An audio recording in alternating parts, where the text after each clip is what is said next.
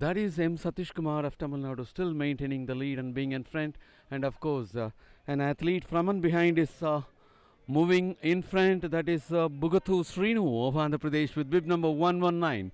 He had taken over the leadership, passing that M. Satish Kumar of Tamil Nadu. And now it is Bugatu Srinu of Andhra Pradesh taking the leadership. At the second spot, we have Satish Kumar of Tamil Nadu. In the third spot, it is Karthik Kumar of Services. In the fourth spot, it is Savan Barwal of Services.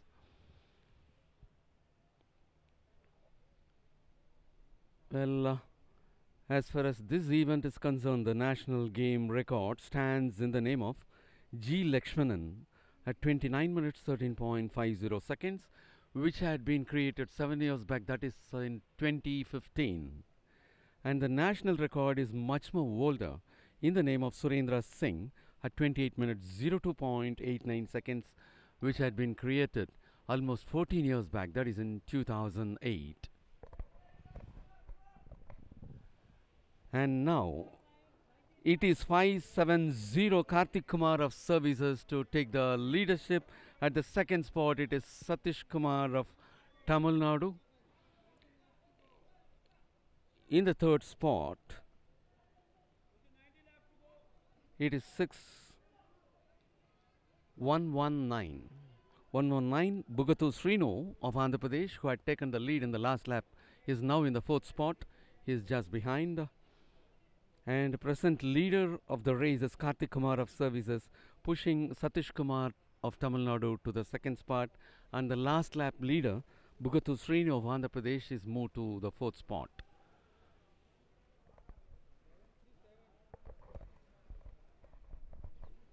"19 of the athletes got spreaded out.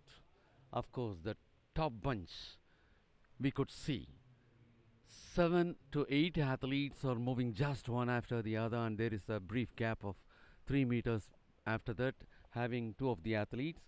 And now it is Karthik Kumar of Services who is in the front, and at the second place it is 559 Savan Barwal of Services.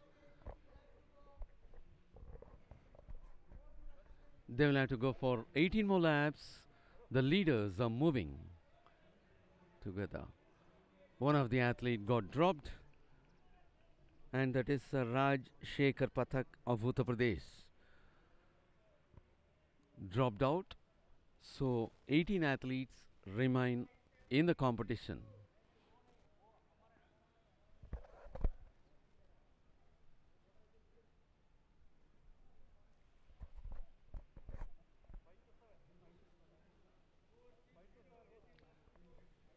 They'll have to go for and there you could see the leaders enter the straights, and it was Karthik Kumar of Services who was in the lead when we take up the last lap,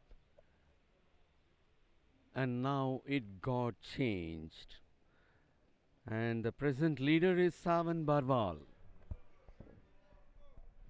Savan Barwal of Services being followed by Karthik Kumar of Services. So 2 of the athletes from Services are dominating the top 2 positions at present. The lead athletes will have to go for 17 more laps.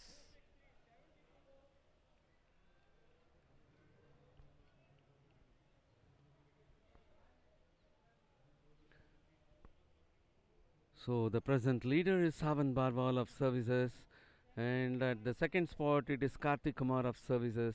And as far as Savan Barwal and Karthik Kumar, both from Services, they were occupying the top 4 slots right from the very beginning, from the very first lap. And initially for few of the laps it was M. Satish Kumar of Tamil Nadu who was dominating the race, and of course at one point of time he had even taken a slender lead of 10 meters. And there comes Savan Barwal of Services on top, followed by Karthik Kumar of Services for the second spot. In the third spot we have Gavit Murli Kumar of Gujarat. three of the athletes, top three, are moving just one after the other, and thereafter a brief gap of 2 meters. We have two more athletes, and thereafter almost 10 meters. All others are moving over there.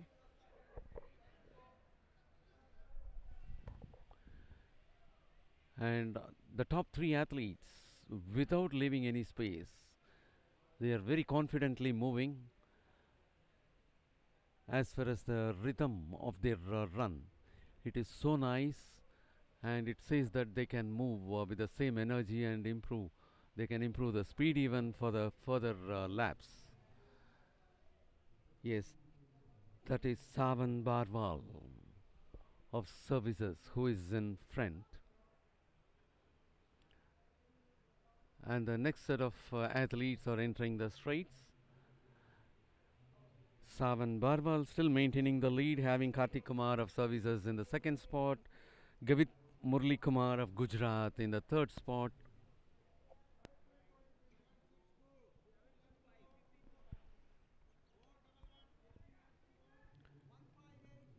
And Dharmender of Rajasthan is in the fourth spot at present.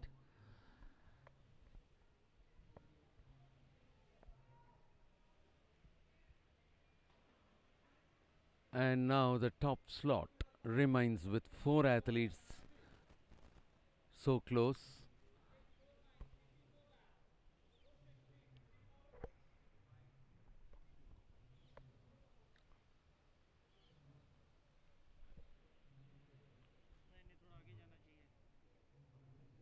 Savan Barwal of services is the leader. Kartik Kumar of services closely follows him.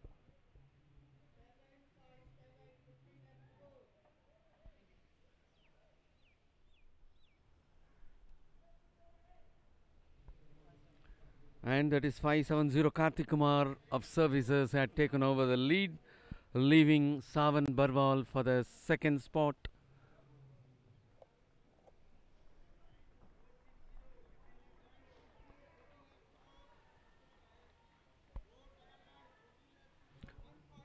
The leaders will have to go for 14 more laps. And now the top bunch comprises of 5 athletes.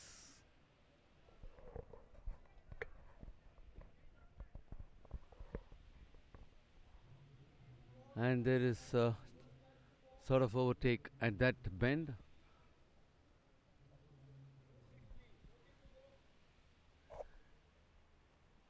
And he's an athlete who is just behind, and that is the lead bunch is in approach now.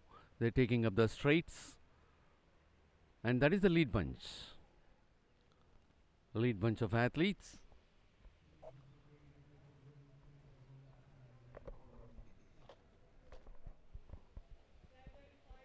And again it is Savan Barwal of services to be in front, having Kartik Kumar in the second spot. For the third spot we have bib number 735, Abhishek Paul of Uttar Pradesh. Savan Barwal in front, Kartik Kumar of services in the second spot, Abhishek Paul of Uttar Pradesh in the third spot.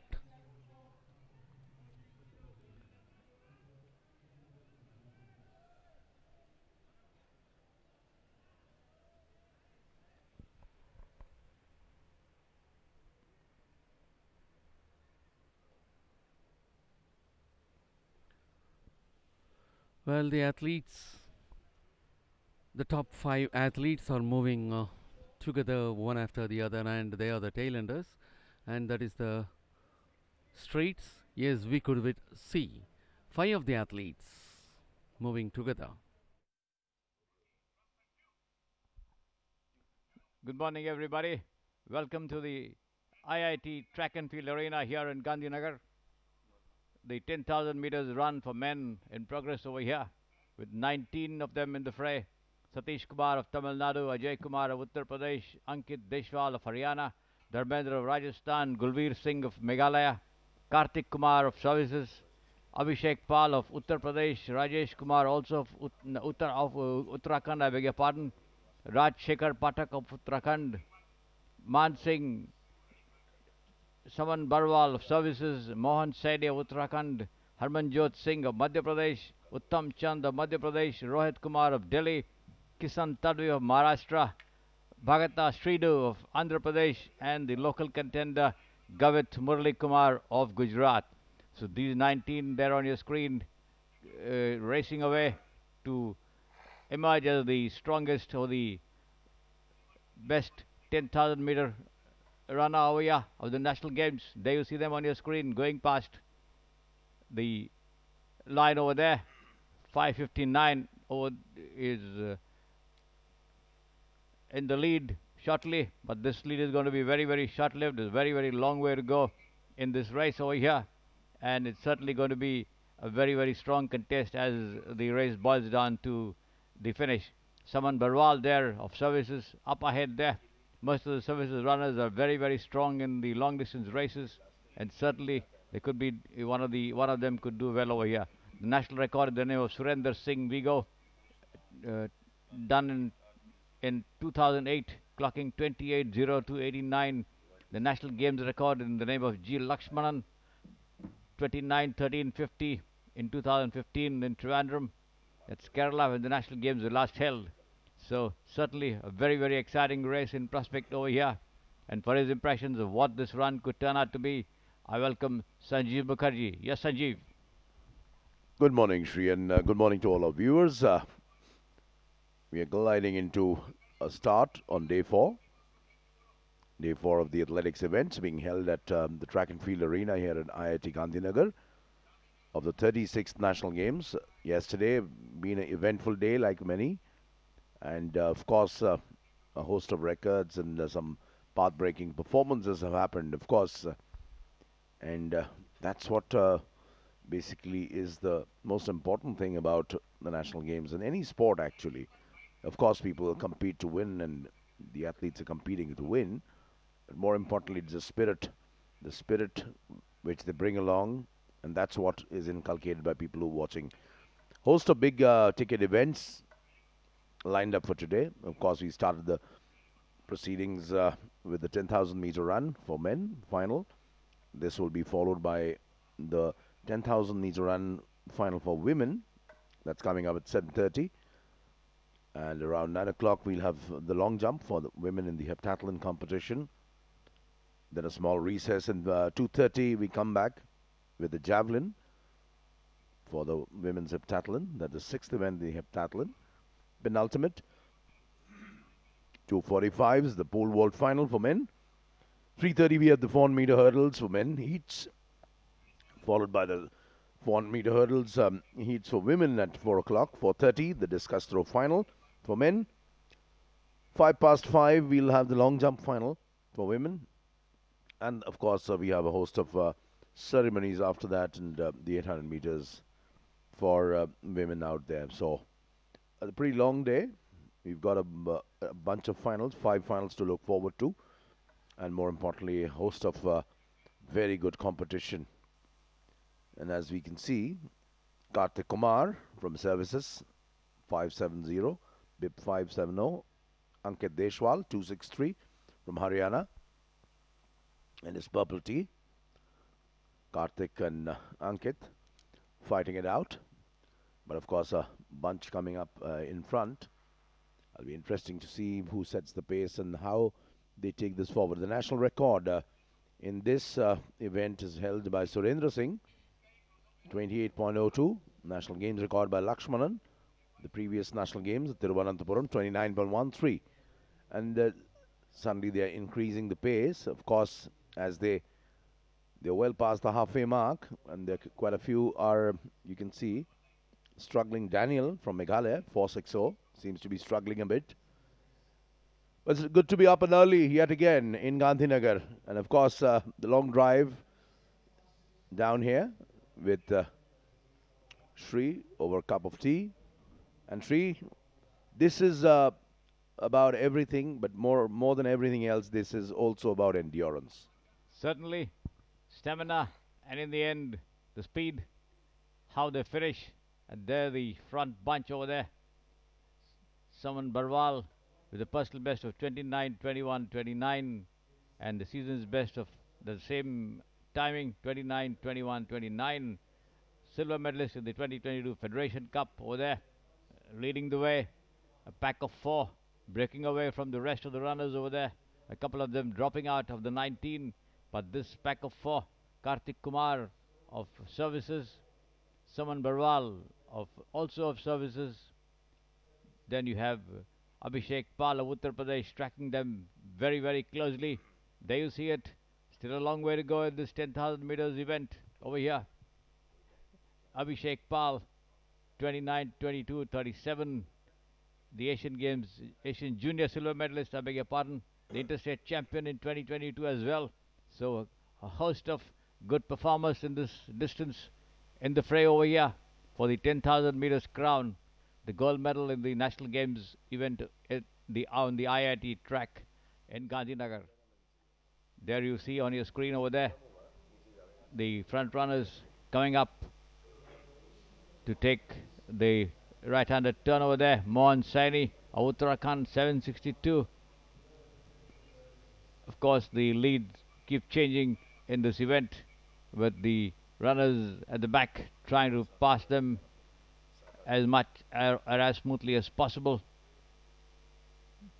There you see 762 with the bib number. Mohan Saini of Uttarakhand trying to keep pace with the host of runners in front of him. There he comes away from the pack on your screen over there with bib number 570, Kartik Kumar, close in contention of the services. We have 3 runners from the services taking part in this event over here. Uttar Pradesh and Uttarakhand also well represented. So to Madhya Pradesh. It remains to be seen how much they can offer a challenge to the pro and performers from the services team over here. There you see the leading fivesome, so to say, on your screen as they take the left-handed turn at the far corner of the track. Here they come, and it appears as if Kartik Kumar is not happy with the pace, trying to forge ahead. There he is now with his black outfit, just tracking Mohan Saini of Uttarakhand over there, with Bhagatu Srinu of Andhra Pradesh also joining the fray in his orange tee over there. You can see to the left of your screen with the bib number 119, passing them all and taking over the running at the moment. So a very, very interesting race in prospect here, Sanjeev. Absolutely, and of course, this 10,000 meters race, this is an exceptional race, a very, very tough long distance running, and it demands exceptional levels of aerobic endurance. And a majority of the elite athletes, they typically train more than 150 kilometers per week. And of course, this event was added to the Olympics in 1912. And as history says, athletes from Finland, in those days popularly known as the Flying Finns, they dominated this event till the late 40s. I believe in the early 60s, the Africans took over. The African runners came to the forefront. And the women's competition made its debut in 1988 at the Olympics. The longest standard track event. And it's approximately 10,000 meters, which means approximately more than 32,000 feet. Incredible. When was the last time you took so many steps, Sri? Oh my God. All the way from Bangalore to Gandhinagar, Sanjeev. There they are on your screen. As they appear, as they reappear rather. They keep disappearing, appearing as they take the turns in turn. 762 there, showing the way to the rest of them. Mohan Saini of Uttarakhand, followed by the services trio as well. 570, that's Kartik Kumar, Abhishek Pal of Uttar Pradesh, also in strong contention over there. The foursome making a group as they go away and then take the right-hander there at the just behind the cage, and then come back into view into the straight over here opposite the commentary position. There you see them, the four of them making a pack, with the others well spread out, some of them also dropping back. But then, as you see, the spirit and the enthusiasm that they have shown to ensure that they remain in contention till the final moments of the race and finish off in style, cutting their times and ensuring that they do better when take part in future competitions.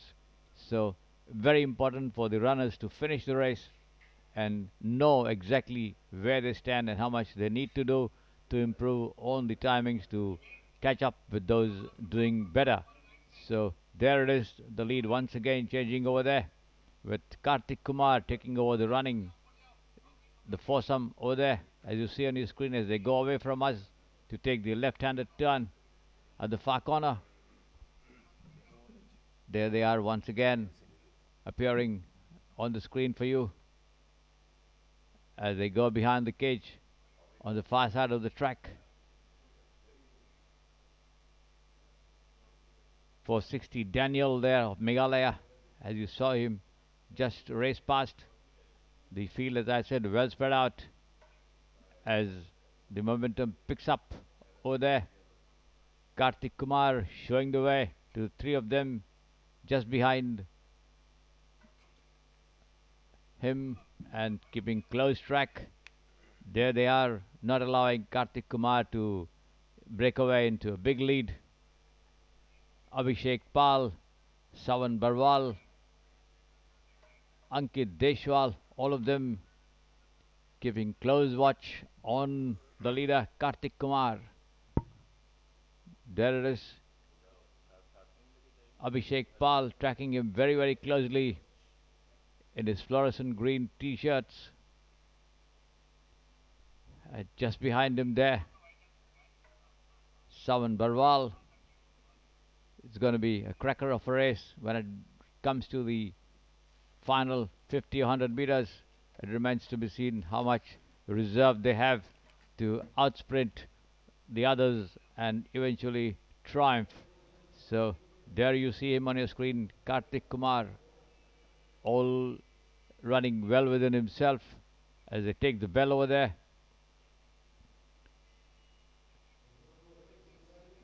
As the race comes to a boil over here, the three of them making a group, and there you see the lead changing hands as the pace picks up there for the final phases of this race. And there you see that's Gulveer Singh of the services again, and now being passed on the outside there by Abhishek Pal. Yes, Sanjeev. It's going to be a cracker of a contest over here. It is Gulveer Singh in the lead over there, being tracked there by Abhishek Pal, with Kartik Kumar fading back into third at the moment. There he is, Gulveer Singh. Gulveer Singh looking good at the moment as he approaches the finish line. A good lead there, and he's done it. Yes, indeed. And that's Gulveer Singh, the winner, with Abhishek Pal second and Kartik Kumar finishing third. A desperate lunge over there to take the second spot, but unfortunately for him, could not make it after leading for most of the race over here as the others run in to finish it off.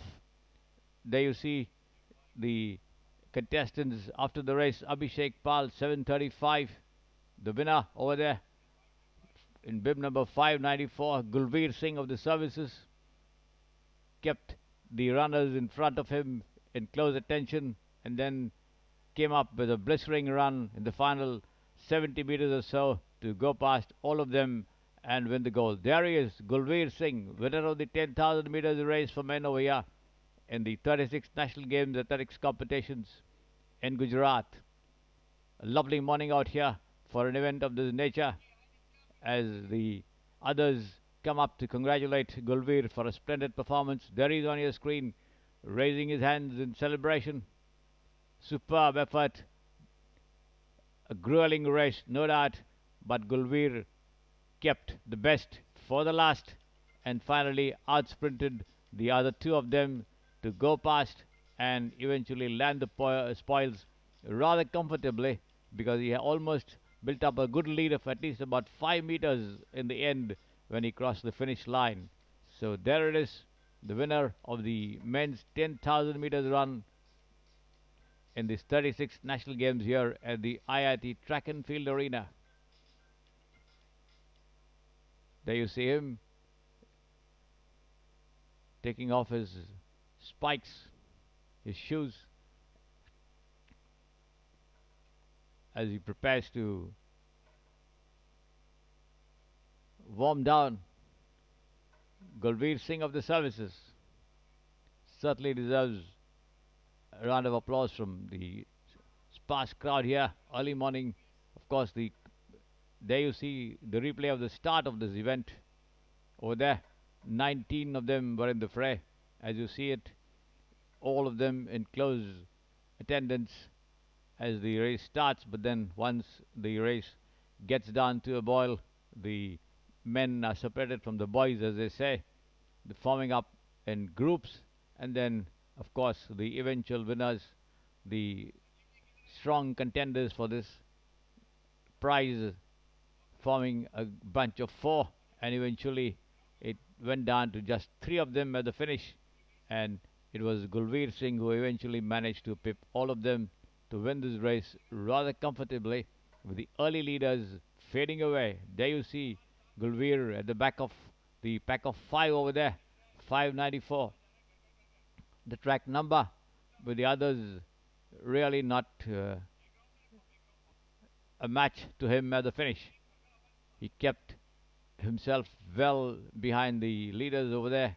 There you see now the 4 of them forming a bunch, and Gulveer lying in the 4th spot.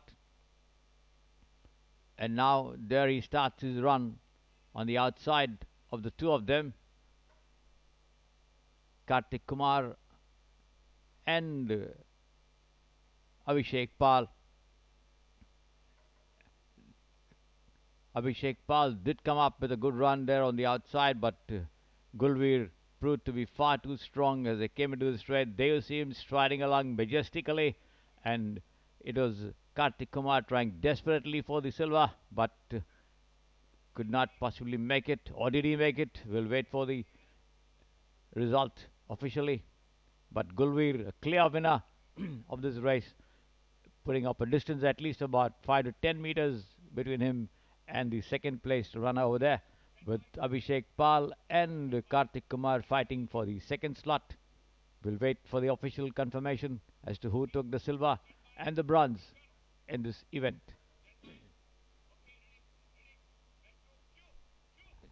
Next Day up 4 will of the be athletics event, and we already have the first champion, the first gold medal with a 10,000 meter run, Gulveer Singh of services. Gulveer, पहली बात तो सांस ले पा रहे हो? हाँ sir सांस ले पा रहा हूँ सर. कैसा महसूस हो रहा है? सबसे ये कहते हैं एंड्योरेंस स्पोर्ट में, लॉन्ग डिस्टेंस रनिंग में वन ऑफ द टफेस्ट, तो कितना क्या महसूस हो रहा है इतना बड़ा फील्ड को आप हरा के आप गोल्ड मेडल जीते? सर अच्छा लग रहा, क्या अच्छा लग रहा, क्योंकि मेरे सारे सीनियर है मेरे से, क्योंकि उनका सपोर्ट है, मेरा सीनियरों का, मेरे कोच का भी बहुत सपोर्ट है मेरा. कोच का अच्छा लग रहा है, कोच को मेरे को अच्छा लगेगा कोच को. जी, हमें ये बचपन से सिखाया जाता कि जूनियर को सीनियर को रिस्पेक्ट करना चाहिए, लेकिन कंपटीशन में ऐसा नहीं होना चाहिए, और आपने ये करके दिखा दिया. किस तरीके का प्रिपरेशन जाती है ऐसे इवेंट्स के लिए? क्या सर? किस तरीके का प्रिपरेशन जाती है इस तरीके के इवेंट्स के लिए? अच्छा लग रहा सर. आप प्रिपेयर कैसे करते हो 10,000 मीटर्स रन के लिए? रन के लिए सर कोच, जैसे कोच साहब वर्कआउट करते हैं उस हिसाब से अच्छा लग रहा है, क्योंकि हमारे कोच साहब इतने मेहनत करते हैं सब बंदों पे. सेकंड भी जो 5,000 मीटर सेकंड और थर्ड आए वो भी हमारे कोच साहब के थे. और एक वक्त लग रहा था एकदम आखिर में जो एकदम स्प्रिंट, ये 10,000 मीटर्स लग नहीं रहा था, एकदम स्प्रिंट 1 2 3 के लिए जब आप भाग रहे थे एकदम आखिर में 100 मीटर 200 मीटर, तो क्या आपको कॉन्फिडेंस था कि मैं ही जीतूंगा?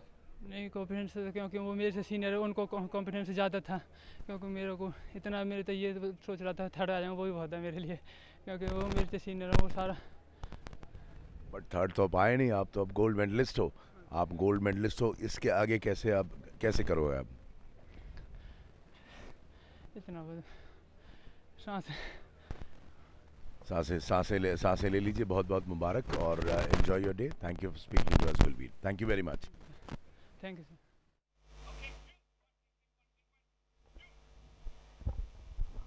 Next up is the 10,000 meters run for women. There you see it. The runners being led in by the volunteers out there. We have 18 of them in the fray. Bharti 214, bib number of Haryana. Lakshmi KM 311 of Karnataka. Prajakta Godbole 413 of Maharashtra. There you see the runners being introduced to the crowd over here. As they come on your screen, I'll give you the lineup. 2 on 4, Bharti of Haryana on your screen over there. 18 of them in the fray. 311, Lakshmi KM of Karnataka.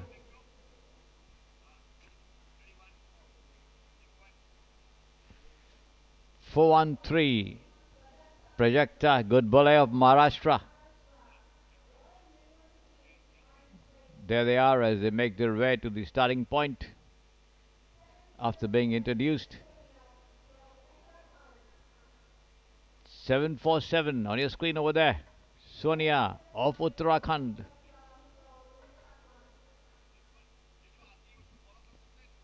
Gauri Kotyal 749 also from Uttarakhand. Sanjeevani Jadhav 414 from Maharashtra.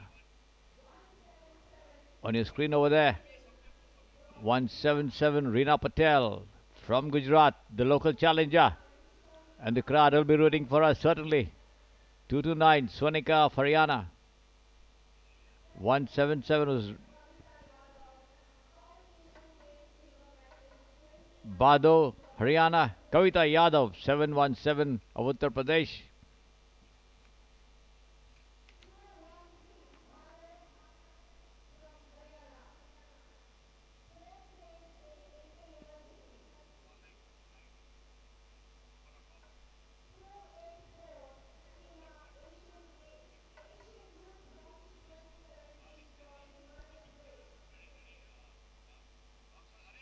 Seema Sonam Poonam Sonune 432 for Maharashtra. Pooja 511. Rajasthan Chatru 507 from Rajasthan. Pooja 221 from Haryana. And Neetu Kumari 700 on your screen over there from Uttar Pradesh. All eyes should certainly be on Kavita Yadav,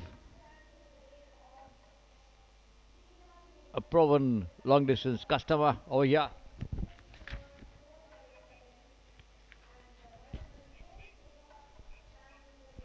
Kavita Yadav, her personal best of 34:04.45 and a season's best of 34:43.70.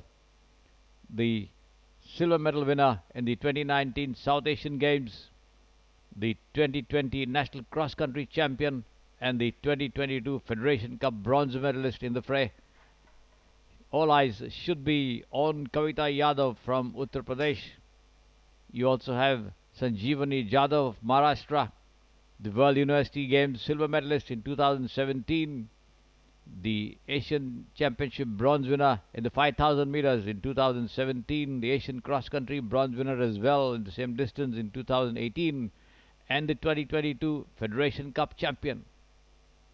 Sanjeevani Jadhav 414. Remember that bib number. All of them Prajakta Godbole, the World University Games participant in 2019. Lakshmi of Karnataka, the Khelo India University Games winner in 2022. They're up 311 from Karnataka. So the contest should be between the 6 of them over here, with the others in the fray also trying their best to give them a run for the money, as a lineup for the 10,000 meters run at the women's section of this athletics event of the 36 National Games at the IIT Track and Field Arena here in Gandhinagar, Gujarat. Here it is, the official results. for you of the men's 10,000 meters run. Gulveer Singh of services clocking 28:54.29. Abhishek Pal of Uttar Pradesh 28:54.98 minutes. Kartik Kumar of the services 28:55.00 minutes. So this is the top three, with Sawan Barwal, the long-time leader, also of the services, finally fading out to finish fourth in 29:20.18 minutes. So that was the top four, with the others clocking little longer times over there. And eventually it was 7 of them who did not finish, of the 19 who took the starter's orders, or the gun rather. So another interesting race coming up over here, the 10,000 meters event for run for women, and the national record, the name of Prija Sridharan, set in 2010, 31:50.47 minutes, and the national games record with O.P. Jaisha, another tremendously talented athlete who did a lot during a prime, in set in 2015, 33:08.55 minutes. So let's see who's going to come closer or even break the records. This National Games athletics competition has seen many records tumbling, and let's see if one more also goes crashing. Certainly a very, very capable bunch over here to do better than the 31:50.47 that Prija has done, and also the 33:08.55 that O.P. Jaisha has done in this very National Games held in 2015 in Kerala on the track in Thiruvananthapuram. So can Kavita Jadhav, Lakshmi Sanjeevani Jadhav do something to better those timings? We'll know very, very shortly. There they are, the runners, making last minute preparations as they take the starters' orders. Coming up to the starting line over there. A packed athletics competition. The women's long jump in the heptathlon, the event 5, and the women's javelin throw in the heptathlon also scheduled. The men's pole vault final coming up at about 14:45 hours in the afternoon. The men's 400 meters hurdles heats later. There you see the runners for the 10,000 meters run in the women's section coming up to the starting point. There they are, 18 of them. Over there, Neetu Kumari, 7:00,311, Lakshmi KM, as you screen on your screen, 7:49, Gauri Kotial of Uttarakhand, divided in bunches of 2 over here for the start of the women's 10,000 meters run, as they await the starter's gun before they are off for this very, very grueling event. You have many long distance races planned these days, with the 10 kilometer run, the national cross country, and of course eventually the marathon, 42.135 kilometers. So tremendous interest shown by athletes in taking these long distance challenges. There they are, on your marks. There goes the gun, and off they go for the start of the 10,000 meters run in the women's section of the athletics competition. There they go, 5 of them on the outside, the others racing inside before they cross the point over there, and then come up to form a group. There it is, now almost getting into what is famously called an Indian line over there. The women's 10,000 meters run in progress. There you see them all running in a line over there before they spread out and the girls separated from the women, so to say. 18 of them in the fray here. Bharti, Lakshmi, Prajakta, Sonia, Gauri Kotyal, Sanjeevani Jadhav, Reena Patel, Neetu Kumari, Sonika, Kavita Yadav, Badho, Anjali Subba, Seema, Poonam, Sununi, Pooja, Chatru, again Pooja from Haryana, and Neetu Kumari. So all of them over here racing in a single line as they take the first corner and cross the winning post for the first winning line rather for the first time in this grueling event. They have to do it a lot more times before the bell goes off and they come for the finish. At the moment, all of them racing in a single line, what is famously known as the Indian line. There it is. Yes, Sanjeev, what do you think of this race? Well, I must say it's grueling to start off with. You just saw, I was speaking to Gulveer, who won the men's 10,000 meter race final, completely out of breath. And as they say, it's a very, very difficult race to run over 25 laps.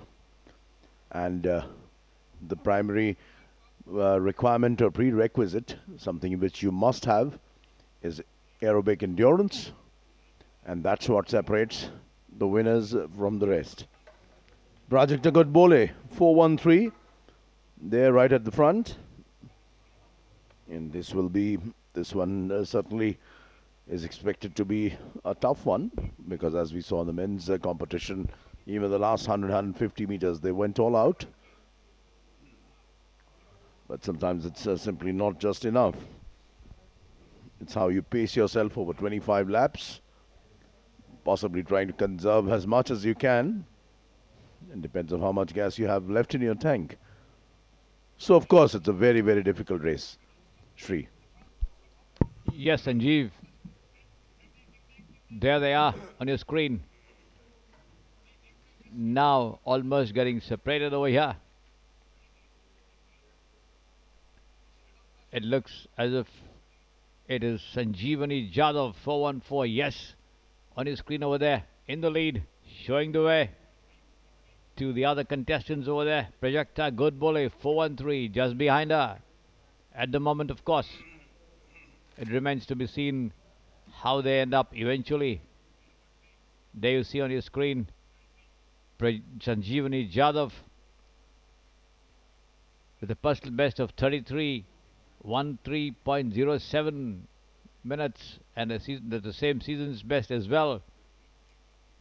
The World University Games silver medalist in 2017 leading the way over here with Prajakta Godbole in second spot. She is the participant in the World University Games and a silver medalist in the 2018 Inter-University Championships. Prajakta Godbole of Maharashtra has a personal best of 33:59.34 minutes in this event as they just go behind the cage over there on the far side of the track. There you see them, the two of them.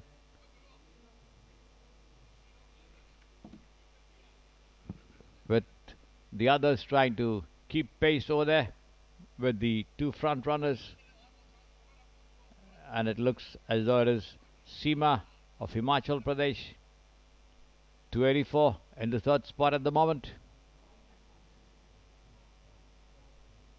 These 6 runners forming the first group of runners over there. You have to watch out for Kavita Yadav as well, 717. Where is she hiding herself? There she is in the fourth spot. Well in touch with the leaders. A proven long distance customer. 284, Seema in the fifth spot at the moment. As they take the corner once again. The 10,000 meters final in the women's section here in the athletics event of the 36 National Games in Gandhinagar, Gujarat. Underway over here, as you see, the pack of 6 leading this field of 18 runners in the fray over here. So a very, very interesting finish in prospect, as you see. Kavita Yadav now dropping back to be sixth at the moment, surely preserving herself for the final bust. There you see Sanjeevani Jadhav, 414 of Maharashtra, still in the lead, trying to make it from the word go. Still a long way to go in this race over here. Seema of Himachal Pradesh closely behind her, with the others following her. Bharti of Haryana, as the lead changes frequently in a race of this nature over here. There you see the two of them now coming away from the rest. Sanjeevani Jadhav, the World University Games silver medalist in 2017, the Asian Championship bronze medal winner in the 5,000 meters, of course, the Asian cross-country bronze winner as well in 2018, and the 2022 Federation Cup champion. In the lead over there, 414 Sanjeevani Jadhav of Maharashtra, closely tracked over there by Seema of Himachal Pradesh, with the others trying to stay alive, stay up over there with the leaders, preserving themselves for the final bust. One can never say. You see Bharti 214 bib number also closely following the leaders over there. Yes, Sanjeev. 19 laps to go, and of course, as they say, this is a battle of attrition spread out over 10,000 meters. Perhaps that says it all. A very, very tough race. Sanjeevani Jadhav, of course, trying to maintain her lead there. But it'll take a fair bit of time to figure out where exactly this race is headed. Seema, in a hot pursuit on a trail. That's bib 284. Seema from Himachal Pradesh. But Sanjeevani still maintaining a slender lead, although in this races the lead changes hands multiple times, as we saw even in the men's category, which is finally won by Gulveer Singh of Services. Services having a terrific outing as usual at the 36th National Games. And over the course of the day, we'll try and bring you and try and get you updated on the medals tally and who's won how much, because that's where the real competition is. 414, Sanjeevani Jadhav, 26-year-old from Maharashtra, still managing to be in the lead, maintain a lead. Of course, in hot pursuit, we can see Seema there, right on her heels, literally clicking on her heels. And they both look very, very steady. Got a fair bit of momentum heading into another lap. And just imagine 25 laps. Each lap 400 meters. That's 10,000 meters. It's never easy. It's never easy. Of course, the national record still held by Prija Sridharan, created in Guangzhou, 31.50.47. And the national games record, 2015, Thiruvananthapuram, O.P. Jaisha, 33.08.55. So who goes for O.P. Jaisha's record, or will somebody be able to do it and smash Prija Sridharan's record? The reason we are expectant is that we've seen a host of records take a tumble at the national games, and it's been some outstanding performances, and we've seen particular athletes even after clinching the medal, even after being assured of the medal, they've gone on for the national record, or in their respective cases the national games record. Few of them have succeeded, and of course it's more than success, the fact that they dared to challenge themselves and compete against themselves. That in itself speaks volumes about the level of participation and the level of and the intensity which these athletes possess coming into this 36th National Games. And of course, this event It has been a fantastic turnaround in just over 100 days, just under 100 days, by the government of Gujarat, ensuring, and it's very, very difficult to ensure such a quick turnaround. They've just put together everything in just under 100 days. It's a fabulous effort from all those concerned in ensuring that Gujarat hosts a spectacular national games. And it's been nothing short of spectacular, right from the opening ceremony to where we are, day 4 of the athletics events. The host of events lined up, 5 finals, the second of which you're watching. 414, Sanjeevani Yadav still looks very, very steady. Seema still in pursuit, literally clicking her heels, but Sanjeevani doesn't want to give it away. Who will be having the last laugh? Who will have the last laugh? Who will be able to hold on till the last mile, as they say literally? And my friend and colleague Sri Kumar, who's livened up the proceedings early in the morning. Sri, it's been something, calling the action and watching the games from up close and personal, because this has been a fabulous game so far. Indeed, Sanjeev, no doubt about it. We're lucky to witness many national records take a tumble. Splendid performances in the women's pole vault, the men's high jump, and many other events as well. And here it is, the 10,000 meters run for women. Sanjeevani Jadhav, who clocked 33.1307 in the Federation Cup, in the lead over there, closely followed by Seema, who also clocked her best of 34.31.44 in the same event, along with Sanjeevani Jadhav, tracking her very, very closely, doing her best to keep abreast. But this time, as you see, Sanjeevani opening up a good lead. 15 laps to go.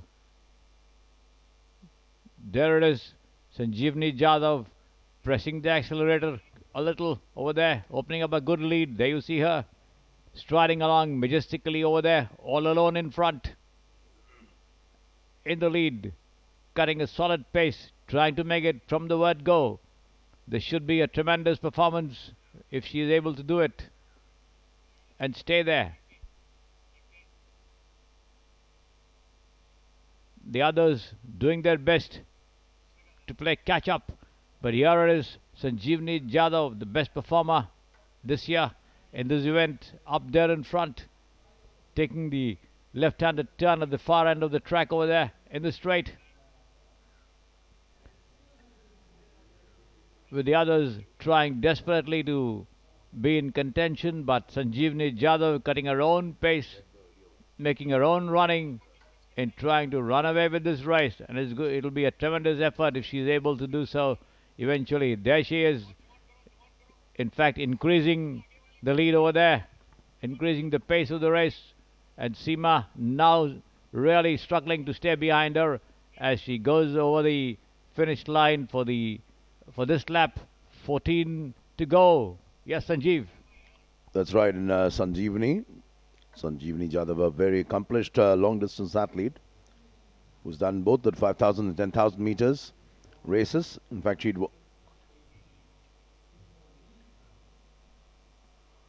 had won a bronze medal at the 5,000 meters at the 2017 Asian Athletics Championships. 14 laps to go, and she's really, literally lapping the course, and the way she's making sure she's got a pretty big lead, substantial lead as we speak. That's Seema from Himachal Pradesh, who was clicking on her heels. Himachal Pradesh Seema. But Sanjeevani Jadhav is quite a story. Born in Nashik, Maharashtra, and wiping up perspiration. Sanjeevani, she loved sport from childhood and also wanted to become a civil servant. In fact, she was identified as a very good athlete pretty early. And in 2013, she won 3 medals at the first Asian School Athletics meet. She came second in the 2016 marathon in Delhi. And of course, she used to be coached by Vijender Singh, who all of you will remember used to train Kavita Raut. In 2017, Sanjeevani won the bronze at the Asian Athletic Games in Odisha. during the 2017 Asian Athletics Championship, women's 5,000 meters, and she was 5th in the women's 10,000 meters in the same event. 2018, she won a bronze in the 8-kilometer event as part of the Asian Cross Country Championships, and she's won numerous awards. And a lot of people will say that she's on sort of a comeback trail, trying to establish her credentials and maintain her numero uno status in long distance running. That's Seema trying to play catch up, but Sanjeevani looks very, very steady and firm, and Seema will have to do a fair bit of catching up. Reena Patel running ahead of her, and all the focus in this race will be, of course, on Sanjeevani and Seema, unless somebody else breaks away from the pack and creates a stirring run. Difficult to see at this point of time. The second event of the day, second medal event of the day, the 10,000 meters run race for women. You're watching live the proceedings from the IIT Gandhinagar track and field campus at the 36th National Games in Gujarat 2022. And through the day, we'll be taking you through all the events, the medal ceremonies, the updated medal standings, who's where, athletes to watch out for. Lots to do. And I have my good friend, colleague and commentary mentor, Sri Kumar with me. Sanjeevani, back on your screen, Sri. Yes, Sanjeev. From Sanjeev at the mic to Sanjeevani on the track. Sanjeevani Jadhav of Maharashtra, the best runner in the 10,000 meters this year, on the track there for you. Striding away, clear of this field, opening up a lead of at least about 50 meters over her nearest rival, that is Seema of Himachal Pradesh. There you see Sanjeevani Jadhav looking well in control of this race over here, as she looks over her shoulder to see the others, but doesn't find anyone over there, as she cuts her own pace up there in front, trying to make it from the word go. For a brief while it was Seema who was in close attendance, but now Seema is still racing second, but a good 50 to 60 meters behind Sanjeevani Jadhav. Yes, Sanjeev. That's right. And we'll take a look at the major results. The major results earlier this year. The Fed Cup, Sanjeevani clocked 33.13.07. And of course, that's the top time, the best time in India in 2022 as of now. Prajakta Godbole is also there. Bib number 413. She has the second best timing this year, 33.59.34. Bharti with 34.28.16. And Seema on your screens, 34.31.44. The fourth best time in India this year as of now. So a fair bit of distance between Sanjeevani Jadhav and Seema. It'll be interesting to see what will be Seema's strategy and if she is able to catch up. 10 laps to go. Early morning proceedings. And it's, as they say, easier said than done. It looks so good to watch. Beautiful runs. But of course, it's very difficult. One of the toughest endurance races, one would say. Long distance running. Seema certainly looks like she does have a strategy or two in place. Or does she? To upset the apple cart. Will she be able to go past Sanjeevani Jadhav? Sanjeevani has got the 6th best time in India.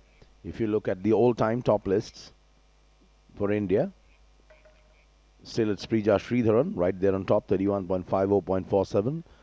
Record created, the national record created Guangzhou in 2010, followed by Kavita Raut, whose coach is Sanjeevani Jadhav's coach, and followed by Surya Loganathan, Swati Gadhave, O.P. Jesha, and Sanjeevani coming in at number 6.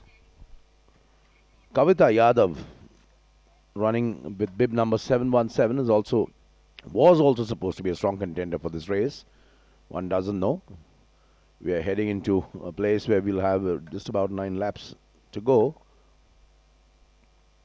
But Sanjeevani is in solitary pursuit of excellence, as we can see. And Seema is pursuing Sanjeevani. Seema or Sanjeevani? Who does it? That's the big question. Just saw a glimpse of Pooja, 2-1, and there's Sanjeevani. You can see she's going past the racers who are yet to do as many laps as she has. And as they say, life at the top is lonely. Remarkably significant visuals we can see. But she is literally single right there at the top, at the forefront of this final. And what a race. She spaced herself pretty well. For a brief period of time, she had Seema clicking at her heels. But right now, it seems she's all set, all steady. She's ready to take the crown, the 10,000 meters gold. Seema still pursuing her, 2:84. But the distance, pretty large. 8 laps to go. Early morning proceedings, a lot of other athletes are out here. They're watching the proceedings. Sanjeevani is going for gold. This is a road to glory. And this is how she wants to do it. Bib number 414, Nashik's Sanjeevani Jadhav. On her way to make Maharashtra proud at the 36th National Games. Day 4, early morning start.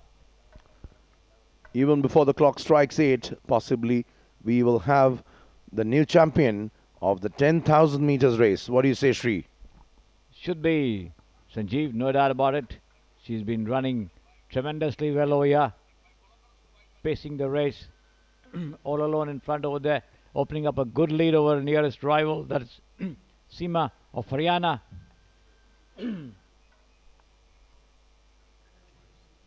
I wonder if Kavita Yadav is running a tactical race, or will Sanjeevani be able to stay ahead of the field and win it? There you see 717. Kavita Yadav pushed back to 4th or 5th at the moment. The leader over there, Sanjeevani Jadhav of Maharashtra, bib number 414. The others in contention, Sonika, 229 of Haryana there. And just behind her, Kavita Yadav. But then they have still more laps to go with the Maharashtra athlete. A wonderful performer over here, stretching away, showing the way to the other runners. Seema almost falling rapidly back, but still maintaining a second spot ahead of the others over there. So certainly Sanjeevani well in control of this race. The way she's going about, she should emerge as the winner without any doubt. She's opened up almost 100 meters lead over the second place to Seema, with the others still far behind, including the famed Kavita Yadav of Uttar Pradesh. So Sanjeevani, that is Seema, 284, still lying in the second spot, but a good 6 more laps to go. Will Sanjeevani stay ahead of the pack for the rest of the laps? Yes, Sanjeev. Certainly looks like that, Shri, because he seems to be in cruise control. Had a good year so far overall. If you look at her performance at the Interstate Championships in Chennai, where she clocked 33.1, 6.43. 6 laps left. The 10,000 meters women's final. And the existing National Games record, OP Jaisha 33.08.55. Is it under threat? We'll get to know it in just a bit. Sanjeevani Jadhav pursuing her quest for gold, a quest for glory. She's running a very, very good race. Well, it'll be interesting to see if Seema does have some surprises in store, because Sanjeevani has created a substantial lead over our closest rival, Seema, who at one point of time was literally on her heels in hot pursuit. But Sanjeevani has made sure she's got a very, very big lead, and look at the way she's pacing herself and going through the proceedings into the home stretch, about to finish the 19th lap, which 20th lap, which will mean another 5 laps to go after this. And Sanjeevani is really cranking up the pace. The 26-year-old runner from the University of Pune still aspires to be India's best. And of course, she started at a pretty young age, early, where she combined a passion for sport and also wanted to become a civil servant. As of now, the entire nation is watching her. Sanjeevani Jadhav, what a superbly paced run. What a superbly paced run there from Sanjeevani. Seema still struggling there, trying to play catch up. As they say, aerobic endurance, the big thing, the need of the hour. This event, which was introduced at the Olympics only in 1988, and 1912 it started with the men's category at the Olympics. The Finnish athletes used to dominate it, flying Finns, till the Africans took over. Long distance running, 4 laps to go. Sanjeevani Jadhav still on track. 4 laps each of 400 meters. Basically 1600 meters to go for Sanjeevani. That's the distance that stands between Ms. Jadhav and a quest for glory. The gold medal. What a medal it will be. What a win it will be. The strength of perseverance and ambition to make sure she runs through the field, runs past the field and decimates the field. And she's exactly done that. It's an outstanding run. Rarely do we see a runner winning a long distance event like the 10,000 meters with such a substantial lead. Just a little under 4 laps left in the 10,000 meters women's final. And we are about to see the second gold medalist on day 4. What a moment it will be for Sanjeevani Jadhav. She's been in absolutely brilliant form. Will she be able to improve and do a little best than a personal best? 33.13.07, which happened earlier this year. And if she does that, if she can shave off another 5 seconds from a personal best, possibly she'll be well in range of O.P. Jayashah's National Games record. Another 3 laps to go. Sanjeevani, she's giving it all that she has. Very difficult to say how much is left in the tank, specifically in a race as tough as this. But she's showing no signs whatsoever of slowing down. The intensity, it's taking her along.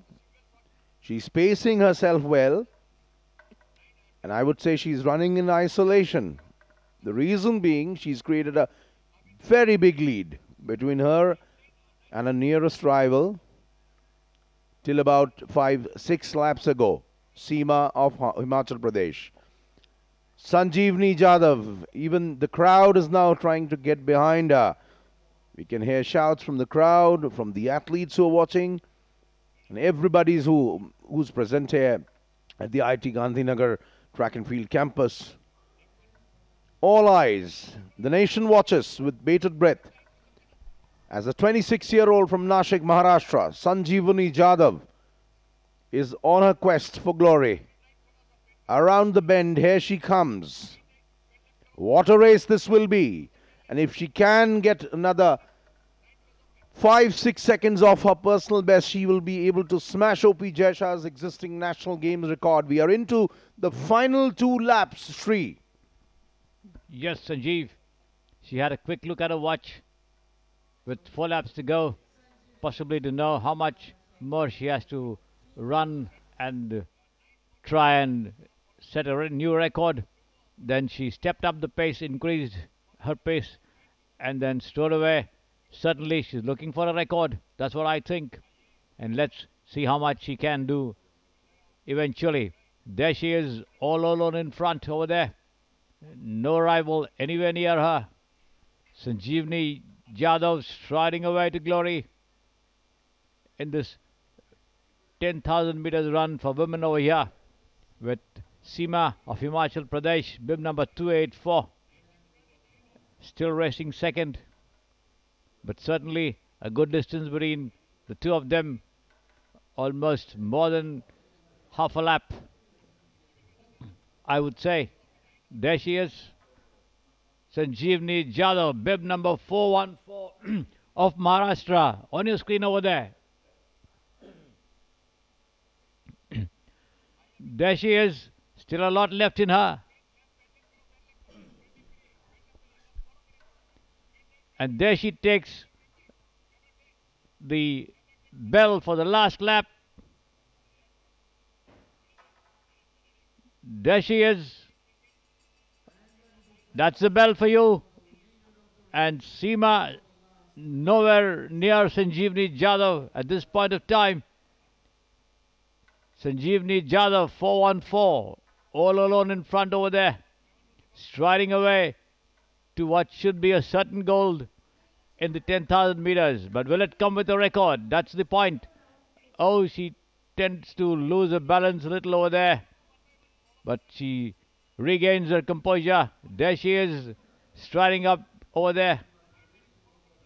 Final moments of this race.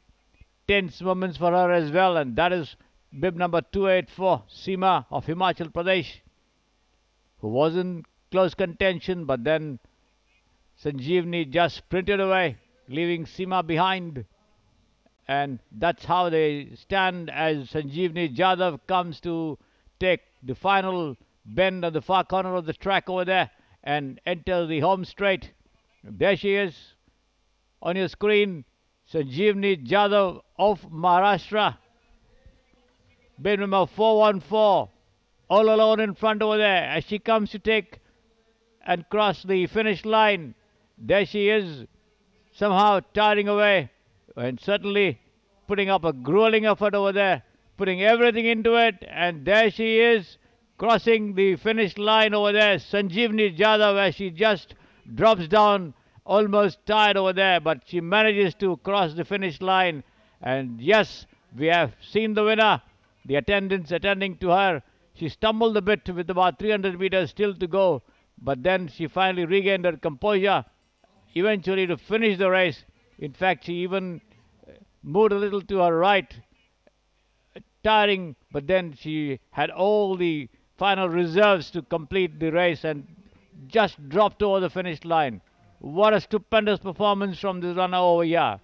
And Seema of Himachal Pradesh finishing second. We'll give you the official times in a short while with bib number 214. That's Bhartiya, I think, finishing third from Haryana. As the volunteers attend to the runners over here after this grueling event, 25 laps of this 400 meters track over here at the IIT track and field arena.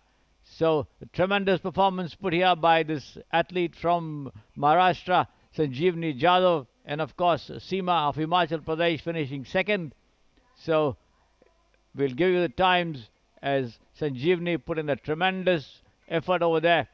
I saw her stumble a little with about 300 meters to go, but she regained her composure and then finally finished off the race. And I think that is 717, that is Kavita Yadav of Uttar Pradesh coming up to finish her race over there. Yes, it is, but we'll know the positions a little later. She was supposed to be in contention for a medal. I don't know if she has picked up the bronze. Looks unlikely though, And there it is, Sanjeevani Jadhav of Maharashtra being attended to by all the volunteers as she just stumbled over the finish line after having won the race very, very comfortably. And there it is, the runner-up, Seema of Himachal Pradesh, putting everything into it, but finding Sanjeevani Jadhav far too good on the day. She was not able to catch up with her in the final stages, faded away long before the race came to a boil, and Sanjeevani opening up a good lead of more than 200, 300 meters. And finally, I think she finished well about half a lap ahead of her nearest rival, that was Seema.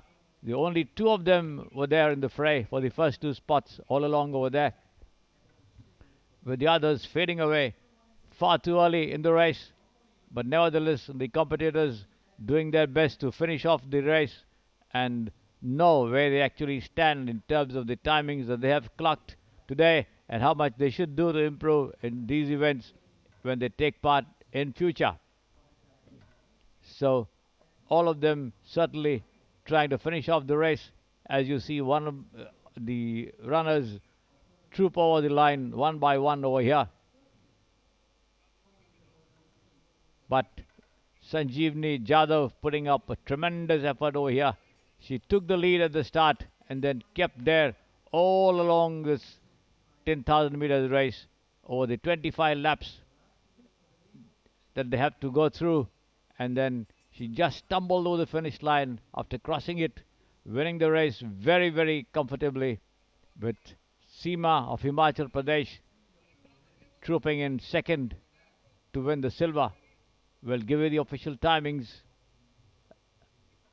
very shortly to know how much Sanjeevani actually clocked, whether she came anywhere near the National Games record of O.P. Jaisha or the national record of Prija Sridharan.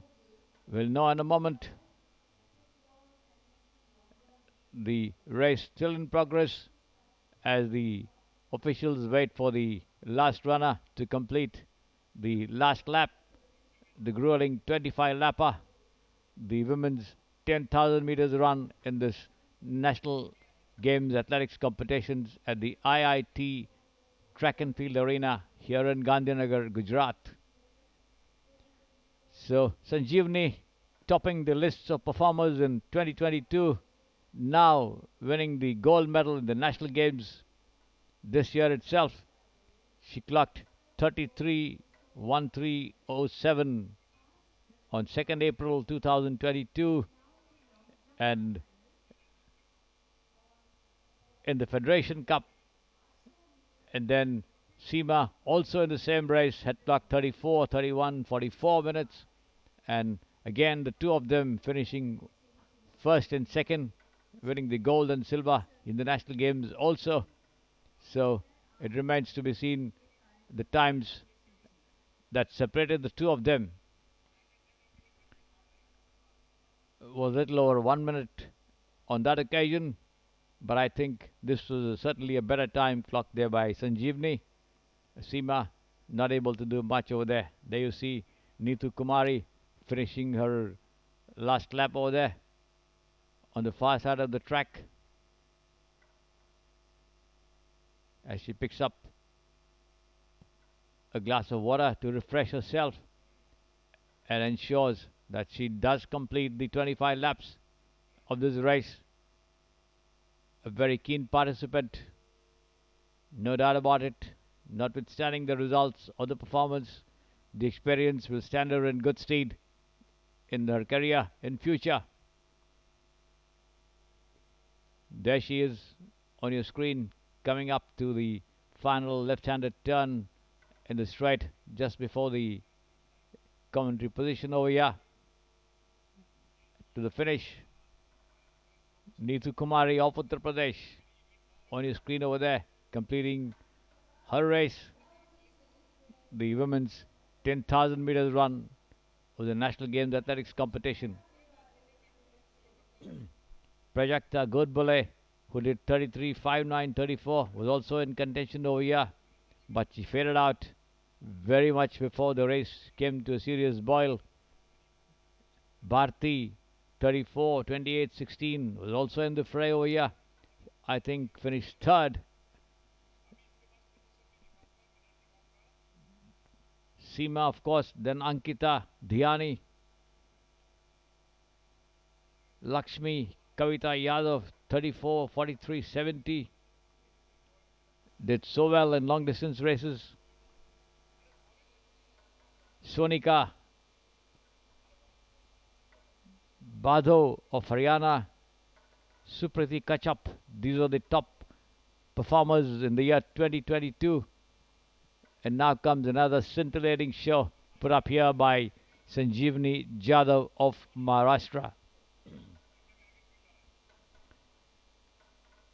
The all-time top performers in the 10,000 meters in India, Prija Sridharan, 31, 50, 47, set in 2010. Kavita Raut, another famous long-distance runner, who clocked 31, 51, 44. Surya Loganathan, 32, 23, 56 in 2017. Shwati Gadave, O.P. Jaisha, Sanjeevani Jadhav, Parul Chaudhary, Prajakta Godbole, Savita Pal and Kavita Yadav, the top performers in the country in the women's 10,000 meters event over the years. And this year, of course, the major results, Sanjeevani Jadhav winning the Federation Cup, the Inter-University Championship winner Bharti, the Khelo India University Games winner Lakshmi of Mangalore University in Karnataka, the Interstate Championship winner Sanjeevani Jadhav of Maharashtra, and she's done the double, winning the National Games 10,000 meters run as well. There you see the last runner still on the track over there. There it is, Sanjeevani Jadhav of Maharashtra, 33, 40, 51. Seema of Himachal Pradesh, 33, 58.80 minutes. Bharti of Haryana finishing third, as I said, 34, 20.82 minutes. Kavita Yadav of Uttar Pradesh coming in fourth. So Kavita being relegated to the fourth spot in this event over here. So certainly a start to finish effort materializing finally for Kavita Jadhav of Maharashtra, with the second place Seema finishing there itself, and Bharti of Haryana taking the bronze medal here ahead of her more famed rival Kavita Yadav.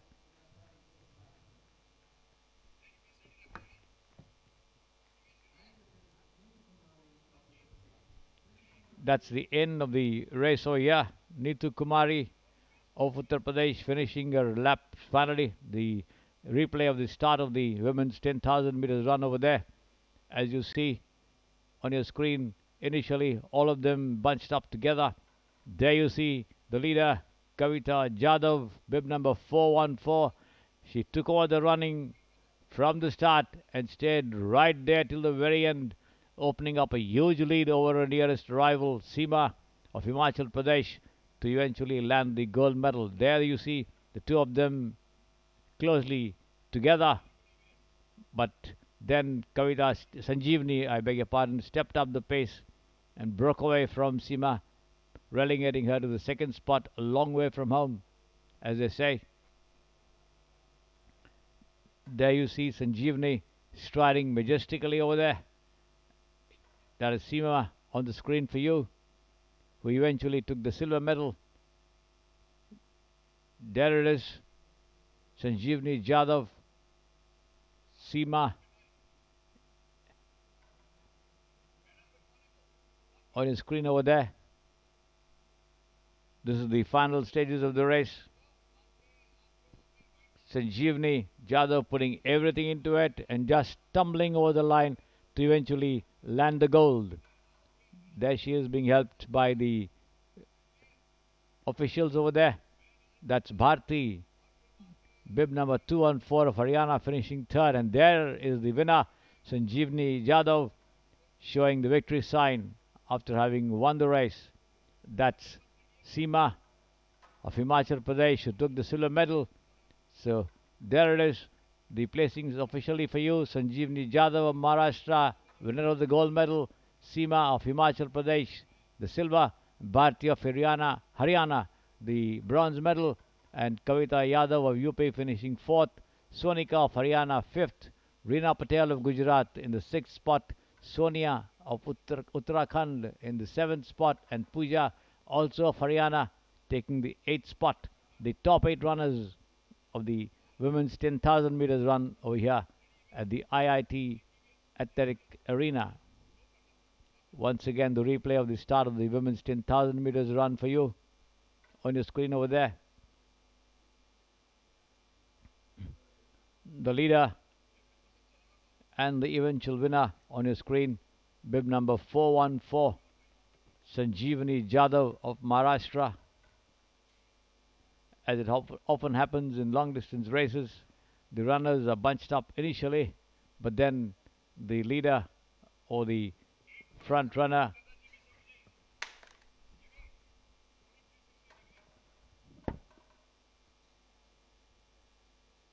decides to take the field head on, goes ahead, increases the pace, and just runs away from everyone over there. And that's what Sanjeevani Jadhav did today to win the gold.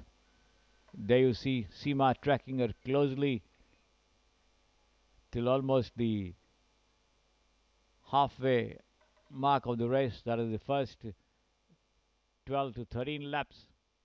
But once into the final stages of the race, it was Sanjeevani all the way over there, and then Seema was pushed back well behind, almost half a lap behind her, to eventually take the silver.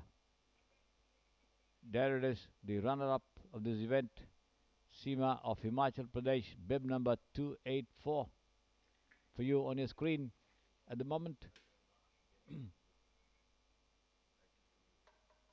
The final stages of this race over there.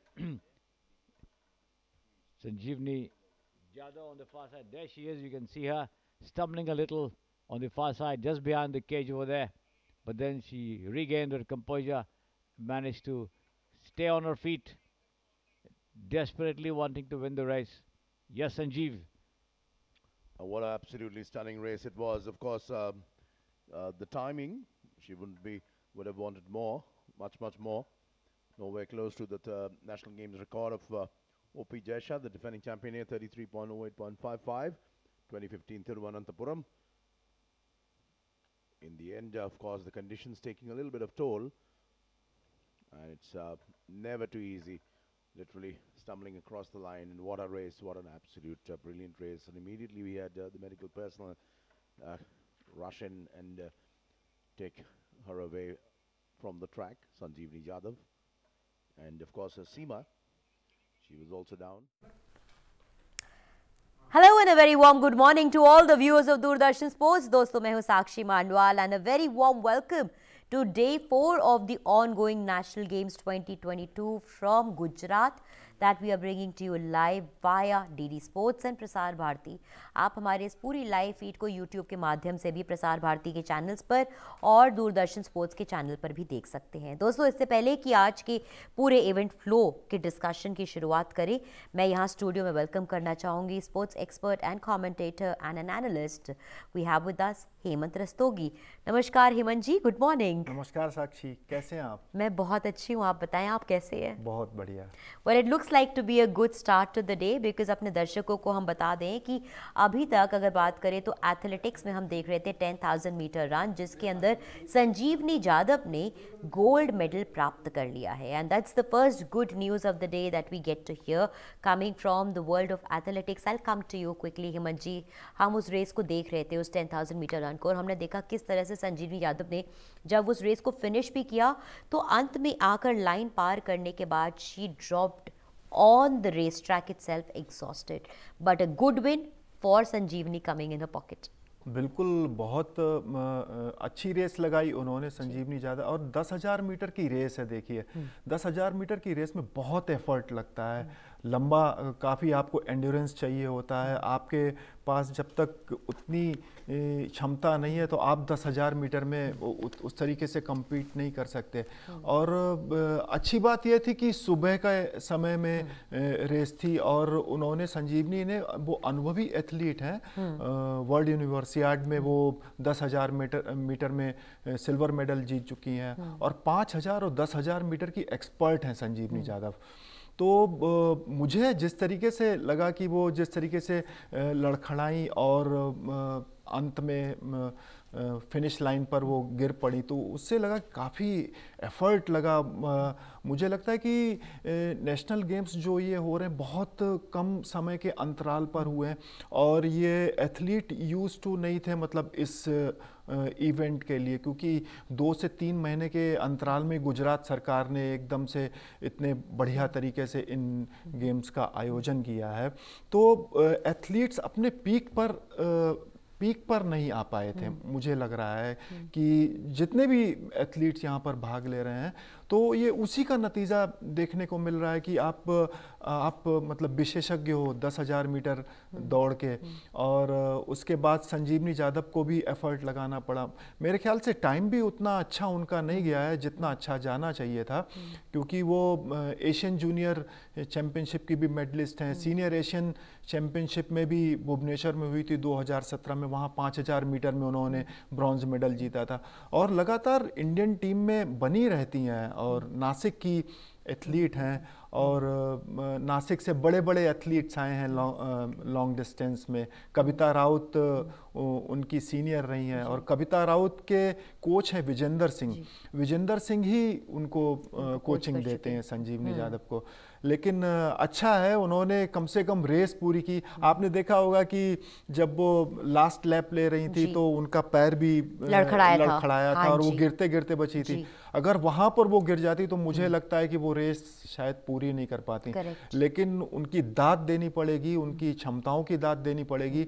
उन्होंने हिम्मत नहीं हारी और किसी तरीके से उन्होंने race complete की और फिनिश लाइन आकर के तुरंत गिर पड़ी, और लेकिन रेस कंप्लीट हो गई। ये बहुत अच्छी बात रही। Yes, of course race complete हो गई, बिकॉज एक बार अगर आप किसी चीज़ की शुरुआत करते हैं तो ख़त्म तो उसको करना ही होता है। और आज हमने वही स्पिरिट देखी संजीवनी यादव से एथलेटिक्स में 10,000 मीटर रन में। लेकिन दोस्तों, अगर आज के इवेंट्स की बात करें तो आज काफ़ी रोमांचक दिन है, day 4 of the national games, because it's going to be a jam packed day of sporting action back to back. Because अभी तो शूटिंग चल रहा है, लेकिन हम आपको बता दें कि शूटिंग के बाद आर्चरी का लाइनअप है, खो खो का लाइनअप है, टेनिस का लाइनअप है, फुटबॉल आएगा, बैडमिंटन आएगा, weightlifting, hockey. So it is just going to be a long day of back-to-back events, and that of course also brings into action, it brings into picture the fact that आज काफ़ी medal matches भी होने वाले हैं, and वो तो हम action witness करेंगे ही करेंगे। एक नज़र थोड़ा सा कल के ऊपर हम डाल लें, and we have a look at the recap of how yesterday's day went. तो हेमंत, मैं आपके पास आऊँगी सबसे पहले शूटिंग को लेके। The big news that came in the world of shooting yesterday was that we saw Yuvika from Uttar Pradesh going on to win us the gold medal by defeating Rhythm, who is from Haryana at the end of the day 16-6. Now Yuvika से ये उम्मीद तो रखी गई थी, लेकिन जिस तरह से फ्लाइंग कलर्स से कल उन्होंने गोल्ड मेडल प्राप्त किया है 16-6 से हराकर रिदम को, it became the talk of the town कल शूटिंग के अंदर। देखिए, ये शूटिंग का जो इवेंट हो रहा है ना, 10 मीटर एयर पिस्टल की हम बात करें, जिसके अंदर यू कैटेगरी थी। पूरे इवेंट में अगर आप शूटर्स को देखेंगे तो ये शूटर्स बड़े टॉप शूटर्स खेल रहे हैं और सारे यंग शूटर्स हैं और सभी ने अपनी इंडियन टीम में जगह बना रखी है।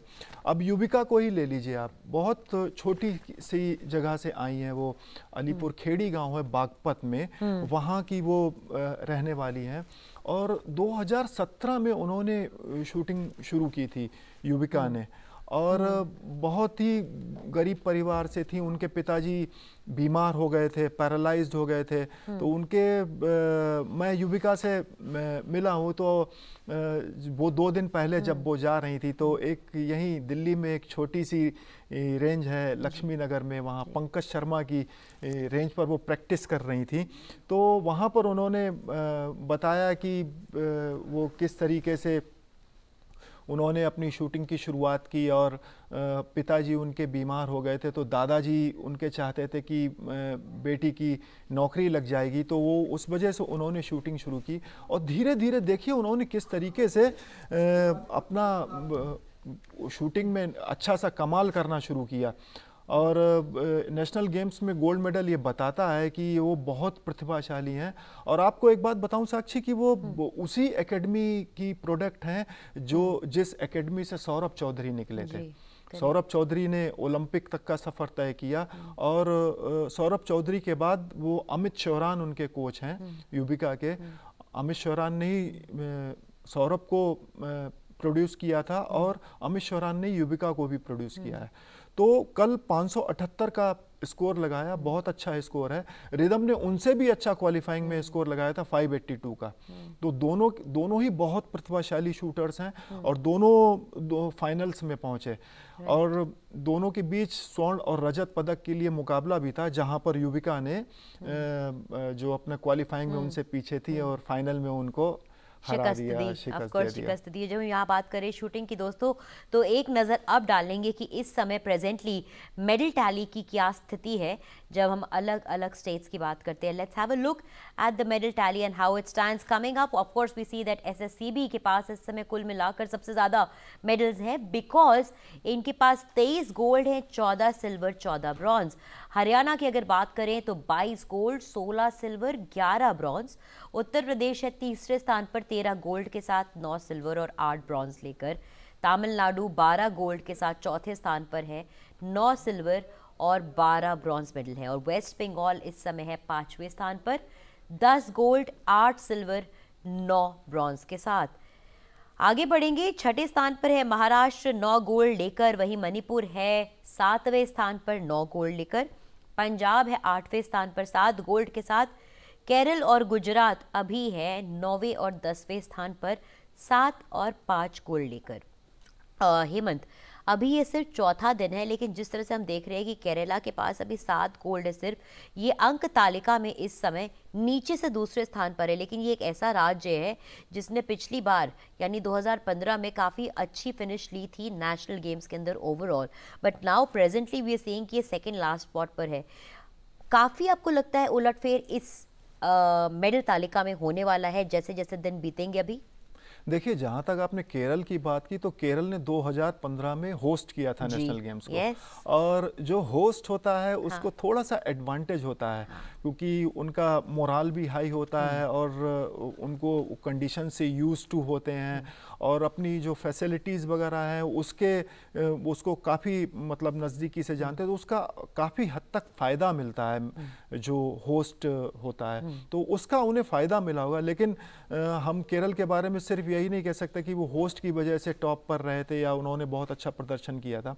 एथलेटिक्स के पावर हाउस हैं केरल, और अभी एथलेटिक्स की इवेंट्स चल रहे हैं और वो मुझे लगता है बहुत अच्छा प्रदर्शन करेंगे। उनका ऊपर उठ करके आएगा प्रदर्शन, वो अंक तालिका पदक तालिका में ऊपर उठ करके आएंगे। जहाँ तक एसएससीबी की बात है, सर्विसेज की बात है, तो वो टॉप पर चल रहे हैं और मुझे लगता है कि वो टॉप पर रहेंगे। उनका हरियाणा से मुकाबला होना चाहिए। एसएससीबी के पास जो प्लेयर्स हैं वो उन्होंने आर्मी बॉयज़ करके एक अपना शुरू किया है, तो उसमें वो जो युवा बच्चे हैं उन युवा बच्चों को अपने पास लेकर के आते हैं। उनकी वहाँ पे पुणे में बहुत अच्छी फैसिलिटीज़ हैं, उनको बहुत अच्छी तरीके से ग्रूम कर रहे हैं वो, और एक सही मायनों में स्पोर्ट्स का बहुत अच्छा प्लेटफॉर्म वो देश में उपलब्ध करा रहे हैं जो युवा बच्चे हैं। और ये देश के लिए बहुत अच्छी बात है, स्पोर्ट्स के लिए बहुत अच्छी बात है कि आर्मी जैसा जितना अच्छा काम कर रहे हैं वो बहुत काबिल तारीफ है, और ये उसका नतीजा आपको सामने नेशनल गेम्स में देखने को मिल रहा है। अच्छा रोजगार दे रहे हैं वो स्पोर्ट्स पर्सन्स को, और जो युवा बच्चे हैं अगर उनको नौकरी मिल जाए तो इससे अच्छा कुछ नहीं हो सकता है।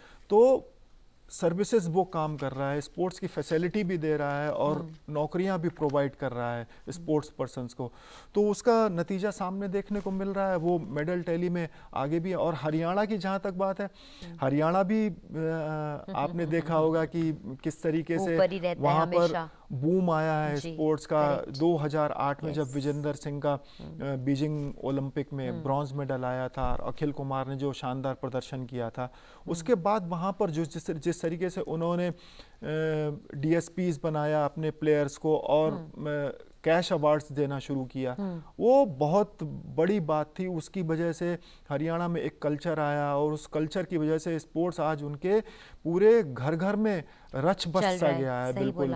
अब लोग पढ़ाई के साथ वहाँ पर स्पोर्ट्स की भी बात करते हैं, अपने बच्चों को स्पोर्ट्स में आगे लेकर के आ रहे हैं।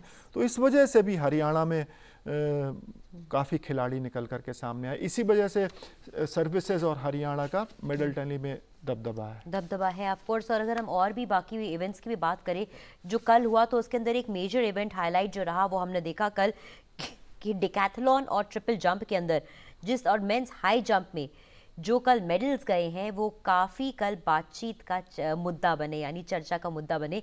आपको बताएं कि मेंस हाई जंप में कल जो गोल्ड मेडल आया वो सर्वेश कुशारे ने प्राप्त किया, जो कि उन्होंने एक नया गेम रिकॉर्ड बनाकर जीता है। जी हाँ, उन्होंने एक ही made a mark of 2.27 metres going past Jithin Thomas का 2.16 मीटर, जो कि 2015 केरला नेशनल गेम्स में एक रिकॉर्ड बना था। उन्होंने उस रिकॉर्ड को भी तोड़ा और उसके आगे जाकर कल गोल्ड मेडल अपने नाम किया मेंस हाई जंप के अंदर। एंड वहीं अगर हम मेंस डिकैथलॉन की भी बात करते हैं तो Usaid Khan from UP went on to win the gold in the men's decathlon category, bragging 7121 points, यानी 7121 पॉइंट्स उन्होंने टोटल प्राप्त किए। And he rewrote the 20-year-old title by N Kumar, जिन्होंने 6951 पॉइंट्स अक्यूमुलेट किए थे हैदराबाद 2002 में। And yes, the third one that was the triple jump, उसके अंदर हमने देखा कि विमेंस के साइड से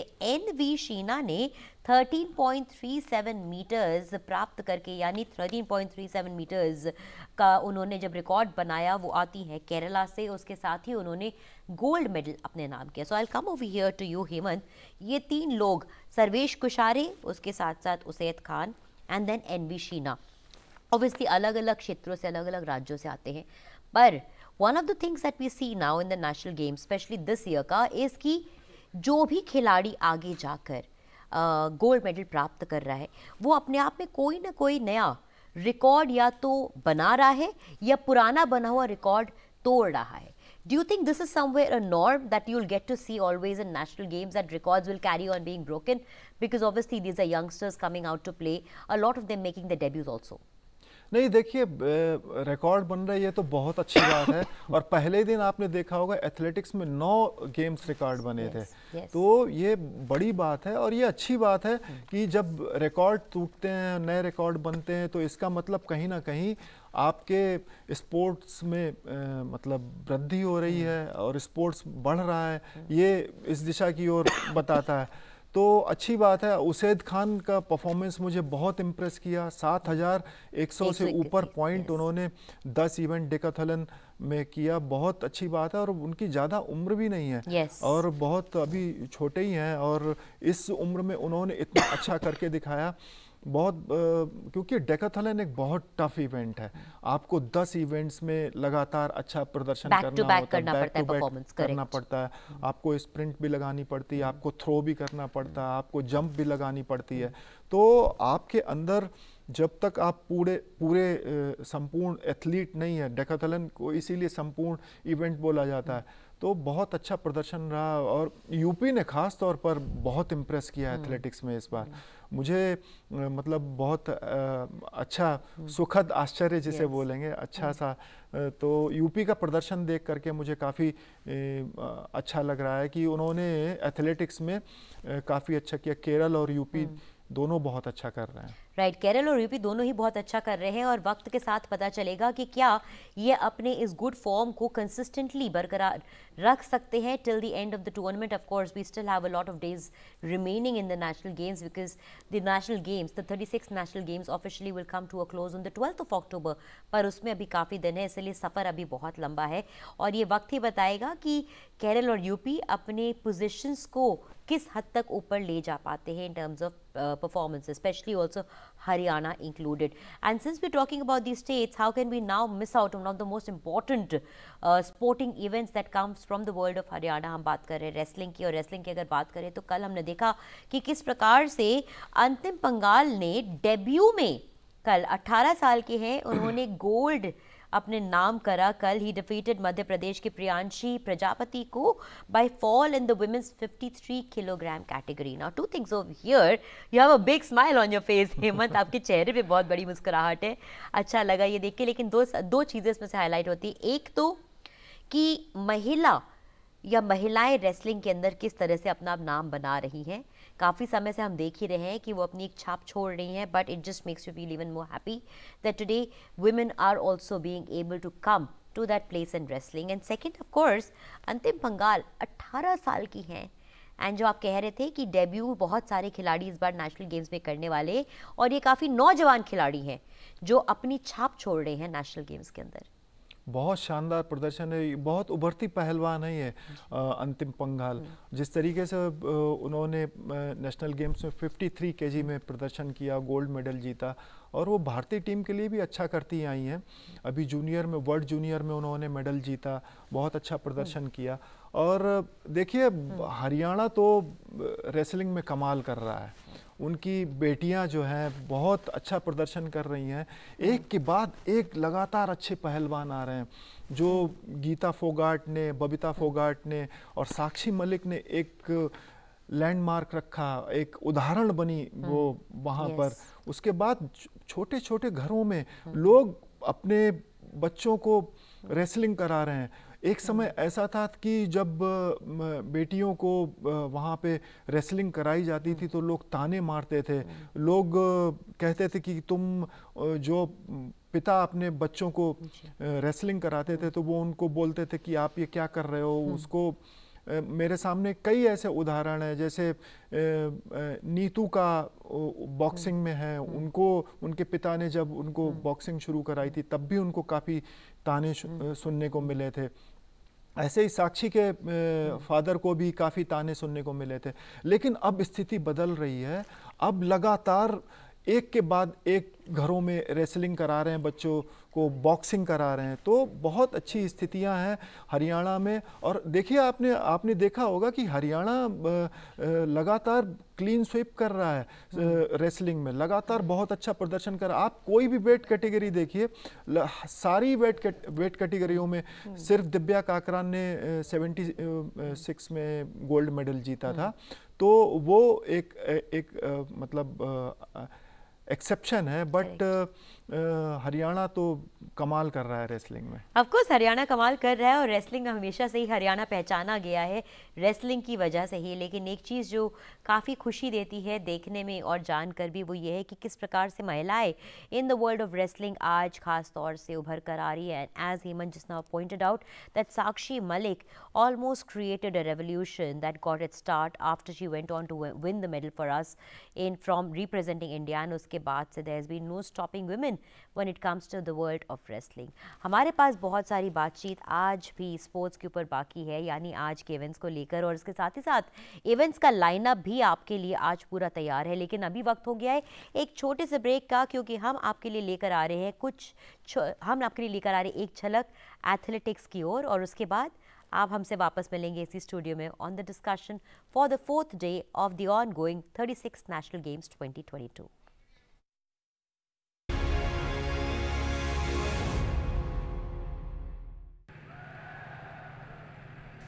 Very good morning to all of you, ladies and gentlemen. Welcome to the IIT Gandhinagar campus. The 20-meter walk race for women and the 20-meter walk race for men got the athletics program of the 36 national games underway. There you see the women walkers.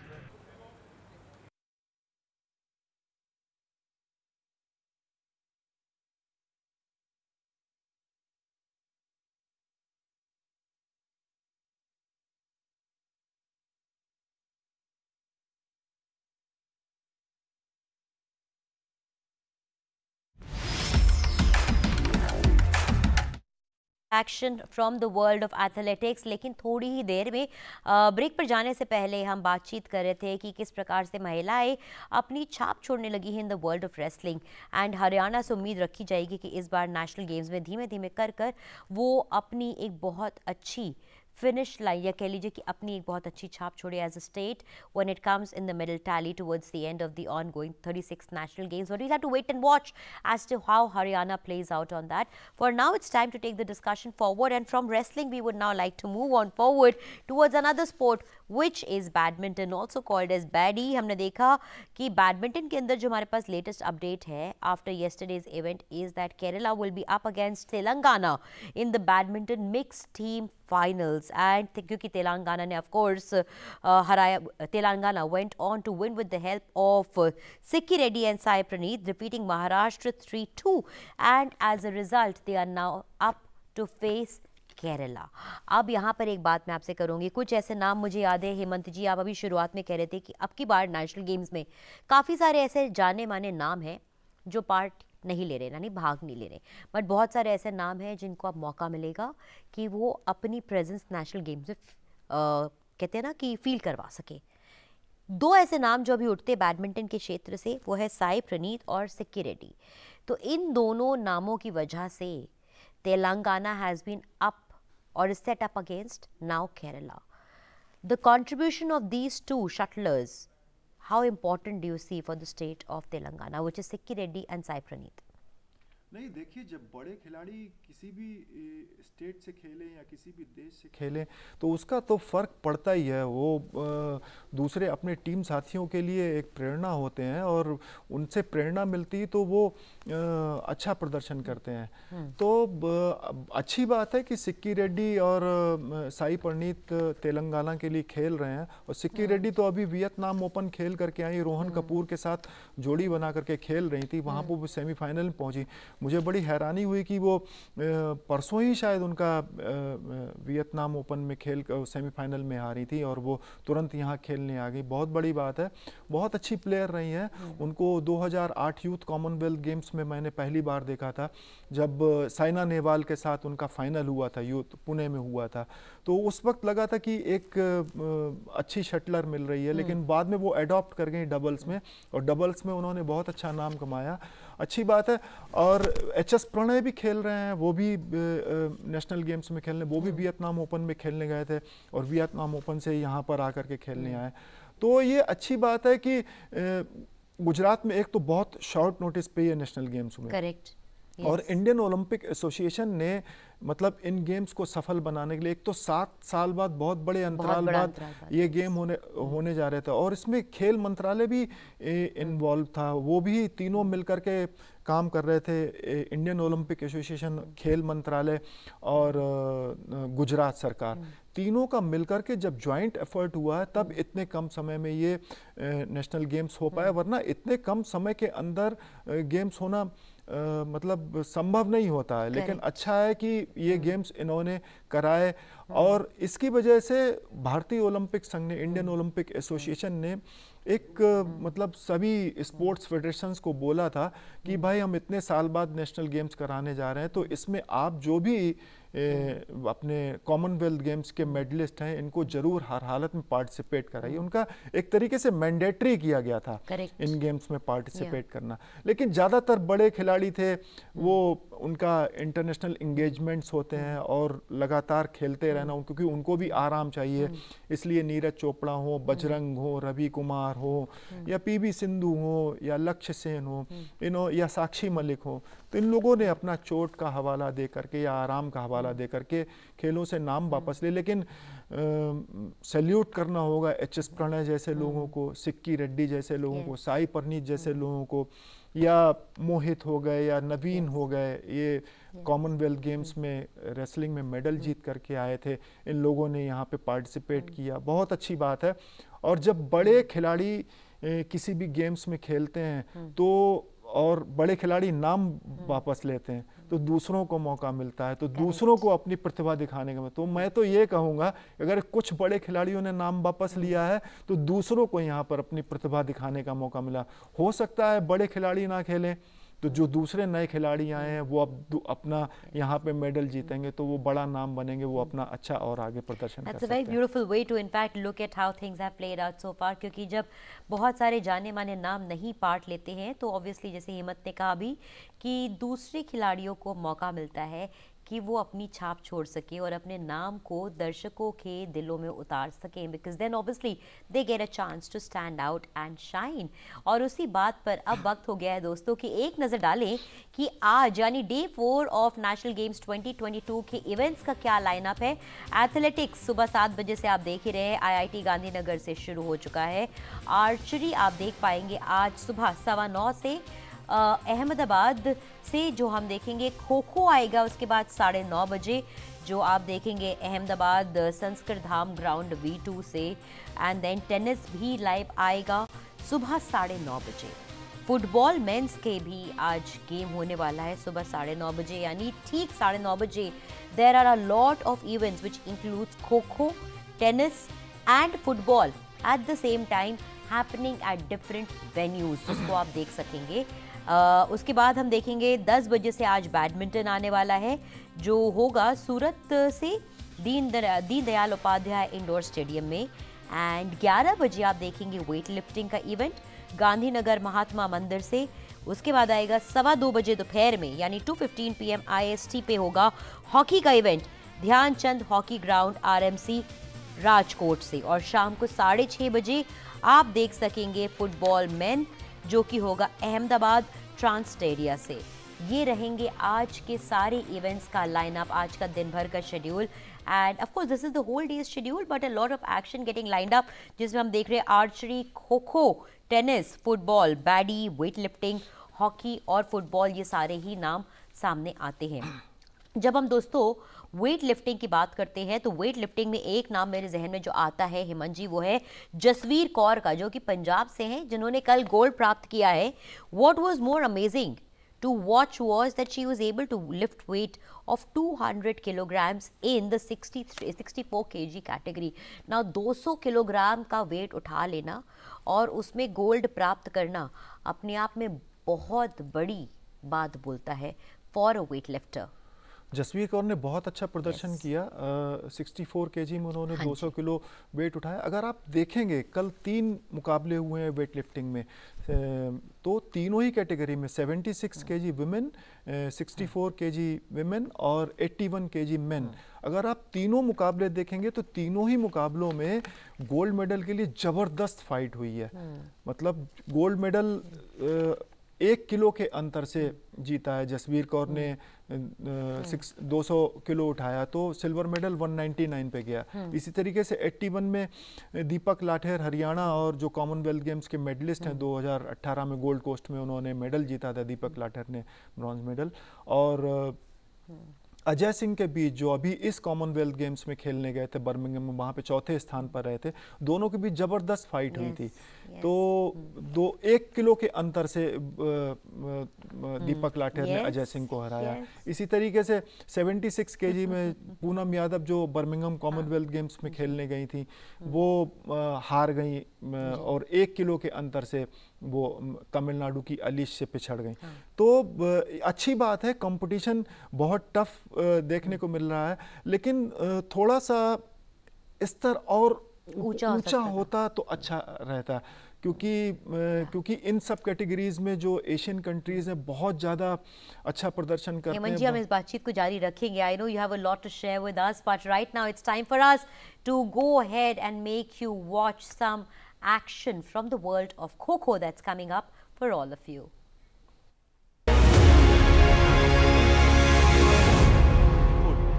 Thank you, Ayush. And so this is going to be a tough contest between Gujarat and Delhi, because so far as the situation is concerned, so far as the environment is concerned, so far as the acclimatization with the situation and the ground is concerned, both the teams have played on this mat. So they are acquainted with it and they must be having the feel of the ground in that case. So that will be an advantage for both the teams. But anyhow, every game is a new game, and particularly they must be enthusiastic. They must have they must have a nice sleep. They must have enjoyed festivities and all that. So they are in a good mood for a close contest. And that is definitely going to be a close contest between Delhi and Gujarat. Both of them will definitely try to see to it that they give their best on this particular event. Praful, कल के मुकाबले हमने देखा था, विशेषकर यदि मैं बात करूं तमिलनाडु और केरला की टीम के बीच में, तो केरला की टीम ने ये साबित करके दिखाया है यदि आप पहले अटैक करते हैं और बहुत ज़्यादा अंक अपनी टीम के लिए कमा लेते हैं, जैसे केरला ने कल के मुकाबले में 24 अंक निकाले थे पहली टर्न में, तो प्रतिद्वंदी चाहे वो आप चौथी टर्न में खेलने की बात कर रहे हो लेकिन दबाव में निश्चित तौर पर आता है। आपकी बात बिल्कुल सही है, लेकिन मेरा ऐसा मानना है कि कल की जो आप बात कर रहे थे वो that was a different game है all together, different environment, different categories of players in that case. So far as both these teams are concerned, I for one feel that it is going to be a close contest. There cannot be a one way. चलिए, जैसे ही official की whistle बजेगी मुकाबले की शुरुआत होगी। इंतजार किया जा रहा है, गुजरात की टीम अटैक करने के लिए पूरी तरीके से तैयार है और वहीं दिल्ली के 3 के 3 डिफेंडर वो ट्रायंगल फॉर्मेशन बनाते हुए आपको नजर आएंगे। दिल्ली के लिए पहले बैच के अंदर सबसे महत्वपूर्ण खिलाड़ी जर्सी नंबर 3 के मदन मैट के ऊपर आ चुके हैं। मदन समय किल करना जानते हैं, सेंटर लेन का इस्तेमाल किया, टच करने का प्रयास जरूर किया था वहां राजपाल बरैया ने। सबसे इंपॉर्टेंट अटैकर गुजरात की टीम के, लगातार खो के सिलसिले को आगे बढ़ाया जा रहा है, लेकिन वो फाउल का ध्यान रखिएगा हाई टाइम का। यदि आपको खो मिलने से पहले आप खड़े हो जाते हैं तो हाई टाइम करार दिया जाता है। मदन दिल्ली के लिए ये खेलने वाला खिलाड़ी प्रोफेशनल लीग में भी बहुत अच्छा परफॉर्म करके आया है प्रफुल्ल, और यही प्रदर्शन उनको आज यहाँ भी बताना होगा क्योंकि ये बहुत इंपॉर्टेंट मैच है उन लोगों के लिए। और जैसे भी हमने थ्रू आउट द टूर्नामेंट देखा है कि फर्स्ट बैच जो रहता है उनका टिके रहना बहुत ज़रूरी है। वो कितना टाइम कंज्यूम करते हैं इस पर, I mean they decide the course of the match in that case. But at the moment number 3 is being attacked, Madan, and he is giving some tough position rather. Or that was, yes, very nicely decided.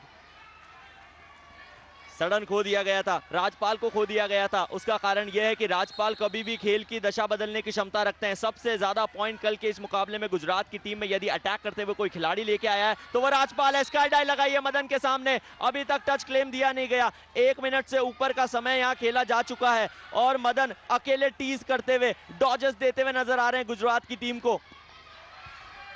Jersey number 3 Madan is being attacked, and as we have seen that it is the normal tendency of the defenders to attack a particular defender, and so far as the active chaser is concerned, he is desperately trying to touch.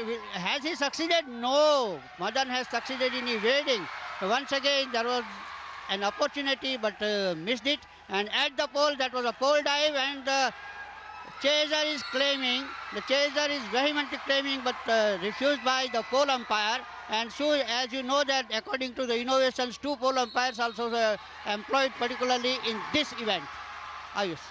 Madan पूरी रफ्तार दिखा रहे हैं, वो पोल के पास में भी अपने प्रतिद्वंदी को छकाते हुए नजर आ रहे हैं। स्काई डाइव भी फेल जा रहे हैं, ये फिर हाई टाइम हो गया।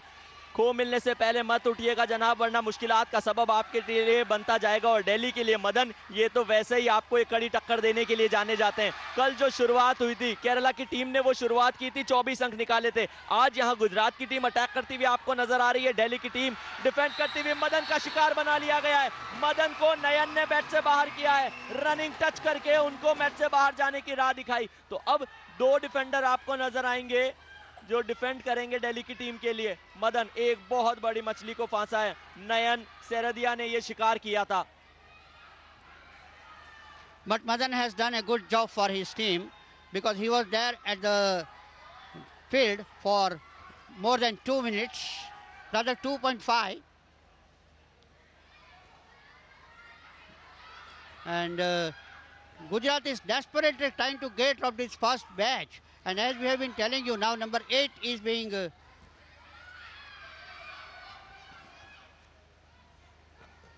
number 8 is Vishal. So now it is the turn of Vishal after the departure of Madan to see to it that they survive for a long time. But it's going to be very, very tough for Gujarat because so far as at this moment Delhi has done a reasonably good job so far as their first batch is concerned. And once again he is trying to tap, but no, didn't succeed. And it seems that Gujarat has been slowed down a bit, Ayush. जो रफ्तार चाहिए थी, जो शुरुआत चाहिए थी दिल्ली की team को, वो उनके सबसे इंपॉर्टेंट खिलाड़ी मदन ने उनकी टीम के लिए दे दी।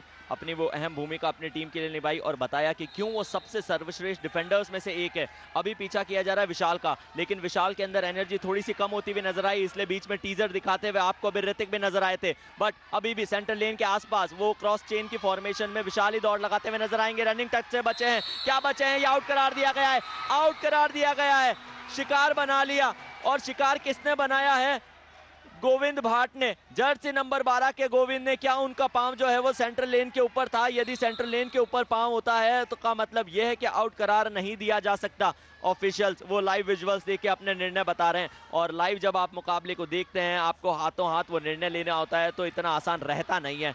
एकमात्र खिलाड़ी जर्सी नंबर 7 दौड़ लगाते हुए आपको अभी आपके स्क्रीन के ऊपर ऋतिक नजर आ रहे हैं।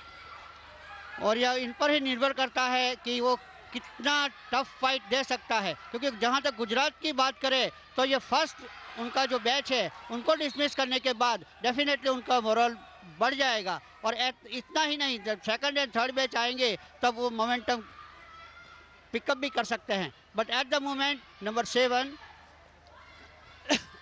is giving a torrid time so far as Gujarat is concerned. This time is going to be touched. No, I think he has survived. There is an appeal, and yes, there was touch and go, but lucky to survive. He missed the target just with a whisker rather. आज वो शुरुआत ऐसी नजर नहीं आई गुजरात की team से, विशेषकर राजपाल की बात करें बहुत ज्यादा निर्भर करती है इनकी टीम इनके लिए परफॉर्म करने पे। गोविंद ने आज 2 शिकार बनाए, अच्छी शुरुआत उन्होंने अपनी टीम को दे दी। थोड़ी सी आप देख सकते हैं मुश्किलात का सबब गुजरात के लिए जरूर बनेगा। जर्सी नंबर 10 ने अपनी दशा बदलने की कोशिश की है। नयन को दूसरा शिकार मिला है, पहला शिकार जो था इससे पिछला वाला वो अपनी टीम के लिए गोविंद भाट ने दिया, ये नयन ने टच किया था। 2 शिकार आज का ये मुकाबला जो पहला बैच चल रहा है, आपसे माफी चाहूंगा, एक ही शिकार मिला था उनके खिलाड़ी गोविंद को, 2 शिकार नयन को मिले हैं। पहले बैच का सफाया हो चुका है, गुजरात का स्कोर 6 पर आ चुका है। वहीं दिल्ली की टीम अगली टर्न का इंतजार करेगी, जब वो अटैक करती हुई नजर आएगी, गुजरात की टीम डिफेंड करेगी। 2 मिनट 55 सेकंड का खेल यहां से खेला जाना बाकी प्रफुल्ल, और यही समय है कि गुजरात ज्यादा से ज्यादा एग्रेसिव होकर पॉइंट्स बटोरने की कोशिश करे, लेकिन जरूर इतना आसान नहीं होगा, क्योंकि अभी तो सिर्फ दिल्ली का सेकंड बैच आया है और सेकंड बैच भी इतना ही कॉम्पिटेटिव होगा। But at the moment number 14 is being attacked, that is Mirjul is being attacked, and so far as Delhi dugout is concerned and the coach is concerned, they must be very happy with this position at this moment, because just 2 minutes and 12 seconds are left and they have conceded just 6 points in this vital match. Gujarat के coach की strategy जो है वो कैसी होगी वो पता चलेगा जब वो डिफेंड करेंगे। फिलहाल दिल्ली की स्ट्रैटेजी की बात करेंगे। पहला जो बैच आया था उसकी स्ट्रैटेजी एकदम क्लियर थी, एक ही खिलाड़ी को लगातार चेस करते हुए नजर आएंगे खिलाड़ी। स्काई डाइव की कोशिश है, अपील भी की गई थी लेकिन नकार दिया उसे ऑफिशियल ने। यहाँ स्ट्रैटेजी ये वो स्काई डाइव थी, क्रॉस लेन का इस्तेमाल करते हुए सीधे दौड़ते रहे गुजरात के खिलाड़ी प्रकाश गमित, लेकिन वो टच जो था वो क्लेम कर नहीं पाए।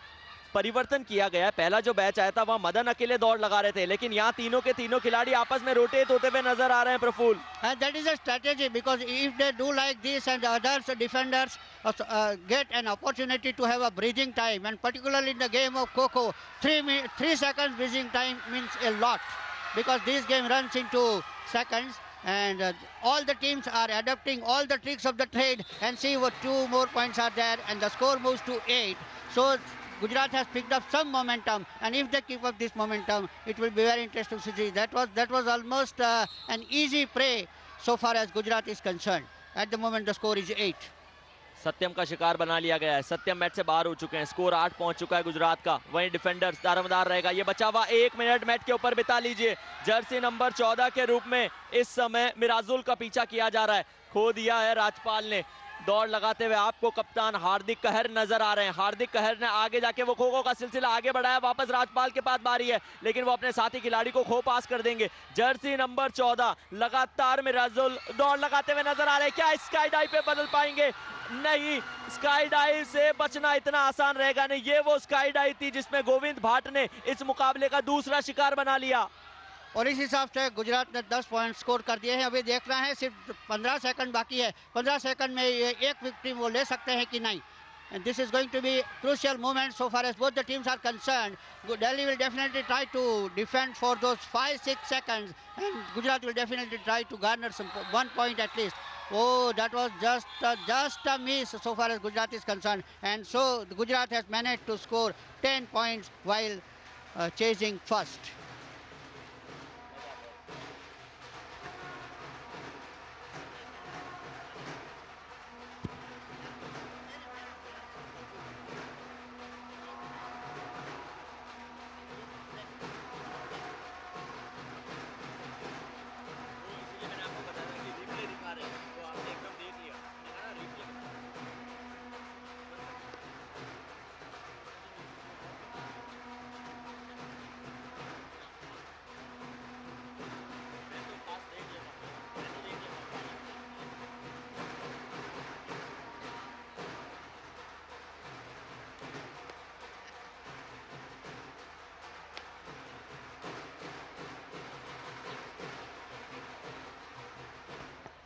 हाइलाइट्स देख लेते हैं। ये पहला शिकार बनाया गया था, गोविंद भाट ने वो शिकार क्लेम किया। मदन, सबसे महत्वपूर्ण डिफेंडर को आउट करने का मतलब यह है अच्छा खाता खोल यदि आप अपने टीम के लिए सकते हैं तो बेहतर रहता है। अपील लगातार की गई थी और मदन को ये देखिए टीज करते हुए नजर आया। कहा चलिए जनाब जाइए, लेकिन ऑफिशियल ने वो टच क्लेम नहीं किया। वहां से तो मदन बच के निकल लिए थे, बट नयन की पैनी निगाहों से वो बच नहीं पाए। सेंटर लेन के उस पार जरूर चले गए थे, बट अपने हाथों का एक्सटेंशन करते हुए वहां अपने टीम के लिए पॉइंट कमा दिया था। लगातार शिकार करने की जो कोशिश थी उसमें पहले बैच ने जरूर थोड़ा सा खलन दिया, बट गुजरात की शुरुआत जो है वो एवरेज हो चुकी है।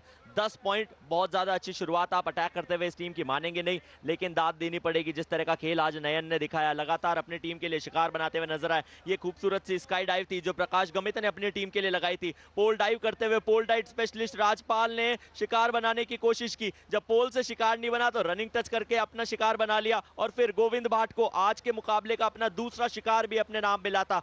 स्काई डाइव्स, पोल डाइव्स, क्या कुछ आपको देखने को नहीं मिलता। खूबसूरती यही है खो खो के खेल की। और ये जब पोल डाइव की बात करते हैं ना, तो मुझे बहुत पुरानी बातें याद आ जाती हैं।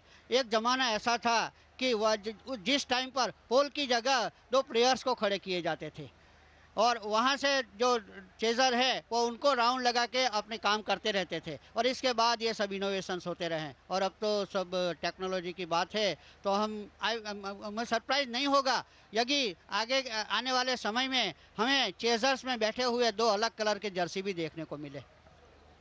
वो हमने प्रोफेशनल लीग के अंदर देखा है, उनको परफॉर्म करते हुए देखा है, अटैकर्स को दिशा बदल के खेल की दशा बदलते हुए देखा है।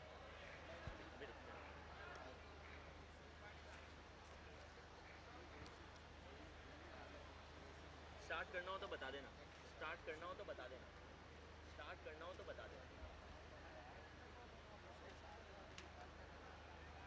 सर मैं वहाँ गया इंटरव्यू लेने के लिए, सर ने मेरे को बोला, मैंने बोला गुजरात वर्सेस दिल्ली, बोले नहीं दिल्ली वर्सेस केरला। मैंने इंटरव्यू बोल दिया चलिए तैयार रहिए पहले मुकाबले के लिए दिल्ली वर्सेस केरला। मैं क्या करूँ?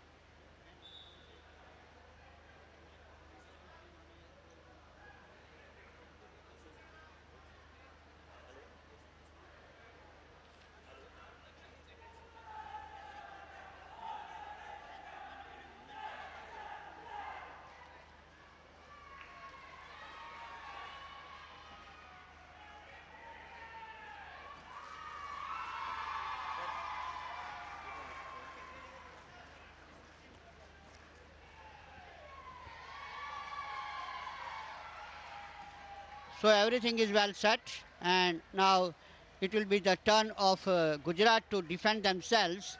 Delhi has done reasonably good job while defending first, and they won the toss, and as usual they decided to defend first. So now it's up to Gujarat to see to it that how they defend, and particularly the first batch of the best defenders of the team will be there, and they are now leisurely walking to the court full of confidence. And why not? Number 13.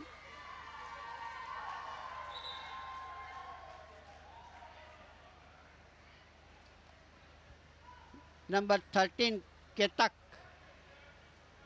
wearing a cap. He is standing just near the first square, and the play has begun. But at the moment, number 7 is being attacked. That is Vijay. Vijay is being attacked, and he is a long, lanky defender. So far as the height is concerned, almost identical for both the teams. And one thing is certain, that this is going to be a low-scoring match. It cannot be a huge score, looking to the performance of the team and the potential and their past record as well. Because they are very good defenders, they are very good chasers. So it will be very difficult for both the teams to garner points. देखिए इस खेल में defend के अंदर आपको अंक मिलते नहीं, यदि अंक आपको निकालने हैं तो अटैक करते हुए निकालने होंगे। हमने दिल्ली के अटैक को देख लिया है और वहीं ये चीज भी देखी गई है कि किस तरह की परफॉर्मेंस जो है वो ये खिलाड़ी मैट के ऊपर निभाते हैं। रनिंग टच करने का प्रयास जरूर किया जा रहा है, लेकिन अभी तक सफलता मिली नहीं है।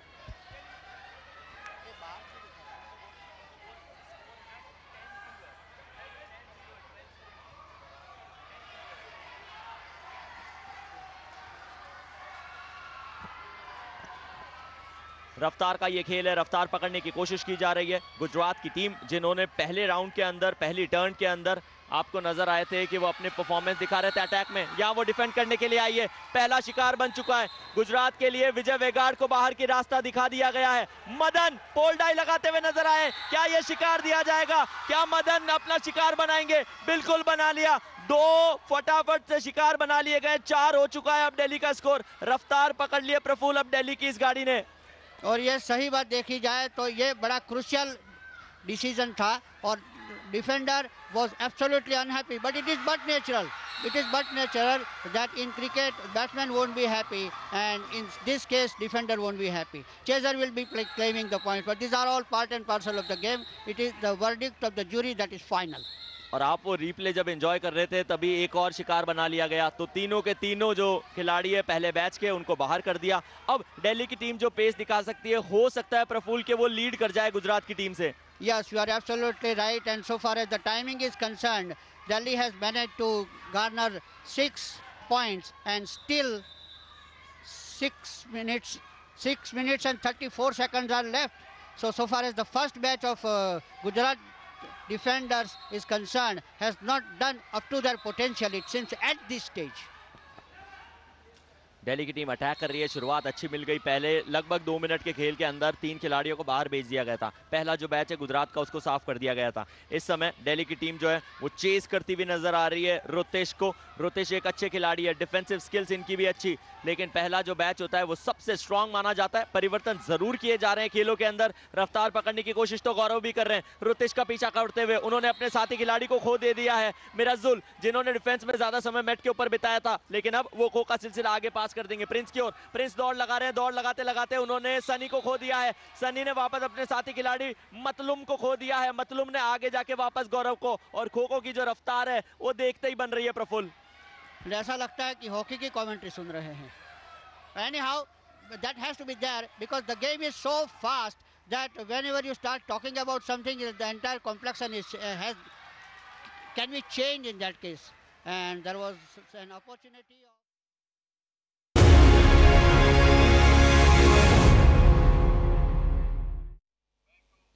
As she puts everything into the last effort over there. The next runner over there, the next high long jumper, Renee Shukla of Gujarat, the local contender. Quite a tall athlete.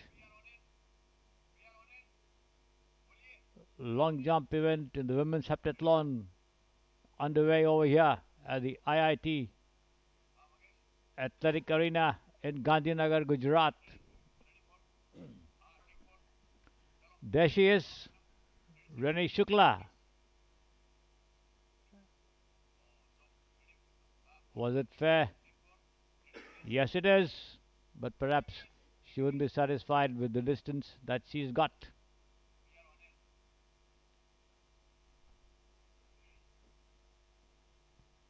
(1,386 points she has got overall in this event. Yes, Sanjeev. It's going to be a very, very close contest between Swapna Burman and Soumya Murugan. Of course, Marina George will try her best to throw a spanner in their works. So will Sonu Kumari, who's at number 4. That's Maria Thomas from Kerala. 2,346 she's accumulated in the points tally. Presently number 10 in the standings, overall standings in the women's heptathlon. Ready to launch. Off she goes on the runway. Maria soars and jumps, makes a jump. Wouldn't be possibly satisfied with the effort. A fair jump though. That's certainly a fair jump. There she is, soaring in the air, and possibly wanted to have a little bit more after liftoff, but she couldn't. Which brings us, of course, to jersey number 230, bib number 230, Tanu. One of the youngest in the field, Tanu from Haryana. Haryana had an exceptional day yesterday at track and field. The women winning silver in the relay, and after that, the men with an absolutely scintillating performance, beating services. Tanu, all pumped up. How far does she go? She's presently 6th in the standings. Off she goes. And she soars and she flies away onto the pit. Should be happy with the effort. And of course, it's a fair jump. Looking back at the pit a bit, wondering whether could have done better. Tanu had a couple of very, very good events, very, very good outings in the events that happened yesterday. Just fallen back a little bit, which brings us to Tanushree from Rajasthan. Bib number 508, and you can see Swapna Barman right behind her, gearing up. Tanushree, picture of concentration. Off she goes. Launch. Lands perfectly. We'll wait for the signal. Yes, of course. It's a clean jump.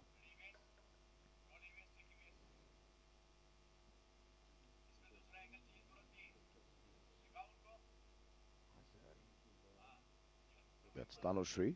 All the action unfolding here at the IIT Gandhinagar track and field athletics arena. Day 4 of the athletics events at the 36th National Games. And things are expected to heat up. And there we are, Swapna Barman, defending champion. Very, very accomplished athlete. Prepping up the crowd, prepping up the onlookers. She knows she wants the energy. The first jump. Wants to get a big one off. Swapna Barman being challenged a bit by Soumya Murugan. So Swapna versus Soumya. Barman versus Murugan. Who's going to come out on tops? Right now it's Swapna Barman. All eyes on her. Picture of concentration. Leading the pack right now. 33.06 points. In the first place.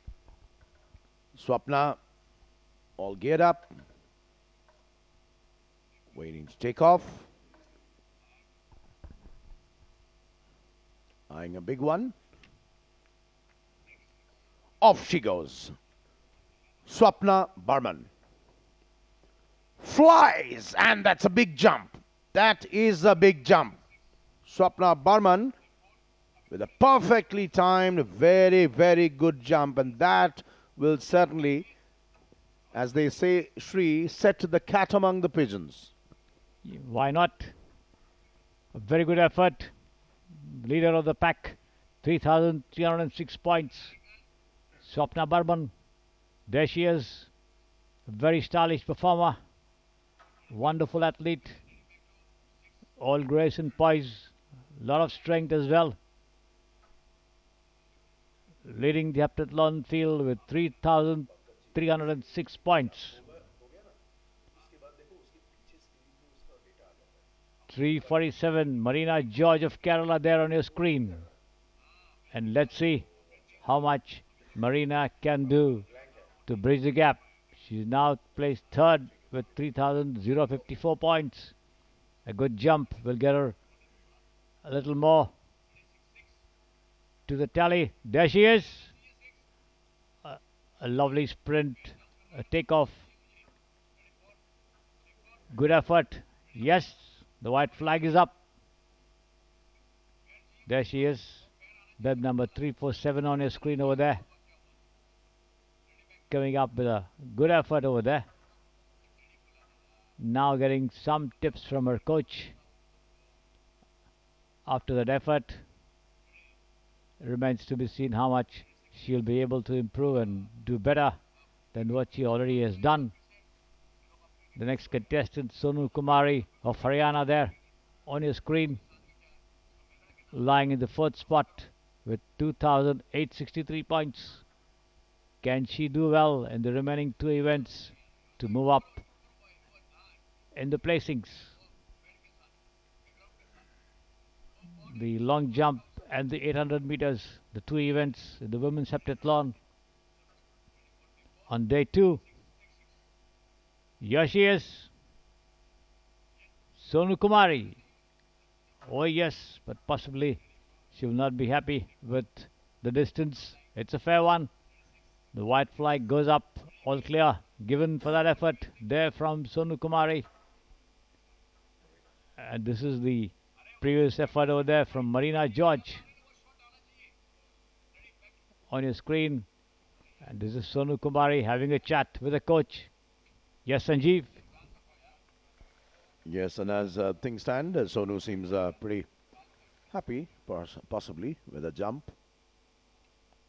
Has a smile on her face. That's a rare commodity, considering the competition. Back to Kavya Manoharan, 6'2", from Tamil Nadu.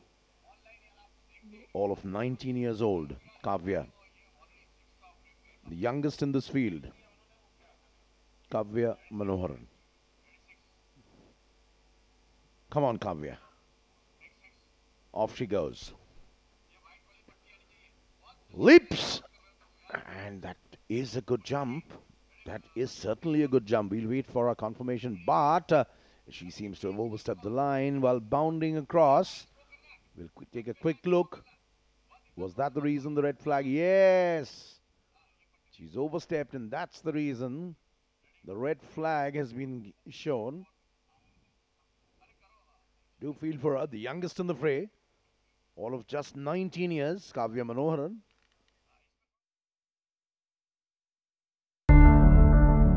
National games के प्रस्तुतकर्ता Amul, the taste of India.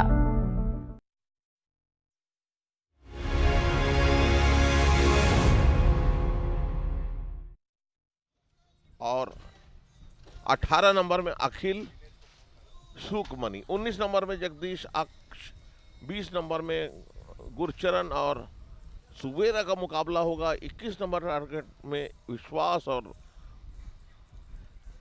सरजिन भाई राठवा, और 22 number में भागवत और Dhiraj, 23 number में कुणाल और Vasava, 24 number में बसंत और गौरव। इन खिलाड़ियों के बीच में मुकाबला होगा।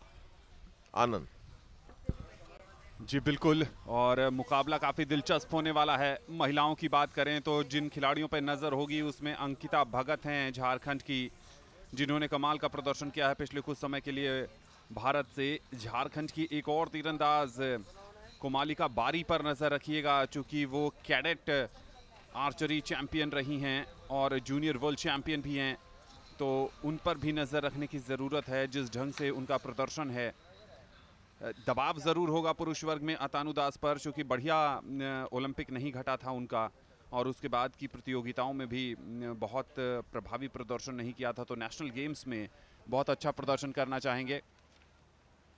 और इस बीच जो स्कोर्स की हम बात करें तो जो इस समय सूरत हाल बनता हुआ नज़र आ रहा है,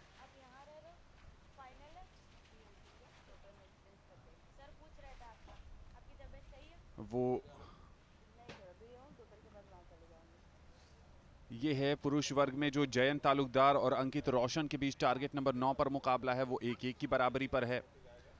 झारखंड के श्रेय भारद्वाज और मध्य प्रदेश के अमित यादव के बीच जो मुकाबला है वो 1-1 की बराबरी पर है। हरियाणा के अभिजीत मलिक ने उत्तर प्रदेश के नीरज चौहान पर 2-0 की बढ़त बना ली है।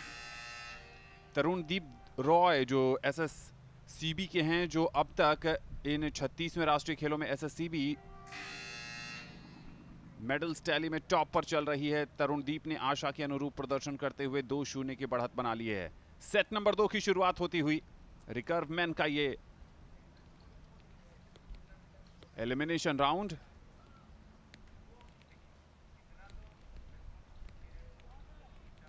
और हमारे दर्शकों को पता ही है कि रिकर्व में जो है वो 70 मीटर की दूरी से तीर लगाए जाते हैं और 70 मीटर की दूरी पर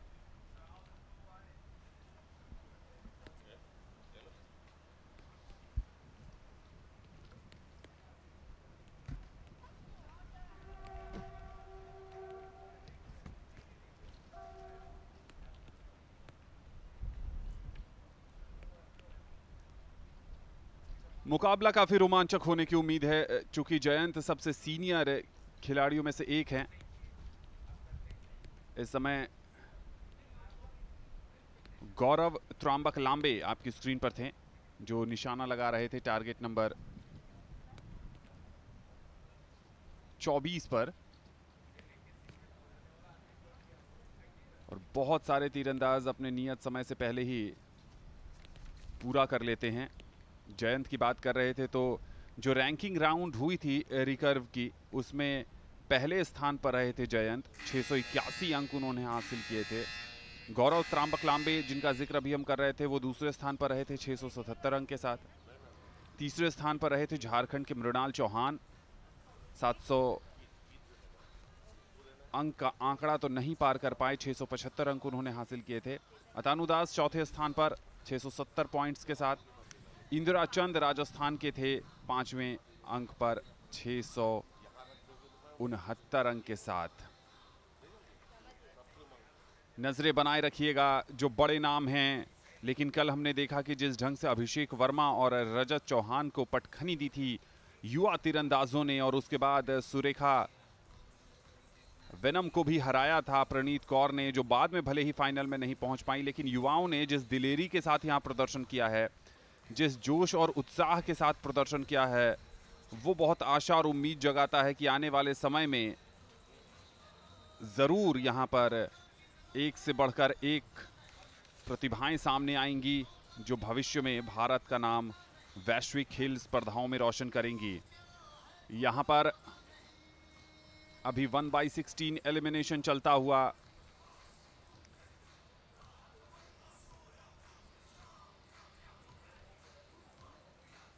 सर्विसेज की टीम ने बहुत बढ़िया प्रदर्शन किया है अब तक, और एक बार फिर अच्छे प्रदर्शन की उम्मीद होगी।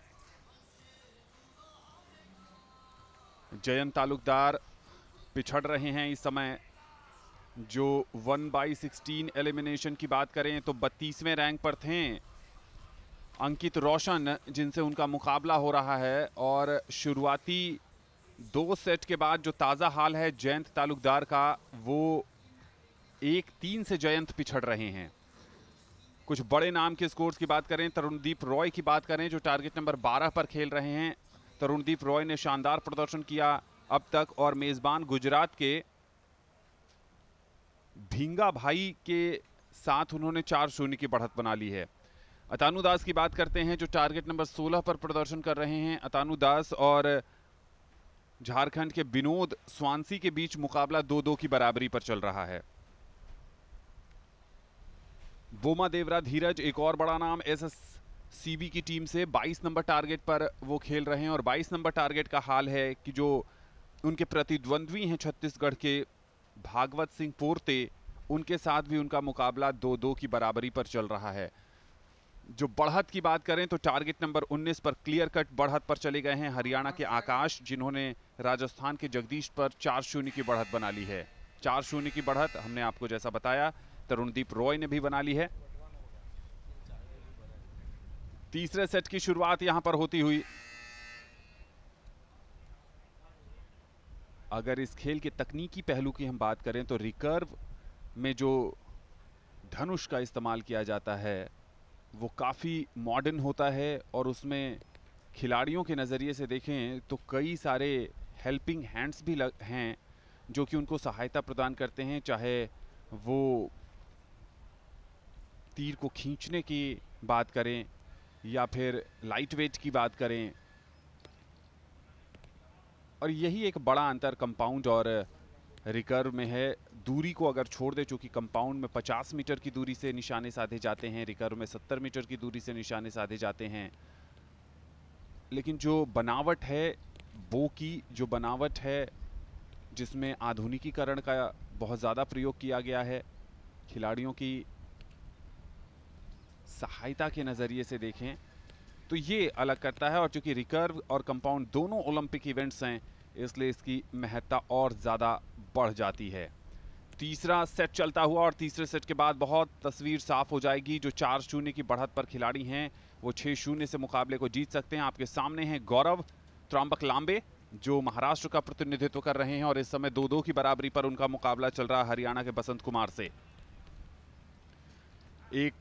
कल भी हमने सेटबैक देखा था, अभिषेक वर्मा बाहर हुए थे एलिमिनेशन में, रजत चौहान बाहर हुए थे। क्या जयंत तालुकदार तीसरे सेट के बाद वापसी करेंगे? बड़ा नाम रिकर्व तीरंदाजी में। और 10 पॉइंटर तो एक भी नहीं है जो आपके स्क्रीन पर इस समय टारगेट जोन दिख रहा था।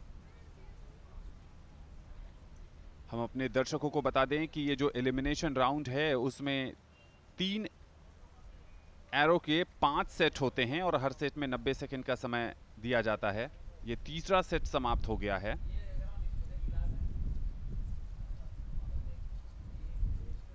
और स्कोरर तीरंदाजों की उपस्थिति में उनका स्कोर काउंट करते हैं। संस्कार धाम स्पोर्ट्स एकेडमी के इस आर्चरी अरीना में आज एक बार फिर आसमान बिल्कुल साफ, चटक खिली धूप, और जैसे जैसे दिन चढ़ता जाएगा सूरज की तपिश भी बढ़ती चली जाएगी, जो खिलाड़ियों के लिए कई मायनों में मुश्किल, लेकिन मुश्किलों में मुस्कुराना और हौसले को आजमाना ही एक बड़े खिलाड़ी की पहचान है। और इन नेशनल गेम्स में अब तक हमने देखा है जिस तरीके से बढ़ चढ़कर युवाओं ने खासकर हिस्सा लिया है, चाहे वो सबसे युवा तीरंदाज छत्तीसगढ़ की बात करें, जो कल हमने देखा था अनुज को एक्शन में, उन्होंने बहुत टक्कर दी थी। स्कोर की बात करते हैं तो जयंत तालुकदार ने वापसी कर ली है तीसरे सेट के बाद। अंकित रोशन के साथ उनका मुकाबला 3-3 की बराबरी पर आ गया है। झारखंड के श्रेय भारद्वाज ने मध्य प्रदेश के अमित यादव पर 4-2 की बढ़त ले ली है। तरुणदीप रॉय की अगर हम बात करें, जो टारगेट जोन 12 पर अपनी चुनौती पेश कर रहे हैं, तो उस स्कोर पर हम थोड़ी देर में आएंगे, चूंकि वहां पर स्कोरर अभी अपना काम पूरा कर रहे हैं। अतनु दास की बात करें तो अतनु का मुकाबला काफी कांटे का चल रहा है। झारखंड के विनोद स्वांसी उनको कड़ी टक्कर दे रहे हैं, वहां मुकाबला 3-3 की बराबरी पर है। एसएससीबी के बोमा देवरा धीरज जो टारगेट नंबर 22 पर अपनी चुनौती पेश कर रहे हैं, वो 4-2 से आगे चल रहे हैं। तरुणदीप रॉय जिनकी हम बात कर रहे थे अब से कुछ देर पहले, बहुत ही कमांडिंग पोजीशन में हैं, 5-1 की बढ़त हासिल कर ली है। और जो कुछ परिणाम आ गए हैं, अगर उस पर सरसरी नजर देखें तो टारगेट नंबर 13 पर मुकाबला जीतकर आगे बढ़ने में सफल हुए हैं राजस्थान के इंदिरा चंद। तीसरे सेट के बाद एक और परिणाम आया है टारगेट नंबर 23 पर, और वो जो परिणाम है वो महाराष्ट्र के कुणाल विनायक पवार ने मुकाबला एक तरफा अंदाज में 6-0 से जीत लिया है। तो ये 2 परिणाम आते हुए और यहां पर शुरुआत होती हुई इस सेट नंबर 4 की।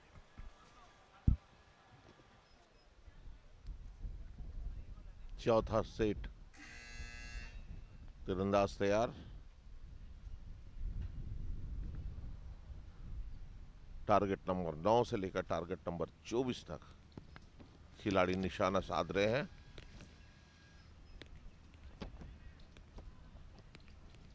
नब्बे सेकंड का समय, 70 मीटर की दूरी।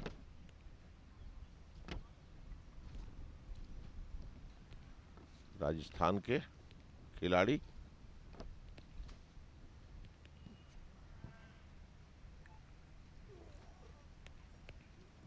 सुवेरा,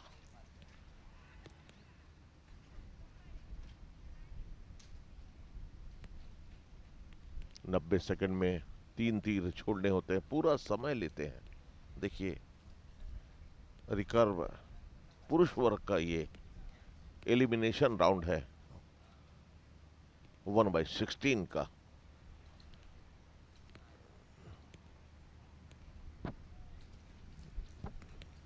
गुरुचरण एसएससीबी,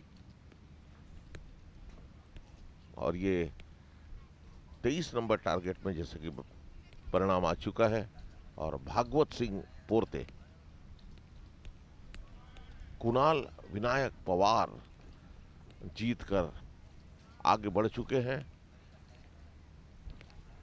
ये देखिए 6-0 की बढ़त, 22 नंबर टारगेट में अभी पिछड़ते हुए यहां पर धीरज।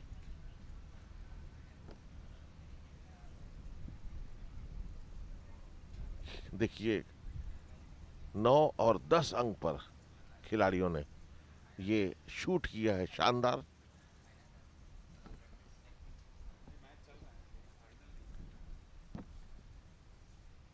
और जहां तक तापमान की बात कर रहे थे आनंद, आप हम बतला दें आज अभी जो तापमान है, जो हमें जानकारी मिली है 29 डिग्री सेल्सियस है। और ये तापमान आज 36 से 38 डिग्री सेंटीग्रेड तक जाने की संभावना है।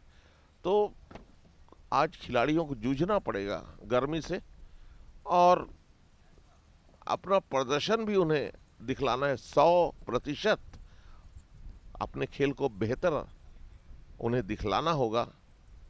तो बड़ी चुनौती रहेगी आज खिलाड़ियों के सामने टारगेट पर। जो स्कोर किया है उसे देखते हुए टारगेट के लिए जजेस निर्धारित होते हैं, स्कोरर भी होते हैं साथ ही साथ।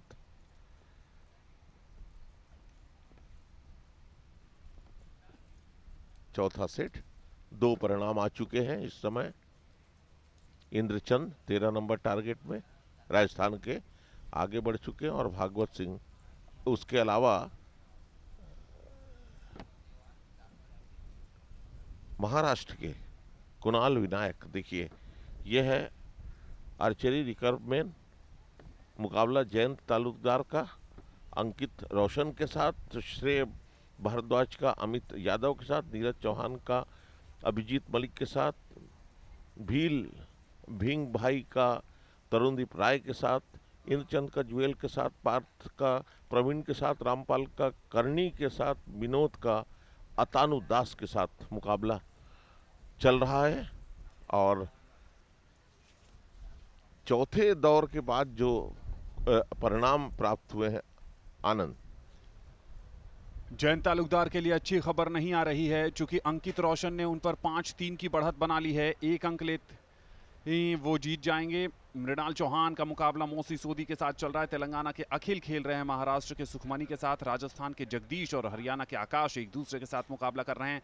एसएससीबी के गुरुचरण का सामना हो रहा है गुजरात के हितेश कुमार के साथ, उत्तर प्रदेश के विश्वास और गुजरात के सरजान भाई का मुकाबला चल रहा है, जबकि छत्तीसगढ़ के भागवत सिंह एसएससीबी के बोमा देवरा धीरज के साथ, महाराष्ट्र के कुणाल गुजरात के कमलेश भाई के साथ खेल रहे हैं, और हरियाणा के बसंत का सामना महाराष्ट्र के गौरव के साथ हो रहा है।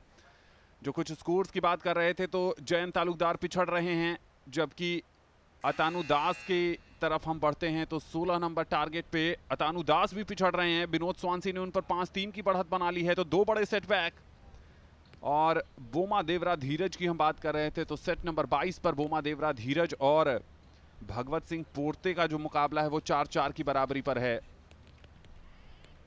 स्कोर की अगर हम बात करें तो 14 नंबर से परिणाम आता हुआ हमारे बीच। 14 नंबर पर जीत दर्ज की है वहां पर महाराष्ट्र के पार्थ सुशांत सालोखे ने। उन्होंने प्रवीण रमेश जाधव जो एसएससीबी के हैं उनको 6-2 से हराया है। 20 नंबर से भी हमारे पास परिणाम आ चुका है। 20 नंबर पर जीत दर्ज की है एसएससीबी के गुरुचरण बसेरा वहां पर जीत दर्ज करने में कामयाब हुए हैं। और 21 नंबर सेट की बात करें तो वहां पर 21 नंबर पर जीते हैं उत्तर प्रदेश के विश्वास। उन्होंने गुजरात के सर्जन भाई राथवा को पराजित किया है। ये हैं गौरव त्रांबक लांबे, जिनका मुकाबला चल रहा है बसंत कुमार के साथ। ये 4-4 की बराबरी पर है। बेहद कठिन मुकाबला। क्या दो बड़े नाम जयंत तालुकदार और अतानुदास वहां बाहर हो जाएंगे, ये एक बड़ी बात है। तरुणदीप रॉय की बात करें तो तरुणदीप रॉय वहां पर 5-3 से आगे हैं और नेशनल गेम्स में सफर समाप्त हो सकता है। जयंत और अतानुदास का बहुत बढ़िया सीजन घटा नहीं था अतानु का, और अब बहुत कुछ निर्भर करेगा इस चौथे सेट पर।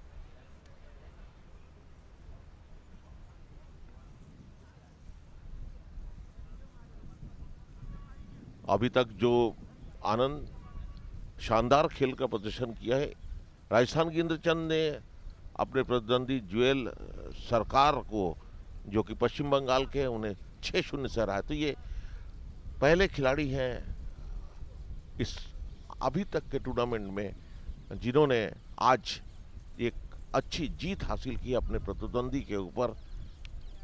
पार्थ आगे बढ़ गए हैं महाराष्ट्र के, इसके साथ ही एसएससीबी के गुरचरण,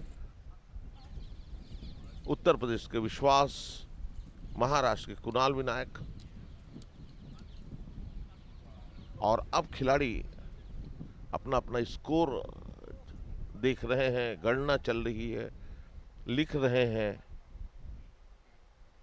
और उन्होंने जो मेहनत, जो पसीना बहाया है इस टूर्नामेंट में आने से पहले, उसका परिणाम देख रहे हैं।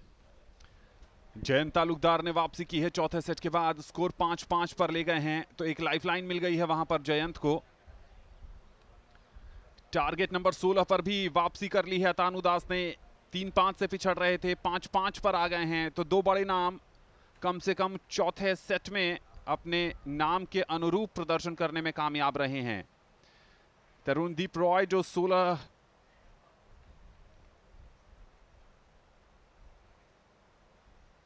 12 नंबर टारगेट जोन पर जिनका प्रदर्शन चल रहा है, तरुणदीप रॉय ने कमाल का प्रदर्शन करते हुए जीत दर्ज की है। गुजरात के भिंगा भाई भील पर उन्होंने 7-3 से जीत दर्ज की है। तो तरुणदीप आगे बढ़ने में कामयाब हो गए हैं।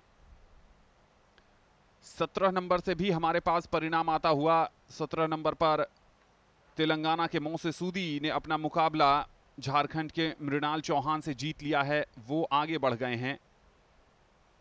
19 नंबर से भी हमारे पास परिणाम आ गया है। 19 नंबर टारगेट जोन पर राजस्थान के जगदीश ने हरियाणा के आकाश को हराकर आगे जगह बना ली है।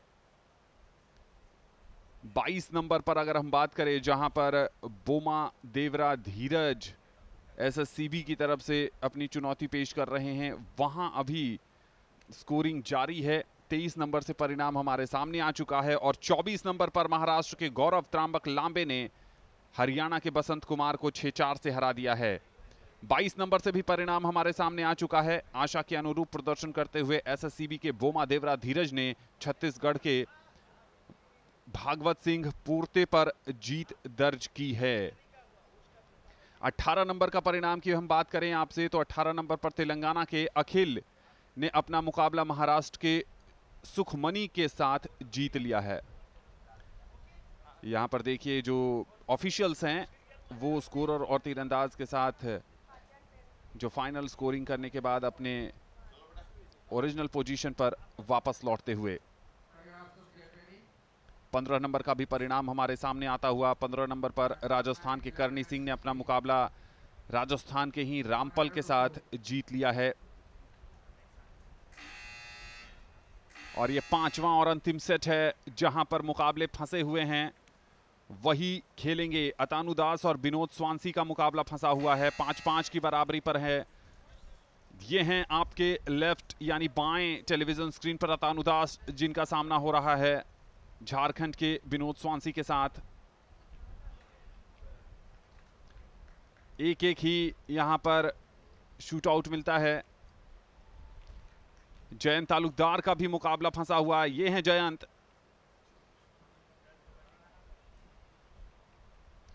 और जयंत ने जो एक्सप्रेशंस दिए हैं उसके अनुसार ऐसा लग रहा है कि उनकी फॉर्म अच्छी है। क्या तानुदास और जयंत तालुकदार एलिमिनेशन के पहले पड़ाव को पार करेंगे?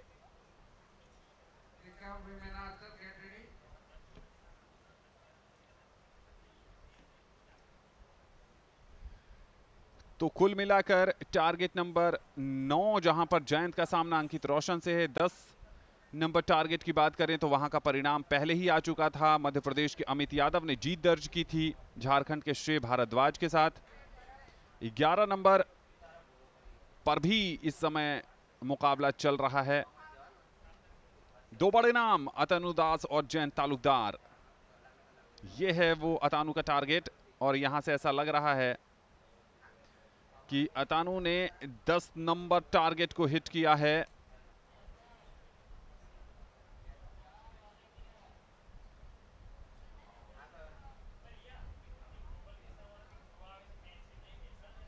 जी हां, और अतानु इस मुकाबले को शायद जीतने में सफल हुए हैं। ऑफिशियल स्कोर का हम इंतजार करेंगे यहां पर।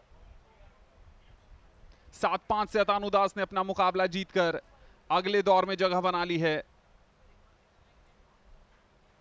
संकट के बादल छाए जरूर थे, लेकिन एक बड़ा खिलाड़ी और एक अनुभवी खिलाड़ी उस संकट से, उस चुनौती से कैसे पार पाता है, इसका बेहतरीन उदाहरण पेश किया है यहां पर पश्चिम बंगाल के अतानु दास ने। और अब नजर बनाते हैं टारगेट जोन 9 पर, जहां पर जयंत का सामना अंकित रोशन के साथ हो रहा है। 5-5 की बराबरी थी वहां पर। इस बीच हम आपको टारगेट नंबर 11 का भी हाल बताएंगे, लेकिन सबसे पहले जयंत वाले टारगेट जोन पर हम अपनी नजर बनाए रखते हैं।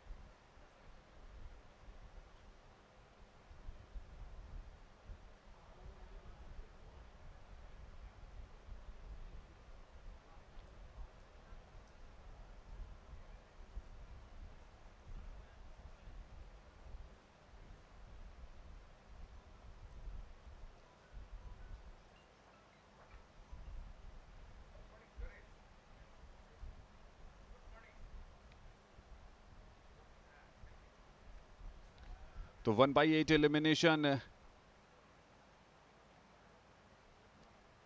में 16 खिलाड़ी पहुंचे हैं।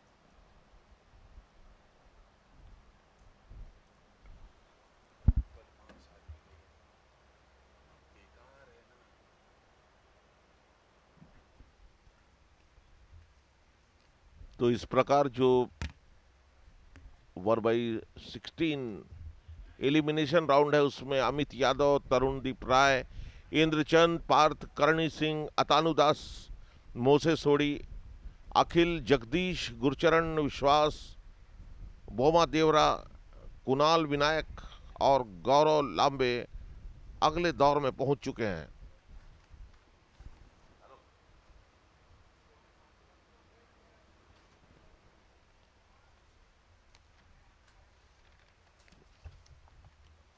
और अब 1/8 एलिमिनेशन राउंड के मुकाबले होंगे।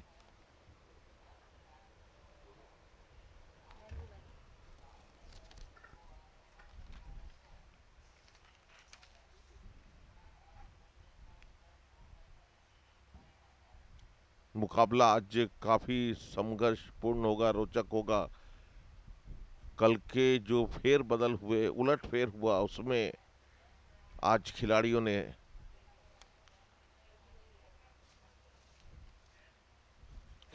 आज सबक लिया होगा और जब मैदान में उतरे हैं तो फिर उनकी कोशिश होगी कि आज अच्छा प्रदर्शन करें। कल रजत चौहान जैसे खिलाड़ी, इस अभिषेक वर्मा इस स्पर्धा से बाहर हो। ये खिलाड़ी देखते हैं, देखिए इस दूरबीन के माध्यम से कि उनका परफॉर्मेंस कैसा रहा। जब हर खिलाड़ी अपने तीर को छोड़ देता है लक्ष्य की तरफ, उसके बाद अपनी संतुष्टि के लिए देखता है कि उन्होंने जो प्रदर्शन किया वो क्या है। ये है 36वें राष्ट्रीय खेलों के अंतर्गत संस्कार धाम का मैदान, जहां पर तीरंदाजी की प्रतियोगिता चल रही है। आनंद जी हाँ, जो हम अपने दर्शकों को जयंत के मुकाबले की चर्चा कर रहे थे, तो जयंत ने 7-5 से वो मुकाबला अंकित रोशन से जीतकर 1/8 एलिमिनेशन में जगह बना ली। तो इस तरीके से मुकाबले समाप्त होते हुए 1/16 एलिमिनेशन के, और अब नजरें बनाए रखिए क्योंकि अब बारी है महिलाओं के रिकर्व के 1/16 एलिमिनेशन की, जहां पर कई बड़े नाम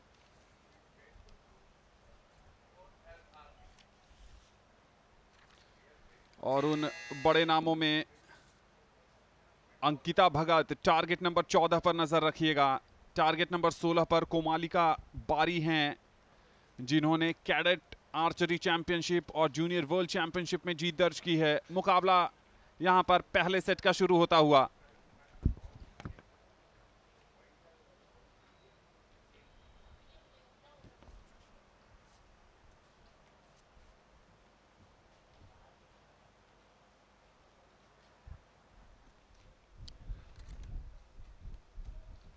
रिकर्व वुमेन का मुकाबला इस समय चल रहा है और पहला स्थान प्राप्त किया था एलिमिनेशन दौर में भजन कौर ने, जो कि 9 नंबर टारगेट पर है, और दूसरा स्थान प्राप्त किया था प्रीति ने, जो हरियाणा की है। दोनों हरियाणा के खिलाड़ियों ने पहला और दूसरा स्थान प्राप्त किया था और प्रीति जो है वो टारगेट नंबर 24 पर है।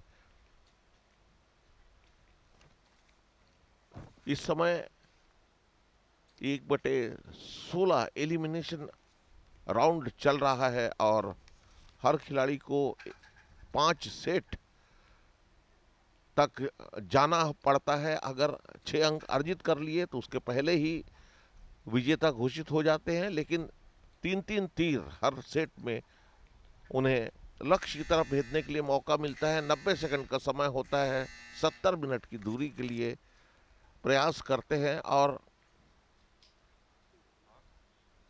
आगे भजन कौर ने रिकर्व वुमन में पहला स्थान अर्जित किया था, प्रीति दूसरे स्थान पर थी, संगीता तीसरे स्थान पर थी, कोमालिका बारी चौथे स्थान पर थी। और भजन कौर का मुकाबला इस समय बासुम तरी से असम की, प्रियंका ठाकरान का जो पौंडीचेरी की, उनका मुकाबला तेलंगाना की लावण्या से, झारखंड की अंशिका का मुकाबला गुजरात की प्रीति से, पंजाब की आयशा का मुकाबला गुजरात की सीमा से, पंजाब की सिमरनजीत कौर का मुकाबला महाराष्ट्र की अवंती से, महाराष्ट्र की मनोज अलोन का मुकाबला झारखंड की अंकिता भगत से, अनीशा दास का मुकाबला देखिए, खिलाड़ी यहाँ पर जो उन्होंने तीर को लक्ष्य की तरफ भेजा था उससे अपना अपना स्कोर देखती हुई। पीला रंग, लाल रंग, नीला रंग, काला रंग और सफेद रंग, 5 रंगों में विभाजित ये टारगेट, हर रंग पर 2 अंक। युमन्ना मणिपुर की, उनका मुकाबला कोमालिका बारी से झारखंड की, संगीता हरियाणा की, उनका मुकाबला जसमीत कौर पंजाब की, बारिया गुजरात की, उनका मुकाबला चंडीगढ़ की गुरमेहर कौर से, और असम की प्रोमिला का मुकाबला महाराष्ट्र की सृष्टि से, वेस्ट बंगाल की मोनिका का मुकाबला झारखंड की दीप्ति से, राजस्थान की पल्लवी का मुकाबला एरिकुनु नागालैंड से, और राजस्थान की वर्षा का मुकाबला मोहन कमलपुर महाराष्ट्र से, और उत्तर प्रदेश की मधु का मुकाबला पंजाब की अनुशिका से, हरियाणा की अवनी का मुकाबला हरियाणा की प्रीति से इस समय चल रहा है। 36वें राष्ट्रीय खेलों के अंतर्गत संस्कार धाम मैदान में रिकर्व वुमन का ये मुकाबला हो रहा है और 1/16 एलिमिनेशन दौर शुरू हुआ है इस समय। आनंद जी हाँ, अभ्यास के मुकाबले इस समय सेकेंड एंड प्रैक्टिस चल रहा है और कई बड़े नाम यहाँ पर अपनी चुनौती पेश करते हुए नजर आएंगे।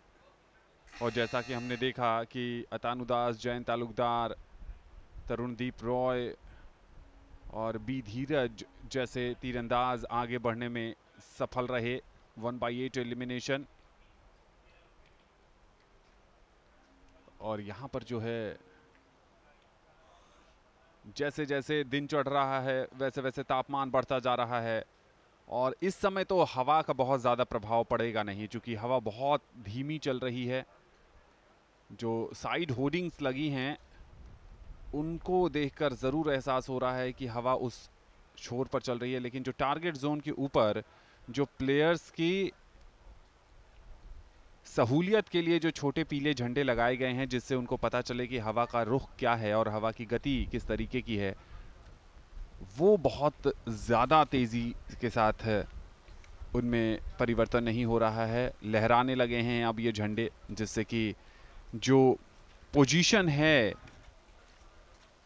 आर्चर्स की तीर चलाने की और कहां पर उनको टारगेट करके तीर चलाना है, क्योंकि जब अगर बिल्कुल हवा स्थिर रहती है तो बुलजाई पर ही निशाना साधते हैं और बुलजाई पर ही उनकी नज़र रहती है, लेकिन जब हवा चलती है बाएं से दाहिने तो फिर उनकी जो नज़र होती है वो लेफ़्ट आउटर सर्किल की तरफ होती है, ताकि डिविएशन होके जो तीर है वो बुलजाई की तरफ जाए।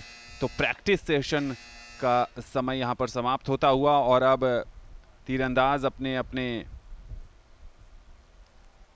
अभ्यास में लगाए हुए तीर की पोजीशंस देखेंगे, जानेंगे, समझेंगे कि इस हवा के साथ कैसे तालमेल बिठाया जा सके, और उसके बाद शुरू होगा मुख्य मुकाबला 1/16 एलिमिनेशन का।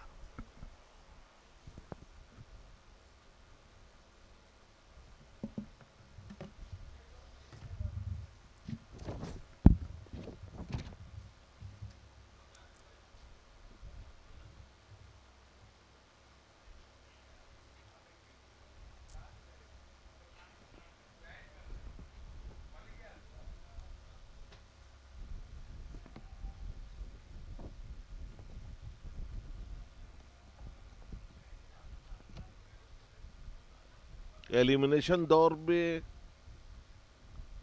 जो मुकाबले हुए थे उसमें पहले से लेकर 32 स्थान प्राप्त करने वाले तीरंदाजों को 1/16 एलिमिनेशन दौर में मौका मिला है, और ये खिलाड़ी एक दूसरे का मुकाबला करते हुए टारगेट नंबर 9 में 32 नंबर की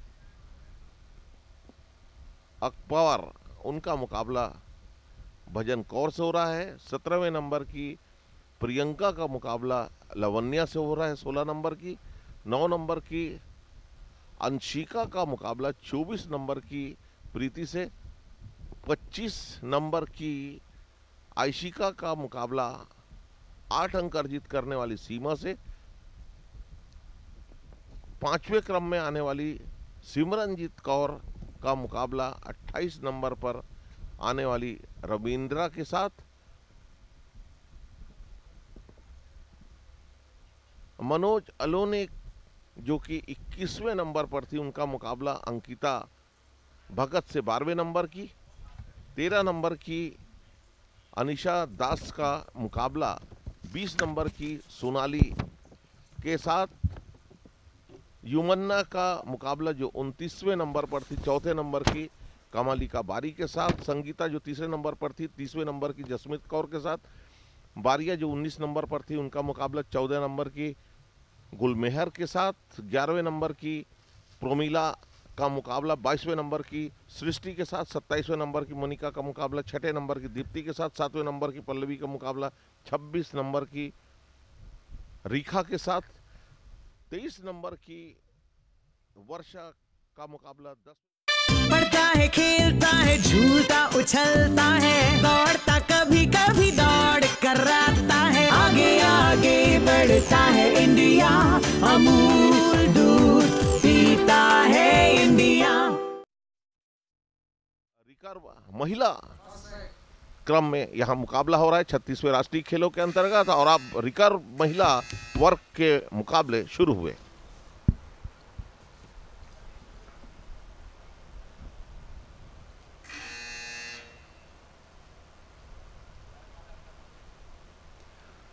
सबसे बाएं आपके टेलीविजन स्क्रीन पर हैं हरियाणा के प्रीति, जिनका सामना हो रहा है हरियाणा की ही अवनी से। उसके बाद अभी जो निशाना लगा रही हैं दाहिने पर आपको दिख रही है उत्तर प्रदेश की मधु वेदन। ये महाराष्ट्र जो टारगेट नंबर 19 पर हैं श्रुति बालाजी।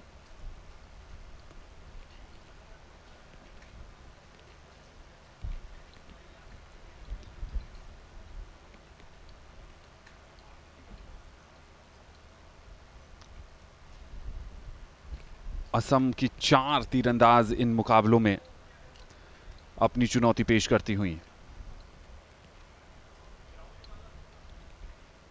ये टारगेट जोन 19 पर हैं श्रुति बालाजी, जिनका सामना हो रहा है प्रोमिला से। प्रोमिला असम की हैं।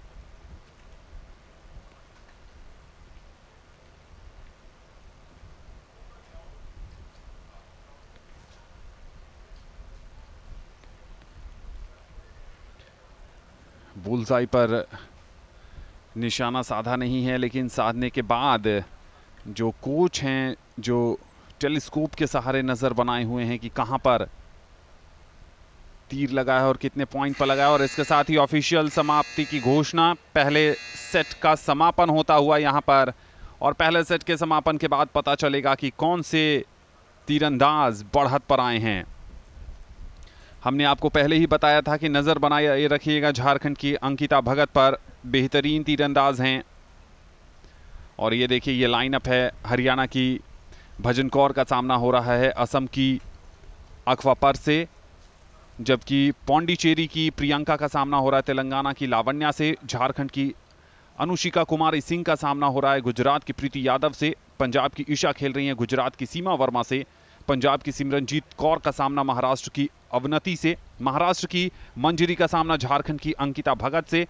असम की अनीशा का सामना हो रहा है असम की ही सोनाली से। और मणिपुर की युम नाम का सामना हो रहा है झारखंड की कोमालिका बारी से। तो ये कुछ लाइनअप हैं जो इस मुकाबले में अपनी अपनी चुनौती पेश कर रहे हैं।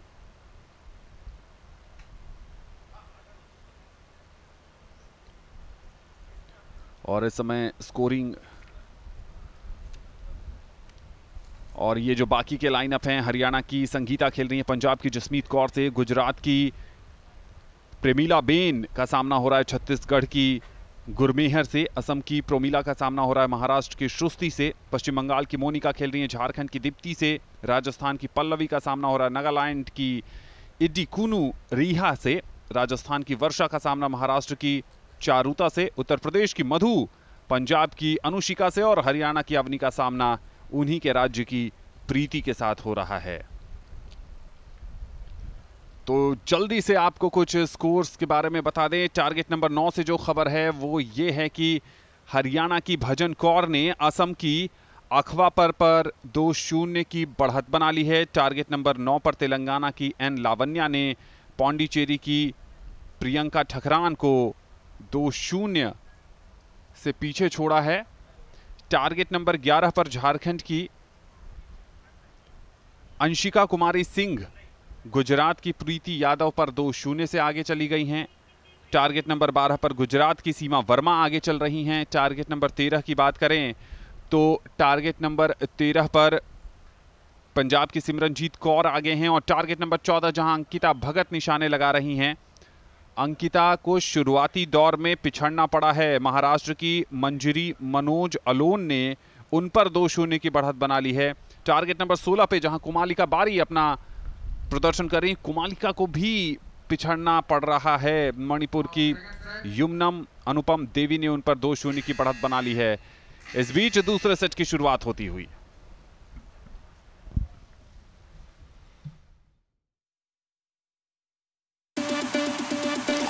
फॉलो नहीं करता है, फॉलो कराता है। लाइफ के मजे लेने से ये नहीं डरता है। आगे आगे बढ़ता है इंडिया, अमूल दूध पीता है इंडिया। आगे आगे बढ़ता है इंडिया,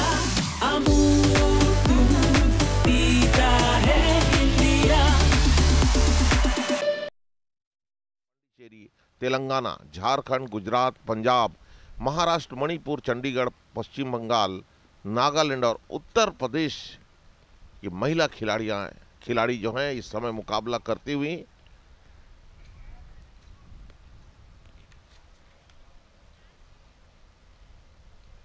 काफी समय लेती हैं। खिलाड़ी प्रीति अवनी,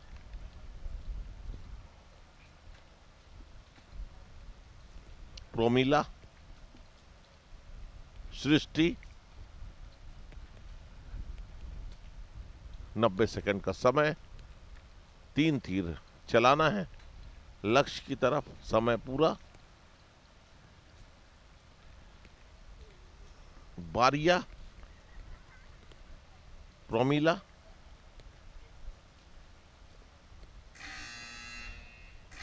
और इसके साथ समय पूरा हुआ। कुछ खिलाड़ी ऐसे भी जो चूक जाते हैं 90 सेकंड में। 2 ऐसे खिलाड़ी थे जिन्होंने अपना लक्ष्य की तरफ अंतिम समय में तीर को प्रेषित किया। और अब स्कोर देखने के लिए खिलाड़ी जाते हुए 13 प्रदेशों के 13 क्षेत्रों के खिलाड़ी इस मुकाबले में यहां पर 1/16 एलिमिनेशन राउंड में प्रदर्शन करती हुई।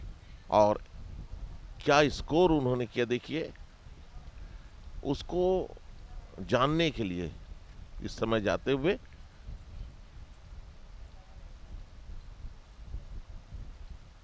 टारगेट में अंकों की गणना के लिए मदद के लिए स्कोरर और साथ ही साथ जज भी होते हैं। और टारगेट में जो है पीला रंग, लाल रंग, नीला रंग, काला रंग और सफेद रंग होता है। हर रंग पर 2-2 अंक।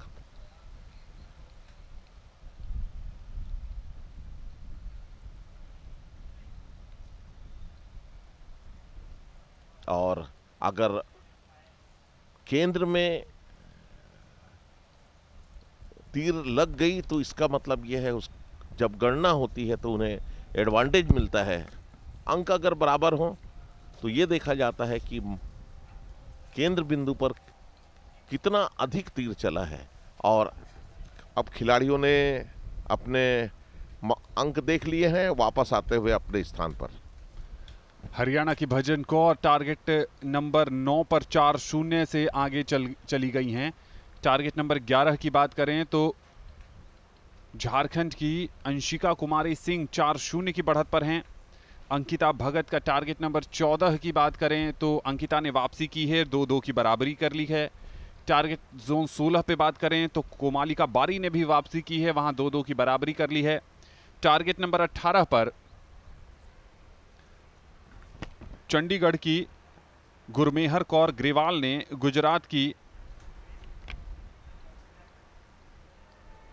प्रेमिला बेन बाइरा पर 4-0 की बढ़त बनाई है। 22 नंबर टारगेट जोन से जो खबर है वो खबर ये है कि राजस्थान की वर्षा ने महाराष्ट्र की चारुथा मोहन पर 4-0 की बढ़त बना ली है। टारगेट नंबर 23 से जो खबर आ रही है वो ये है कि पंजाब की अनुशिका ने 3-1 की बढ़त बना ली है। तो ये इस समय का कुछ लेटेस्ट स्कोर दूसरे सेट की समाप्ति के बाद यहां तीसरे सेट का आगाज होता हुआ।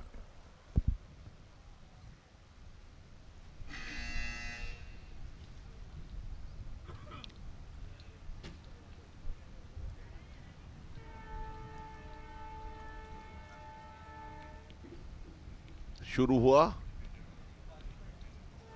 90 सेकंड का समय।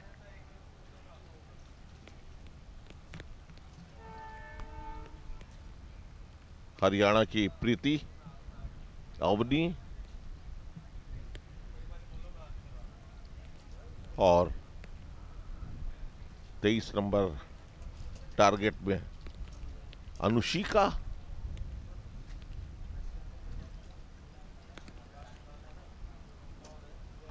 अवनी लक्ष्य की ओर निशाना साधते हुए। प्रोमिला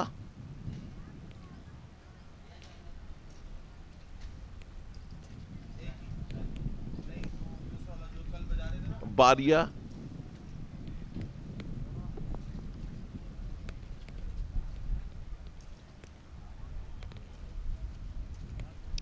बारिया और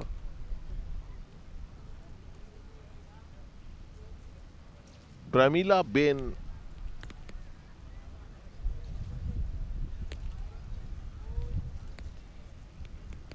रिकर्व महिला वर्ग। समय पूरा हुआ और खिलाड़ी अब अपना अपना स्कोर देखने के लिए जाते। देखिए 9, 10 अंक और 8 अंक।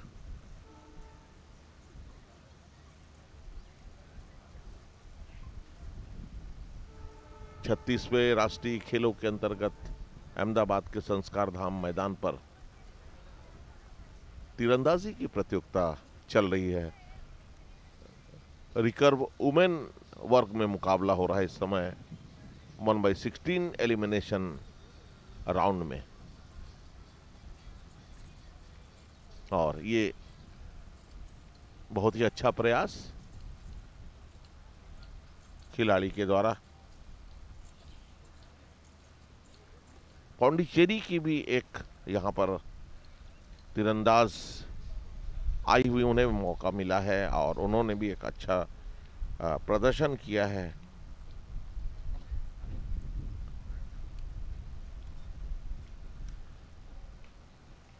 हरियाणा की संगीता और जसमीर कौर,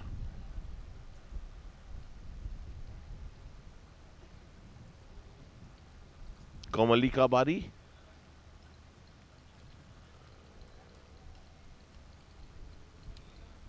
युमनाम,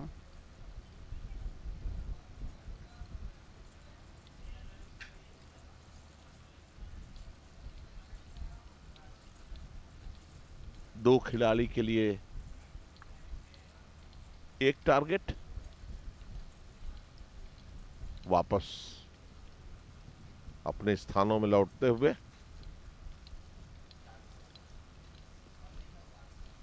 और धीरे धीरे परिणाम अब आते जा रहे हैं। और हम आपको बतला दें कि भजन कौर ने अपना ये मुकाबला जीत लिया है। उन्होंने अपने प्रतिद्वंदी, भजन कौर हरियाणा की है, उन्होंने असम की अकापौर को 6-0 से पराजित कर दिया है। आनंद, टारगेट नंबर 11 से भी परिणाम सामने आ गया है, जहां पर झारखंड की अंशिका कुमारी सिंह ने गुजरात की प्रीति यादव को हरा दिया है। 6-0 से वो मुकाबला जीत लिया है। टारगेट नंबर 13 से हमारे पास परिणाम आता हुआ, पंजाब की सिमरनजीत कौर ने महाराष्ट्र की अवनीति रविंद्र को हराया है। टारगेट नंबर 17 की बात करें तो वहां पर जीत दर्ज की है। एक तरफा अंदाज में हरियाणा की संगीता ने पंजाब की जसमीत कौर को पराजित किया है। टारगेट नंबर 14 पर हमारी नजर बनी हुई है। 14 पर मुकाबला बहुत कांटे का चल रहा है। अंकिता भगत और मंजरी मनोज के बीच 3-3 की बराबरी है वहां पर। अगर कोमालिका बारी वाले टारगेट की बात करें, टारगेट नंबर 16 की, तो कोमालिका ने पिछड़ने के बाद वापसी की है और 4-2 की बढ़त पर चली गई हैं। कुछ और परिणामों की बात करें तो टारगेट नंबर 22 पर जीत दर्ज की है राजस्थान की वर्षा ने। उन्होंने हराया है महाराष्ट्र की चारुता मोहन को। तो यही परिणाम आ पाए हैं और इस बीच चौथे सेट की शुरुआत होती हुई।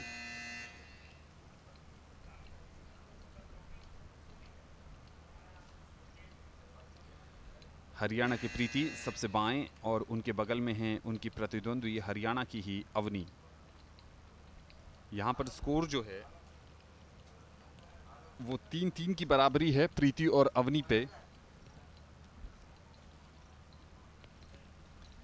और जो दाहिनी तरफ दो तीरंदाज हैं, पंजाब की अनुशिका और उत्तर प्रदेश की मधु, वहां पर 5-1 की बढ़त बनाई हुई हैं पंजाब की अनुशिका, जो इस समय निशाना साध रही हैं। आनंद, 3 चक्र के बाद 5 खिलाड़ी आगे बढ़ चुकी है। भजन कौर, अंशिका, सिमरनजीत कौर, संगीता और वर्षा। तो इन खिलाड़ियों ने तीनों सेट में शानदार प्रदर्शन किया अपने प्रतिद्वंदी के खिलाफ में। 6-0 की बढ़त। जो खिलाड़ी पहले 6 अंक अर्जित कर लेंगे वो विजयी घोषित कर दिए जाते हैं।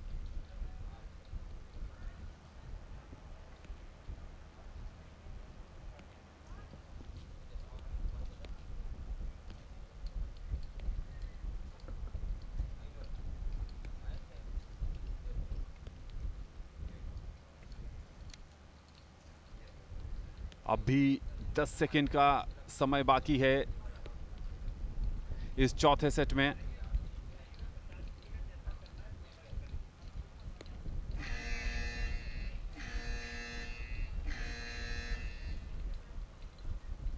समय समाप्ति की घोषणा हो गई है और चौथे सेट के बाद ज्यादातर तस्वीर साफ हो जाएगी कि कौन कौन से खिलाड़ी आगे बढ़ने में कामयाब हुए हैं।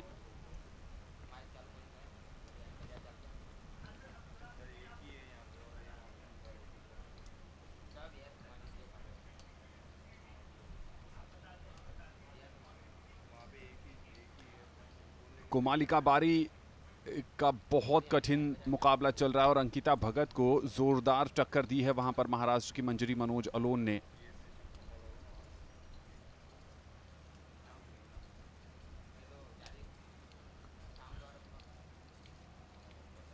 आज एक लंबा दिन होने वाला है इन रिकर्व तीरंदाजों के लिए, चूंकि पहले ये व्यक्तिगत स्पर्धा और उसके बाद टीम इवेंट में भी इन्हें प्रतिभागिता करनी है, तो अपने टैंक में ईंधन बचाकर चलना होगा।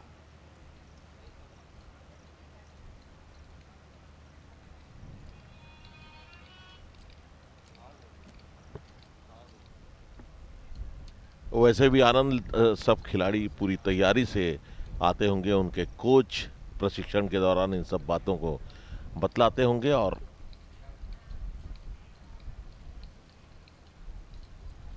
काफी मेहनत करते हैं ये खिलाड़ी।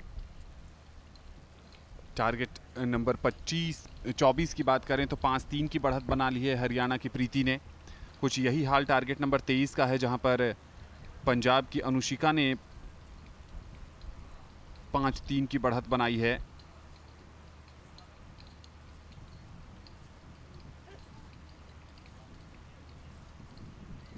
पांच 3 की बढ़त टारगेट जोन 20 पर भी बन गई है, जहां पर झारखंड की दीप्ति कुमारी ने पश्चिम बंगाल की मोनिका सरेन पर 5-0 की बढ़त बनाई है। 18 नंबर टारगेट से हमारे पास परिणाम आ गया है, जहां पर चंडीगढ़ की गुरमेहर कौर अजनबियों को पल में अपना बनाया, Amul the taste of India. हर किसी ने तुझ में अपना यार है पाया, Amul the taste of India. तूने ही मिलके करार जगाया, Amul the taste of India. हर बार तूने कुछ अलग कर दिखाया, Amul the taste of India. तुझसे ही मान हमारा, तुझसे ही शान है, तू ही तो है देश हमारा, तुझसे ही स्वाद है, Amul the taste of India. वहां स्कोर 5-3 है इस समय प्रीति के पक्ष में, और यही हाल है पंजाब वर्सेस उत्तर प्रदेश, अनुशिका वर्सेस मधु वेदन के बीच। नजरें बनाए रखिएगा टारगेट नंबर 14 पर, जहां अंकिता भगत 3-5 से पिछड़ रही हैं। क्या वापसी करेंगी?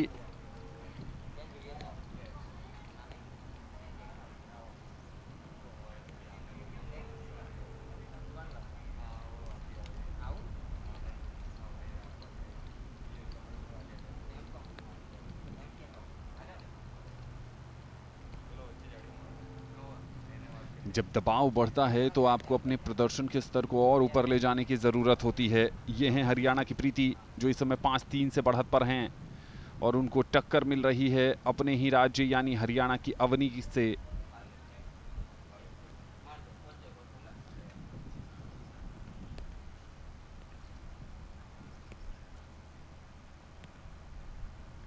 गुजरात की सीमा वर्मा आपकी स्क्रीन पर, जहां इनका मुकाबला चल रहा है। एक अंतिम प्रयास के लिए जाती हुई हरियाणा की प्रीति, क्या वो 1/8 एलिमिनेशन में अपनी जगह बना पाएंगी?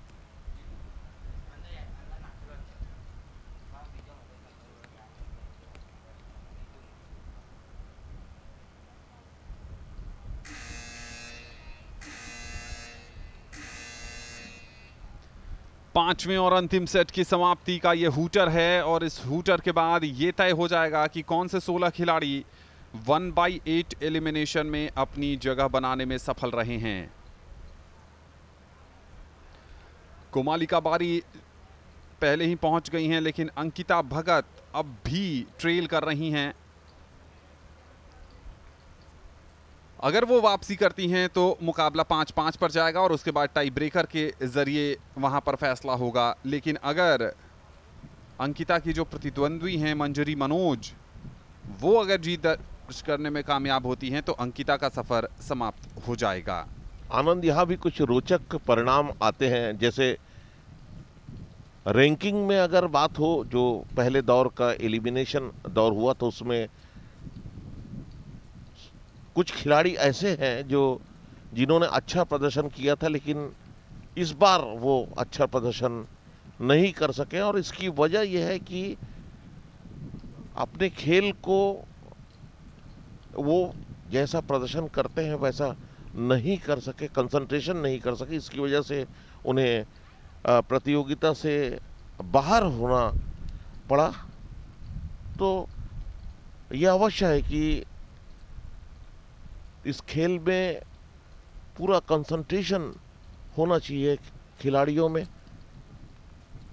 और अगर कुछ मौसम में तब्दीली हो, वातावरण में कुछ बदलाव हो, उससे भी खिलाड़ियों के प्रदर्शन में अंतर आता है। 5 दौर हो चुके हैं। भजन कौर, लावण्या, अंशिका, सिमरनजीत कौर, कोमालिका, संगीता, गुरमेहर, वर्षा ये आगे बढ़ चुकी हैं और कुछ परिणाम अब आ चुके हैं। जी हां, परिणाम जो आए हैं वो टारगेट नंबर 14 पर हम सबकी नजर थी और टारगेट नंबर 14 से एक बड़ा उलटफेर सामने आता हुआ। अंकिता भगत जो अंतर्राष्ट्रीय तीरंदाज हैं और भारत को कई मौकों पर पदक भी दिला चुकी हैं, उनका सफर 1/16 एलिमिनेशन में ही समाप्त हो गया है। महाराष्ट्र की मंजरी मनोज ने उन्हें पराजित कर दिया है 6-4 से और अब अंकिता भगत व्यक्तिगत स्पर्धा से बाहर हो गई हैं।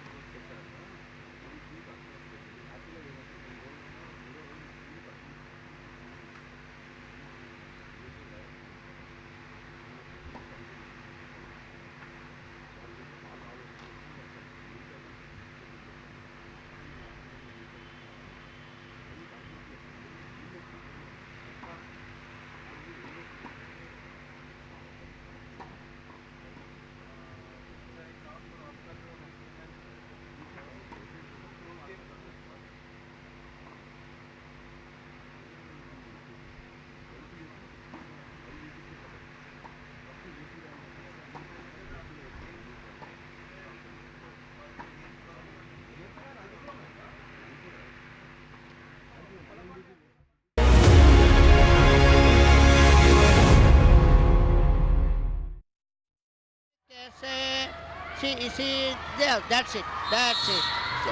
She has planned, the chaser has planned that victim and they have succeeded in doing it, and the score is 14.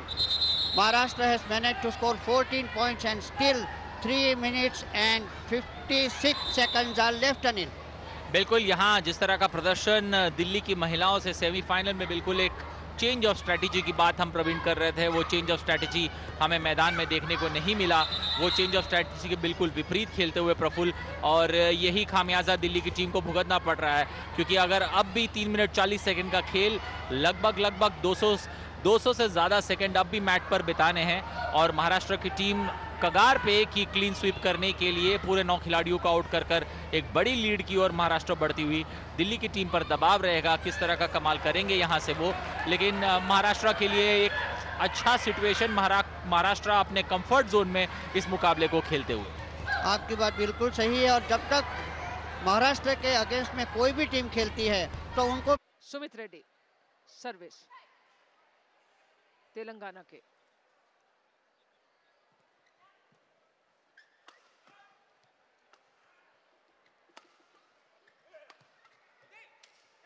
और बाएं हाथ से ये अनपोज्ड error.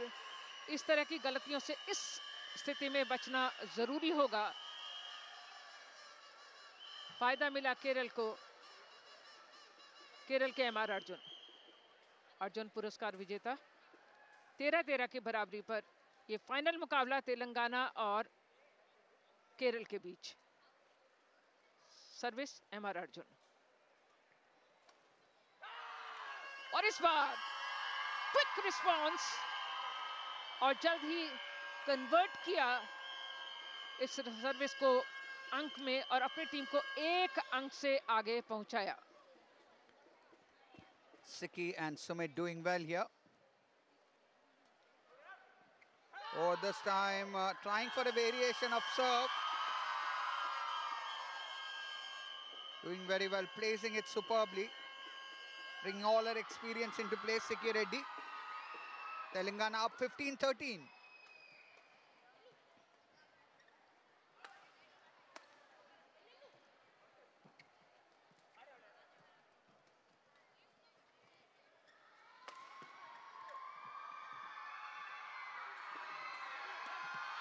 Well, that is counter-attack at its very best.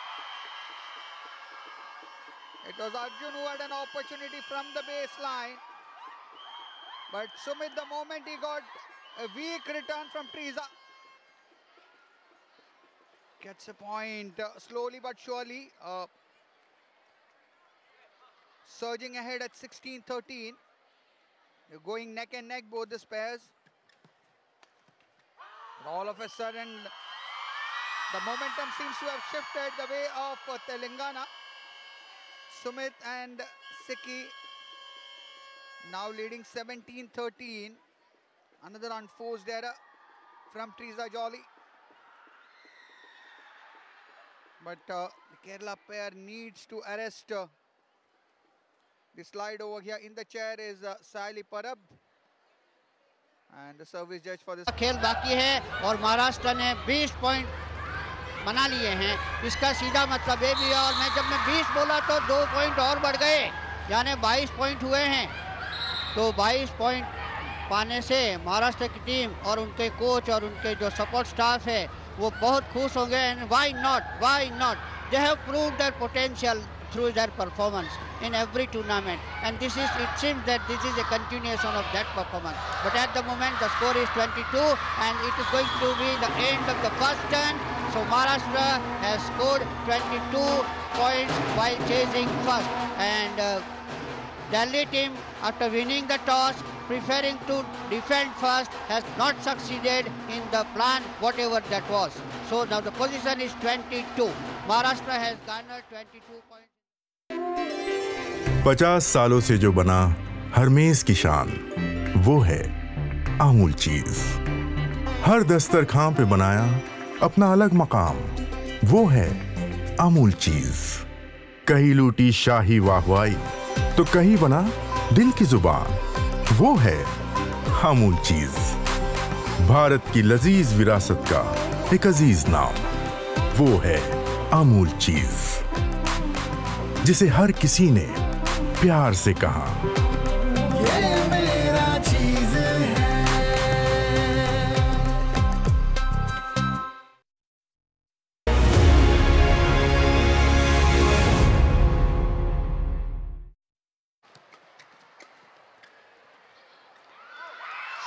Judgement.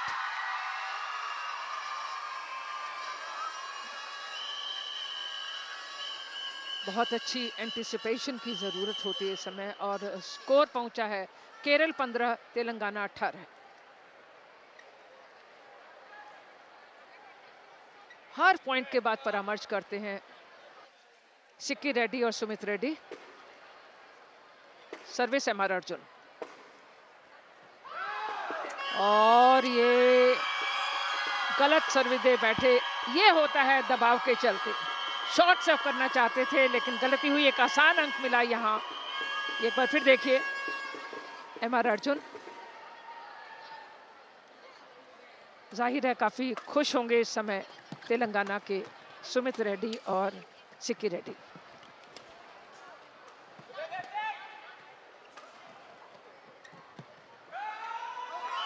Well, another unforced error, this time from Triza Jolly, and as you rightly said, Sunita, pressure on the Kerala pair. They have started out very well. Arjun had played a deceptive shot at the net, but the second opportunity, Triza unable to finish it off well. Game point here in the opening game. Well, and they finish off well. It is Sikki and Sumit who win the opening game for Telangana at 21-15. At the mid-game break, they were going neck and neck, and this is how it happened. 21-15 for the Telangana pair of Sikki and Sumit Reddy, whereas MR Arjun and Triza Jolly for Kerala, they had begun well until the mid-game break. There was hardly anything to choose between the two pairs before Sumit and Sikki just shifted the momentum, attacked relentlessly, defended well, with the result that they have wrapped up that opening game 21-15. We are witnessing the mixed team championship in badminton, the final at the 36 national games in Surat, Gujarat. And it is Kerala who are taking on Telangana in this title clash, in the summit clash. And Sunita, we've seen the opening game as well, that how well the Telangana...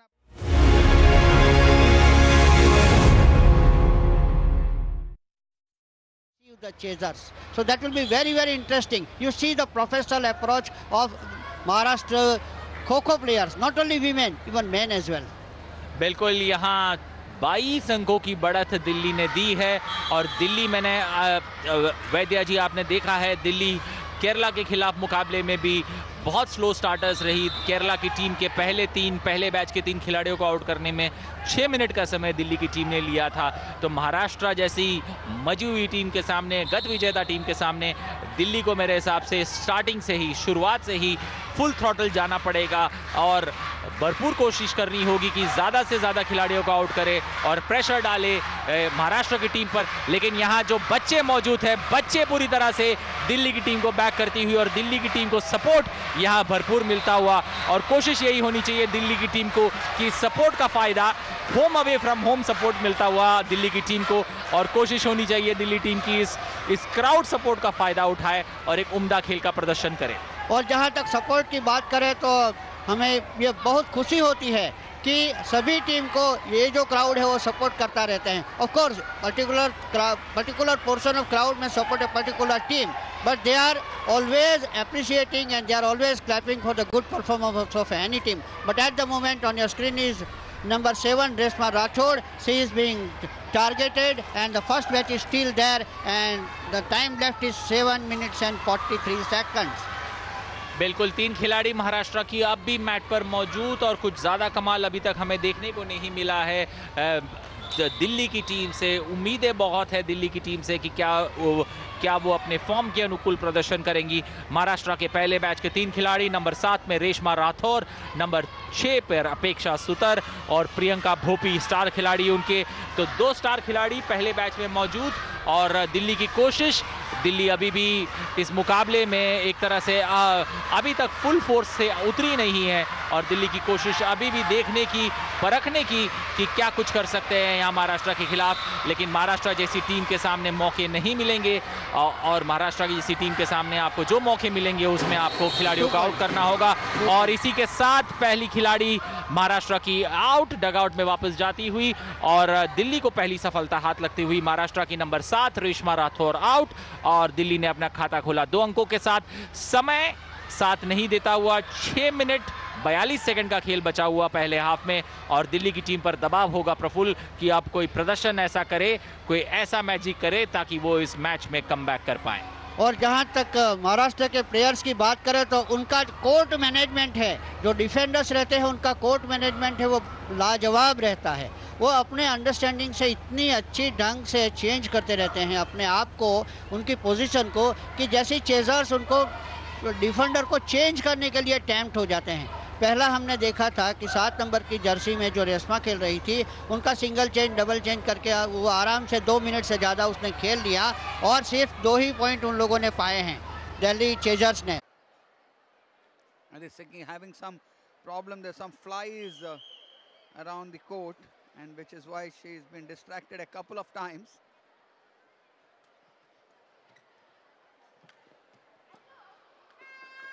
Oh, this time Arjun wanting to go for a variation there and not able to control it.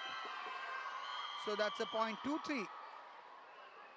There you see that Arjun lifting it towards the, wanting to go for the angle there, but unable to control it. Quick comeback by Amar Arjun there. Kerala in the lead 4-2. They need to win this game, take it into the decider. I think now it's Amar Arjun who is being trouble. There's some, by the look of it, some unwelcome guests on the court. Oh, this is superb. This is magnificent play at the net. Sunita, the anticipation was superb on the part of Friza Jolly.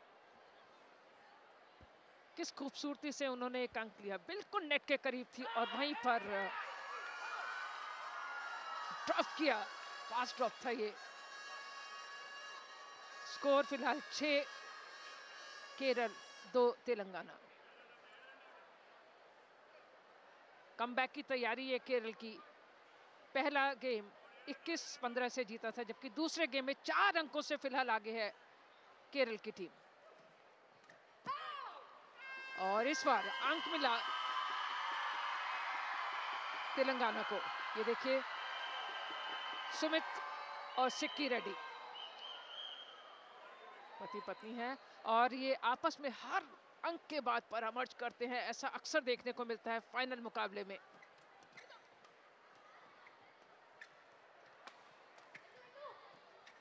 और इस बार angular shot था ये, लेकिन fault हुआ, अनफोर्स error. ये देखिए एक बार फिर, और ये एंगल पर देना चाहते थे, बाहर दे बैठे, अनफोर्स एरर। 2 अंकों के आगे है इस समय केरल की टीम।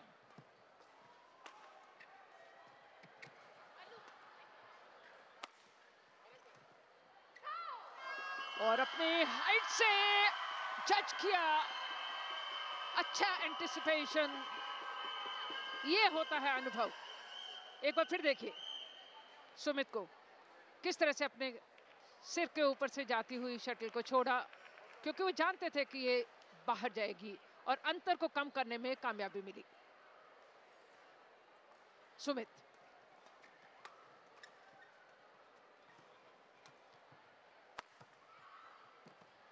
और ये देखिए, इसे कहते हैं अनुभव।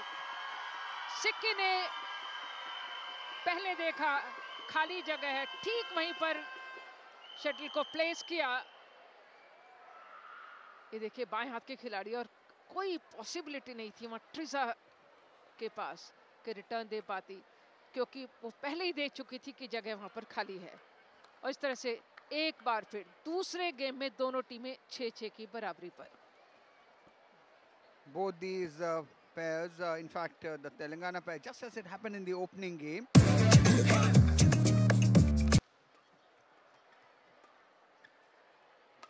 Switch to Garnier Men Acno Fight Face Wash. It fights up to 9.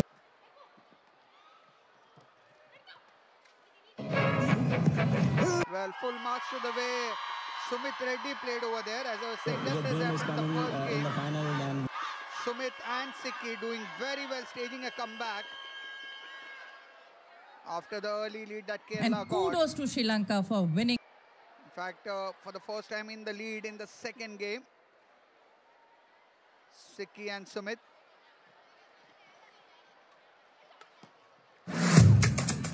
Well, from the baseline, an error on the part of Sumit. Kerala draw level. M.R. Arjun and Trisa Jolly looked a bit out of sorts in the latter half of the opening game. They had things under control, but after the mid-game interval in the opening game, it was Telangana who came back strongly. Well, marginally out, maybe touch and go there. Maybe a case of touch and go.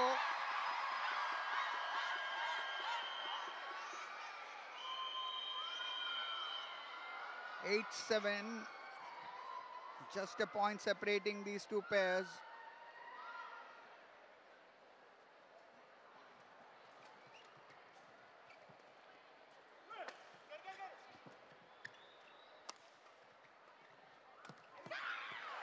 Well, wanting to finish up that point, unforced error from Sikki Reddy.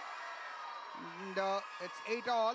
The two powerhouses of Indian badminton, Kerala and Telangana, taking on each other. The other, of course, the third, Maharashtra, losing out in the semi-finals yesterday. Sikki and Sumit combining well, Sunita. कांटे का मुकाबला, दोनों टीमें 8-8 की बराबरी पर।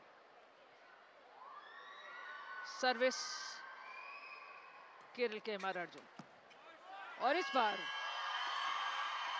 बहुत ही fast return, कोई मौका नहीं था वहां, और इसे कहते हैं अनुभव। ये देखिए, ट्रीजा जॉली के सिर पर से शटल को पहुंचाया और फास्ट ड्रॉप था ये। सर्विस सुमित की,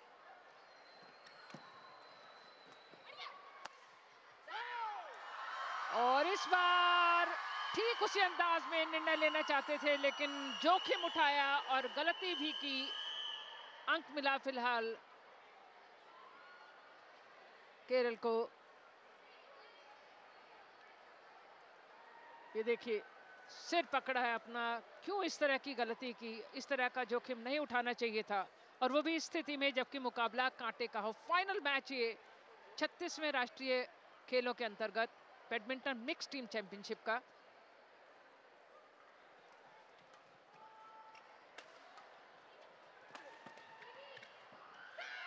और इस बार देखना यह है कि ये निर्णय सही है।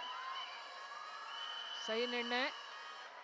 लगातार 2 बार गलती की, एक बार फिर देखिए किस तरह से गलती कर बैठे थे यहाँ पर, और ये सही अंक था। लेकिन इस बार फिर डबल माइंडेड हुए थे और कोई प्रयास नहीं किया था, और फिलहाल 1 अंक से आगे है केरल की टीम। स्थिति एक बार फिर पहले गेम जैसी बनती जा रही है। अच्छा कमबैक किया है इस दूसरे गेम में केरल की टीम ने, और इस बार ट्रीजा को कामयाबी मिली। ड्रॉप किया और हाफ टाइम स्कोर। ये देखिए किस तरह से 11वां अंक मिला था यहाँ। ट्रीजा जोली ने अपनी तरफ से पूरा दम लगाया, कोई गलती नहीं की, सेंट्रल लाइन के पास शटल को प्लेस किया और अंक अर्जित किया। Half time score Kerala 11, Telangana 9। Sunita, it is almost the script being rewritten in the second game as well. In the opening game also, one saw Kerala marginally ahead at the mid-game break. after which Telangana came back strongly to win it 21-15. A few unforced errors from the Kerala pair didn't help matters for them. M.R. Arjun and Triza Jolia played very well in patches. And it was somewhat of an inconsistent show towards the latter half of the opening game, which resulted in them losing it. Good to see school children here. Lots of school children present to view top-class badminton.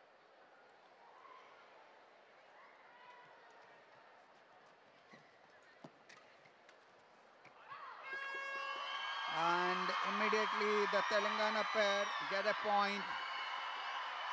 10-11 now.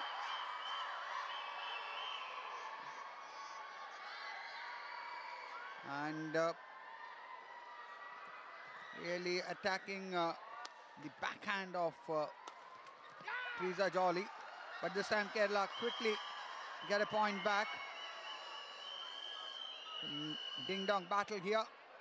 Triza Jolly attacking well from the baseline, inducing that error. It's a must-win game for the Kerala pair.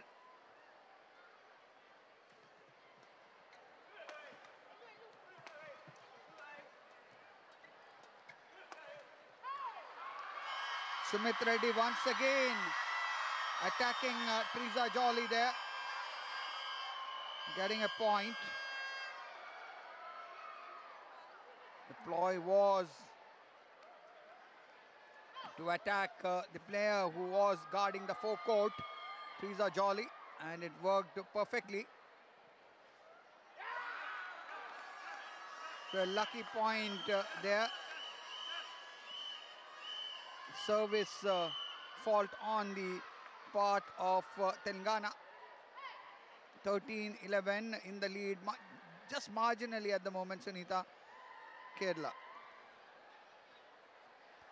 Kerala को comeback करना होगा अगर इस match को third game तक पहुंचाना है तो। और इस बार गलती हुई सुमित से, एंगुलर शॉट देना चाहते थे और एक अंक मिला यहां केरल को। फिलहाल 3 अंकों से आगे केरल की टीम। सर्विस ट्रिजा जॉली की।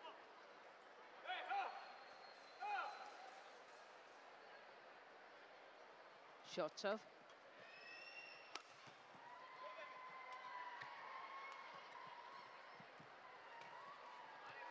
और वेरिएशन शॉट। ये अच्छा खेल सिक्की रेड्डी का, बहुत ही अच्छी प्लेसिंग, फास्ट ड्रॉप। ये देखिए, ये था सिक्की रेड्डी का। हालांकि हमारा अर्जुन ने कोशिश जरूर की थी लेकिन लेने में नाकामयाब। फिलहाल 2 अंकों से आगे केरल की टीम। केरल 14, तेलंगाना 12। और इस बार शॉर्ट सर्विस लाइन के पास ड्रॉप किया और अंक अर्जित किया, अंतर को कम किया।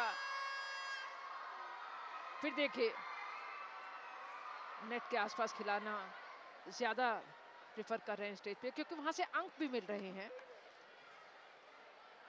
सर्विस सिक्की। दबाव इस समय बना हुआ है केरल की टीम पर, लेकिन इस बार ट्रिजा जॉली ने सूझबूझ का प्रदर्शन दिया, अनुभव का एक नमूना पेश किया और 1 अंक अर्जित किया अपनी टीम के लिए। 2 अंकों से आगे। एक बार फिर देखिए, ट्रिजा ने नेट क्रॉस कराया था, लकी पॉइंट भी कहा जाता है इसे बैडमिंटन में। 2 अंकों से आगे केरल की टीम दूसरे गेम में। Score 15-13।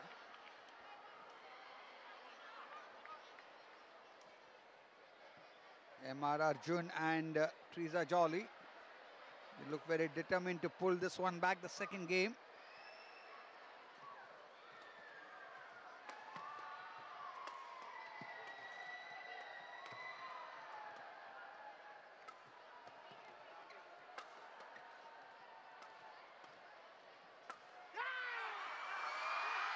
Sikki Reddy. Such unforced errors not going to help the cause of Telangana. M.R. Arjun kept on feeding Siki there. And both Arjun and Frieza, they know how important it is for them to make a comeback here in the second game.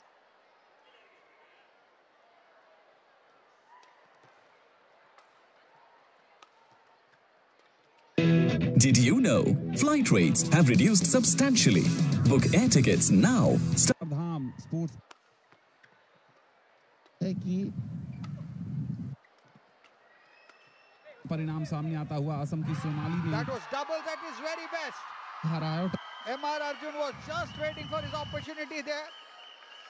Good rally, extremely good rally there. 5-5 की बराबरी यहाँ हरियाणा बनाम हरियाणा.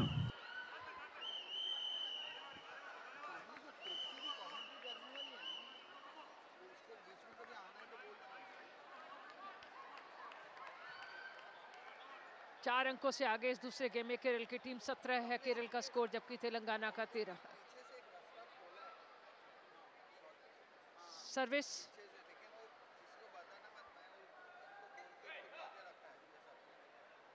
केरल के MR Arjun पुरस्कार विजेता खिलाड़ी. Short service और quick return.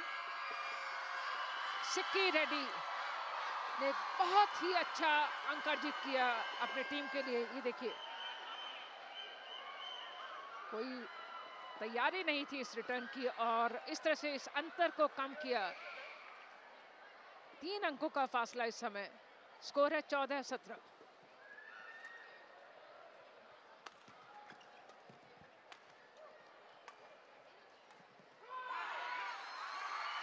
And Sumit Reddy would be kicking himself.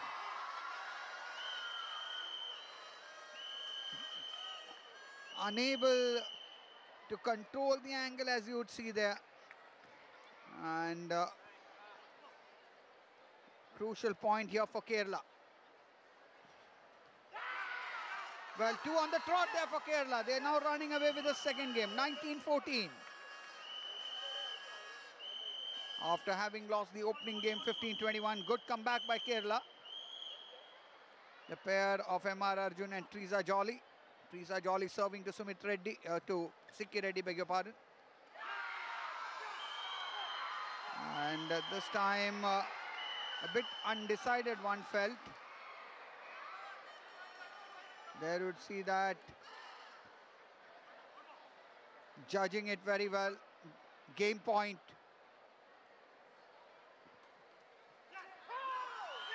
And so quickly finishing off that second game, staging a comeback here. The Kerala pair of MR Arjun and Triza Jolly winning it 21-14 and taking the match to the decider. MR Arjun and Triza really combined well in that second game to ensure that they will take this match into the third game. They had their opportunities in the first game as well, where a few errors caused them in the latter half of the opening game. School children here in large numbers from various schools in Surat. The national games, they have done, the motto has been to catch them young, and good to see so many school children.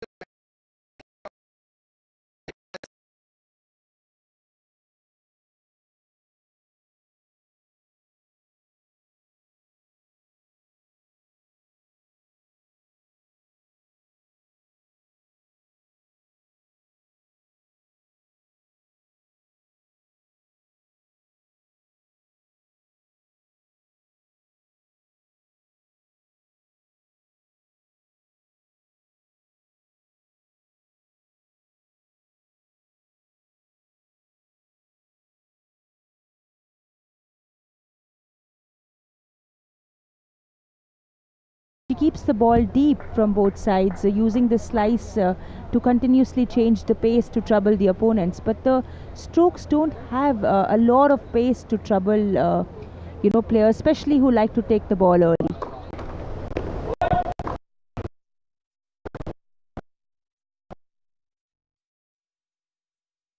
की जरूरत होती है, एक छोटा धमाके की जरूरत होती है इस तरह के मुकाबले में, लेकिन दिल्ली से हमें वो प्रदर्शन देखने को नहीं मिला। दिल्ली ने पहले पारी में 6 अंक बटोरे थे, दूसरे पारी में उसकी बराबरी कर पाएगा कि नहीं, ये देखना रोचक होगा। महाराष्ट्र की कोच की रणनीति बिल्कुल सही, महाराष्ट्र के कोच ने निर्णय लिया कि प्रवीण बागेल। महत्वपूर्ण मुकाबला दोनों टीमों के लिए, ये मिक्स टीम चैंपियनशिप बैडमिंटन का ये पहला मुकाबला। और इस बार सिक्की की अनफोर्स एरर, 1-1 की बराबरी।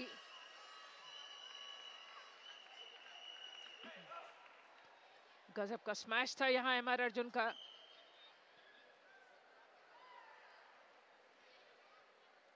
एमआर अर्जुन नेट अनफोर्स एरर और 1 अंक।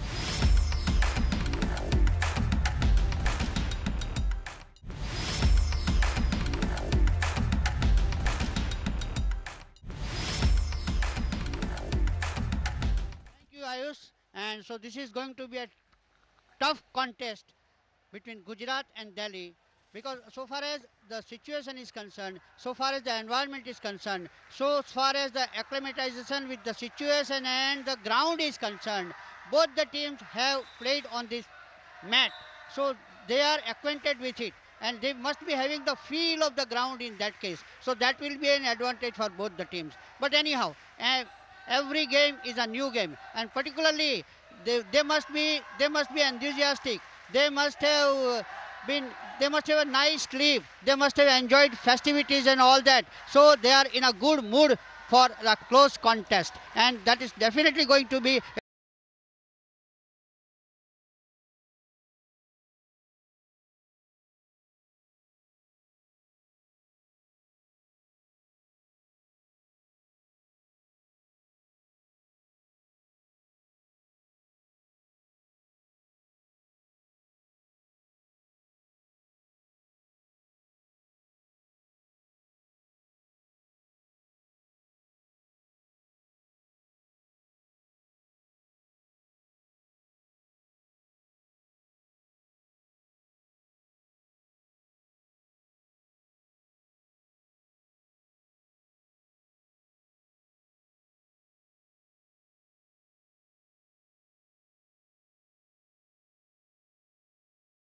cannot be a one way. चलिए, जैसे ही ऑफिशियल की विसल बजेगी मुकाबले की शुरुआत होगी। इंतजार किया जा रहा है, गुजरात की टीम अटैक करने के लिए पूरी तरीके से तैयार है और वहीं दिल्ली के 3 डिफेंडर वो ट्रायंगल फॉर्मेशन बनाते हुए आपको नजर आएंगे। दिल्ली के लिए पहले बैच के अंदर सबसे महत्वपूर्ण खिलाड़ी जर्सी नंबर 3 के मदन मैट के ऊपर आ चुके हैं। मदन समय किल करना जानते हैं, सेंटर लेन का इस्तेमाल किया, टच करने का प्रयास जरूर किया था वहां राजपाल बरैया ने। सबसे इंपॉर्टेंट अटैकर गुजरात की टीम के, लगातार खो के सिलसिले को आगे बढ़ाया जा रहा है, लेकिन वो फाउल का ध्यान रखिएगा हाई टाइम का। यदि आपको खो मिलने से पहले आप खड़े हो जाते हैं तो हाई टाइम करार दिया जाता है। मदन दिल्ली के लिए ये खेलने वाला खिलाड़ी प्रोफेशनल लीग में भी बहुत अच्छा परफॉर्म करके आया है प्रफुल्ल, और यही प्रदर्शन उनको आज यहाँ भी बताना होगा, क्योंकि ये बहुत इंपॉर्टेंट मैच है उन लोगों के लिए। और जैसे भी हमने थ्रू आउट द टूर्नामेंट देखा है कि फर्स्ट बैच जो रहता है उनका टिके रहना बहुत ज़रूरी है। वो कितना टाइम कंज्यूम करते हैं इस पर, I mean they decide the course of the match in that case. But at the moment number 3 is being attack Madan and he is giving some tough position rather, or that was, yes, very nicely decided. Sudden खो दिया गया था, राजपाल को खो दिया गया था। उसका कारण यह है कि राजपाल कभी भी खेल की दशा बदलने की क्षमता रखते हैं। सबसे ज्यादा पॉइंट कल के इस मुकाबले में गुजरात की टीम में यदि अटैक करते हुए कोई खिलाड़ी लेके आया है तो वो राजपाल है। स्काई डाई लगाई है मदन के सामने, अभी तक टच क्लेम दिया नहीं गया। 1 मिनट से ऊपर का समय यहाँ खेला जा चुका है और मदन अकेले टीज करते हुए, डॉजेस देते हुए नजर आ रहे हैं गुजरात की टीम को। Jersey number 3 Madan is being attacked, and as we have seen that it is the normal tendency of the defenders to attack a particular defender, and so far as the active chaser is concerned, he is desperately trying to touch. Has he succeeded? No. Madan has succeeded in evading. Once again, there was an opportunity, but missed it. And at the pole, that was a pole dive, and the chaser is claiming. The chaser is vehemently claiming, but refused by the pole umpire. And so, as you know, that according to the innovations, 2 pole umpires also employed particularly in this event. Ayush. Madan पूरी रफ्तार दिखा रहे हैं, वो पोल के पास में भी अपने प्रतिद्वंदी को छकाते हुए नजर आ रहे हैं। स्काई डाइव भी फेल जा रही है, ये फिर हाई टाइम हो गया। खो मिलने से पहले मत उठिएगा जनाब, वरना मुश्किलात का सबब आपके लिए बनता जाएगा। और दिल्ली के लिए मदन, ये तो वैसे ही आपको एक कड़ी टक्कर देने के लिए जाने जाते हैं। कल जो शुरुआत हुई थी, केरला की टीम ने वो शुरुआत की थी, 24 अंक निकाले थे। आज यहाँ गुजरात की टीम अटैक करती हुई आपको नजर आ रही है। दिल्ली की टीम डिफेंड करती हुई मदन का शिकार बना लिया गया है। मदन को नयन ने मैच से बाहर किया है, रनिंग टच करके उनको मैच से बाहर जाने की राह दिखाई। तो अब 2 डिफेंडर आपको नजर आएंगे जो डिफेंड करेंगे दिल्ली की टीम के लिए। मदन एक बहुत बड़ी मछली को फांसा है, नयन सेरदिया ने ये शिकार किया था। But Madan has done a good job for his team because he was there at the field for more than 2 minutes, rather 2.5.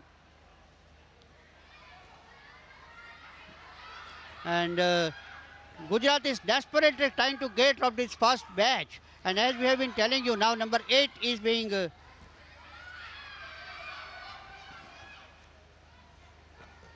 number 8 is Vishal. So now it is the turn of Vishal after the departure of Madan to see to it that they survive for a long time.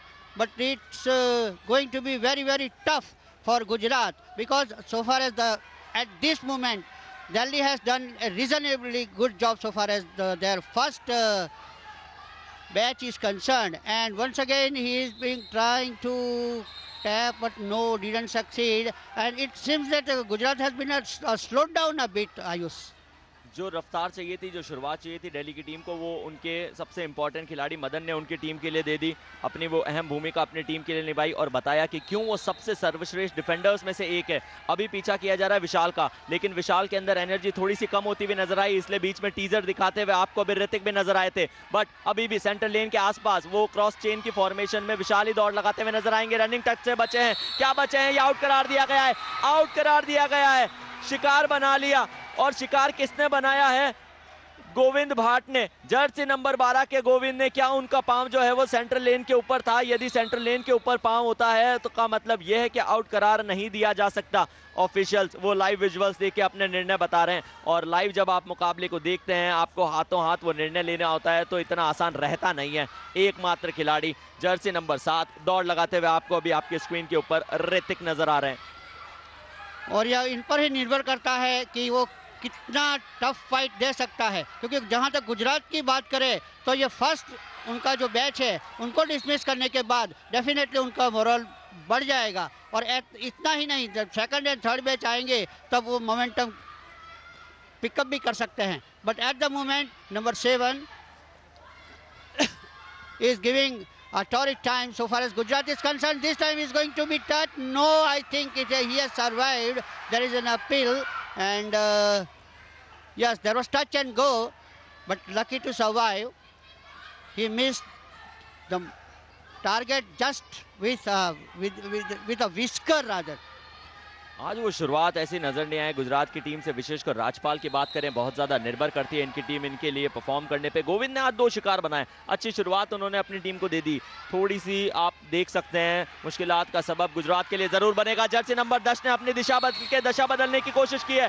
नयन को दूसरा शिकार मिला है, पहला शिकार जो था इससे पिछला वाला वो अपनी टीम के लिए गोविंद भाट ने दिया, ये नयन ने टच किया था। 2 शिकार आज का ये मुकाबला जो पहला बैच चल रहा है, आपसे माफी चाहूंगा, एक ही शिकार मिला था उनके खिलाड़ी गोविंद को, 2 शिकार नयन को मिले हैं। पहले बैच का सफाया हो चुका है, गुजरात का स्कोर 6 पर आ चुका है। वहीं दिल्ली की टीम अगली टर्न का इंतजार करेगी, जब वो अटैक करती हुई नजर आएगी, गुजरात की टीम डिफेंड करेगी। 2 मिनट 55 सेकंड का खेल यहां से खेला जाना बाकी प्रफुल्ल। और यही समय है कि गुजरात ज्यादा से ज्यादा एग्रेसिव होकर पॉइंट्स बटोरने की कोशिश करे, लेकिन जरूर इतना आसान नहीं होगा, क्योंकि अभी तो सिर्फ दिल्ली का सेकंड बैच आया है और सेकंड बैच में इतना ही कॉम्पिटेटिव होगा। But at the moment number 14 is being attacked, that is Mirjul Mirjul is being attacked, and so far as Delhi dugout is concerned and the coach is concerned, they must be very happy with this position at this moment, because just 2 minutes and 12 seconds are left and they have conceded just 6 points in this vital match. Gujarat के coach की strategy जो है वो कैसी होगी वो पता चलेगा जब वो defence. Hello and a very warm welcome back to Durki. Hemant ji, Gujarat और दिल्ली के बीच में होता हुआ मुकाबला अभी 6-0 से दिल्ली लीड कर रही है. हेलो हेमंत रसोगी.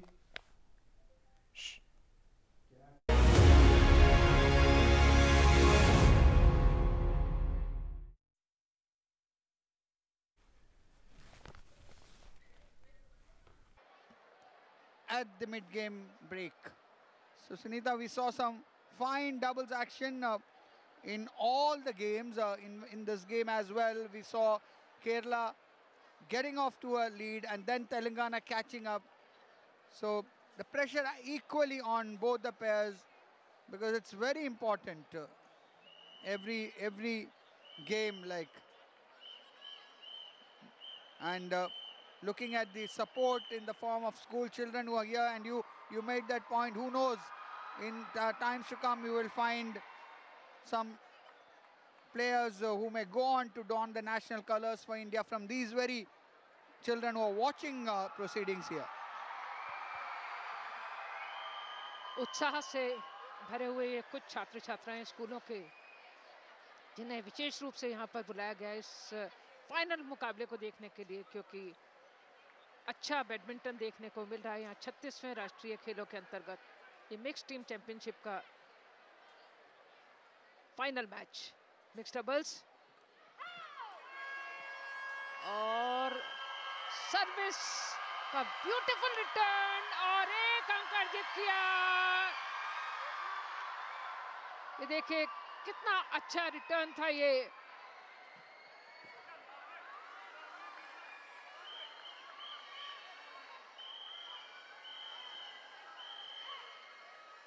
अंतर को बढ़ाने में कामयाबी जरूर मिली. ट्रीजा जॉली की सर्विस 2 अंकों से फिलहाल आगे है तेलंगाना की टीम. कि अटानु दास क्वालिफाई.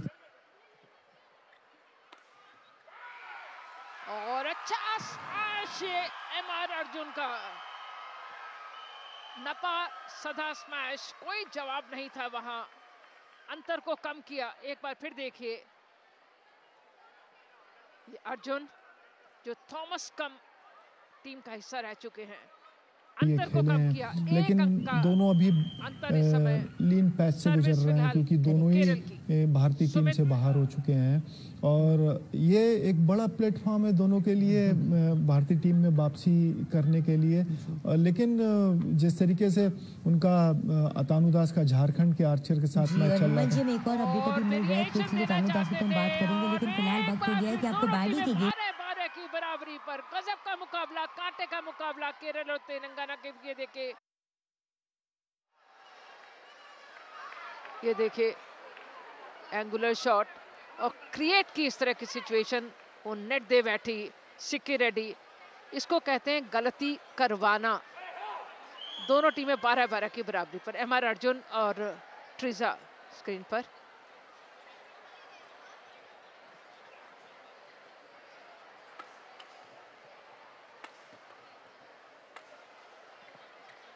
और ये देखिए साइड में प्लेस करना चाहते थे लेकिन बाहर दे बैठी.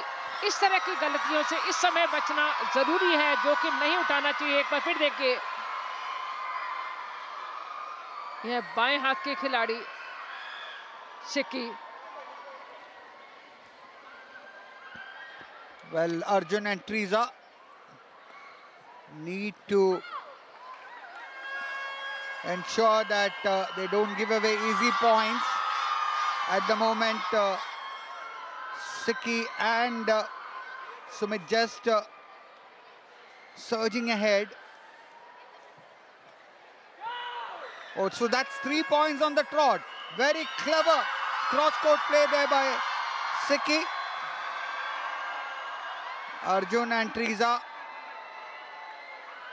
Because this is how even the first game panned out.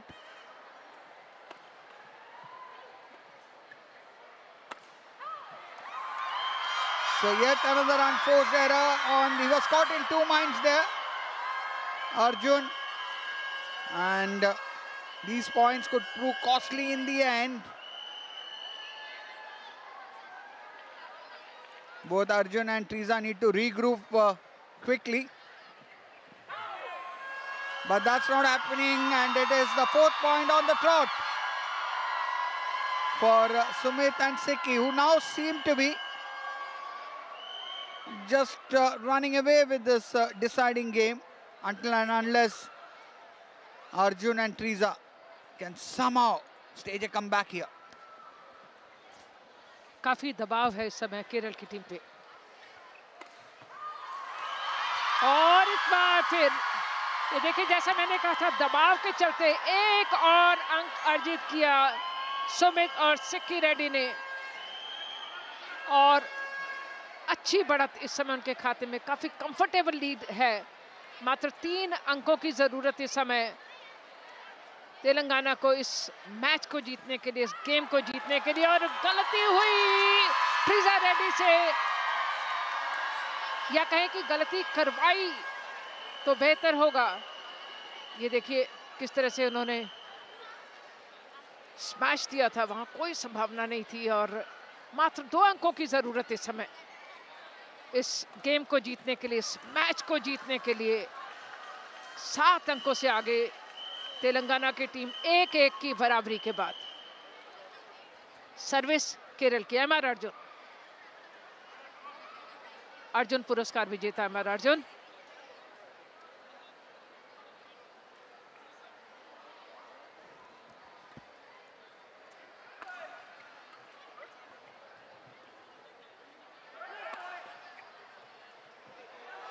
Oh, an opportunity for Kerala here to claw their way back. 14-19, still 5 points separating the two pairs. After the mid-game break, nothing really has gone the way of Kerala in the decider. They need to get a few points here because Sumit and Sikki just a couple of points away from wrapping up. Yes, and they go a point closer there. They are on game and match point. The Telangana pair, yet another unforced error, wanting to lift it towards the baseline, creating an angle, unable to execute it the way she would have liked.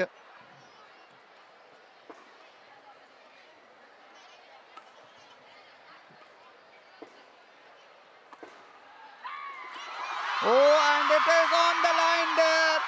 And Sumit and Sikki, the husband-wife pair of Telangana, have pulled it off, winning the first tie of the final, winning it 21-15, 14-21, and the last game winning it at 21-14. So identical scoreline. I'm sure all those who are present here witnessed a fine mixed doubles match. The first match of the mixed team championship final going the way of Telangana. Sumit and Sikki pulling off a fine win to put Telangana 1-0 ahead in this mixed team championship final of the badminton events at the 36th National Games. The badminton events being played here at the Pandit Deen Dayal Upadhyaya Indoor Stadium at Surat in Gujarat. So, very well played there by Telangana, getting the first points in the final. And winning this the mixed doubles tie, which will be followed by, of course, the men's singles, and then we would have the women's singles, the men's doubles. There you see that on your screen, and finally the women's doubles. So the mixed doubles going the way of Telangana.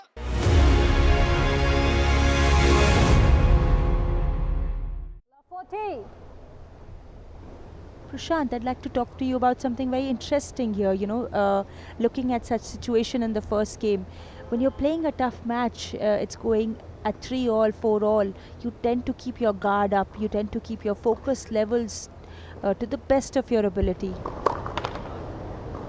And when you've had an easy ride so far, you do tend to lose, the focus, get a little bit casual sometimes.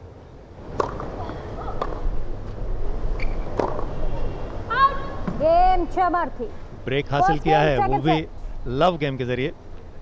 आपने बिल्कुल सही बात कही, एक बड़ा खिलाड़ी बड़ा observation रखता है और आपकी टेनिस से ही जुड़े हुए हैं, खेलों की दुनिया से ही नहीं बल्कि टेनिस ही आप खेला करती रही हैं। आखिरी पॉइंट किस तरीके से ब्रेक हासिल किया ये अपने आप में आश्चर्यचकित करने वाला है। बैकहैंड क्रॉस कोर्ट बाहर गया, लव गेम ब्रेक हासिल किया साई समिता ने इस मैच का पहला ब्रेक। फॉलो नहीं करता है, फॉलो कराता है, लाइफ के मजे लेने से ये नहीं डरता है, आगे आगे बढ़ता है इंडिया, अमूल दूध पीता है इंडिया, आगे आगे बढ़ता है इंडिया, अमूल दूध पीता है India.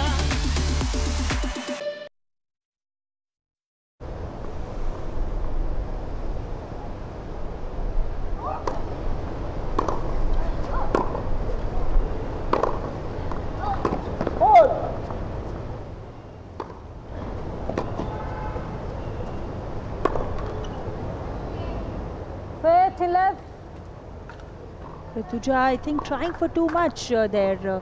Hit a nice drive volley inside out but couldn't finish it off once again.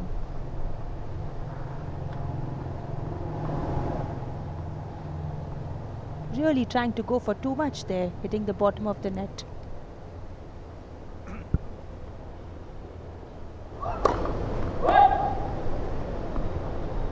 Thank you ball boy. Break मिला है, होल्ड करें तो बढ़त हासिल होगी। मिली अपॉर्चुनिटी को गंवाए नहीं साई समिता।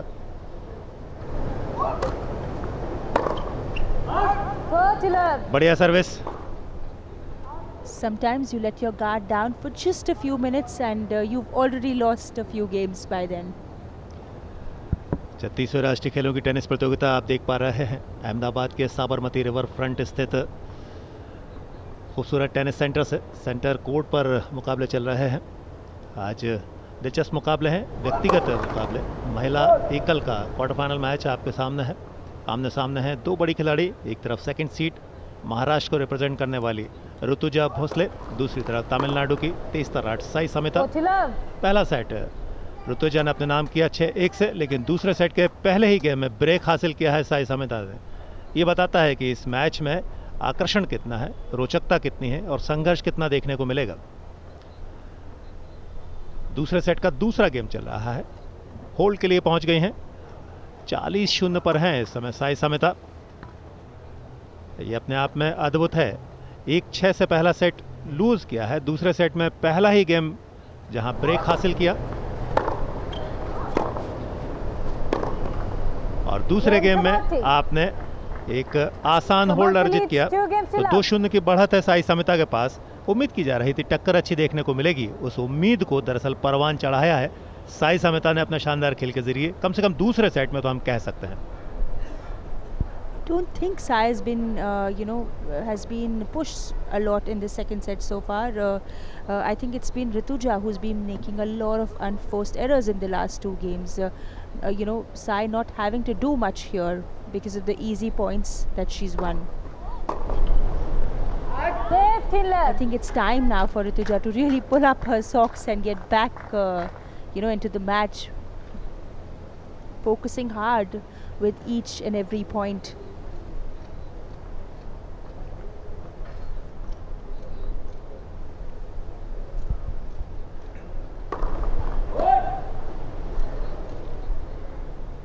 दो अच्छी जीत अपोनेंट के खिलाफ कितना बड़ा दबाव पैदा किया करते हैं, ये दिखाई दे रहा है।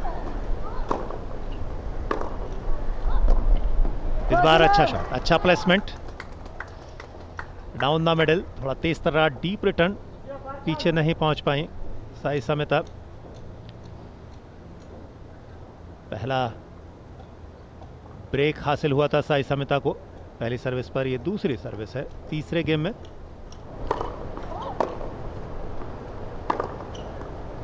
एक और अच्छा stroke down the line, forehand wrong foot पर लिया, एक बेहतरीन विनर देखने को मिला। अब अपने धीरे धीरे सही रंग में दिखाई दे रहे हैं। हालांकि दूसरा सेट शुरुआत में थोड़ा सा फीका रहा था ऋतुजा के लिए।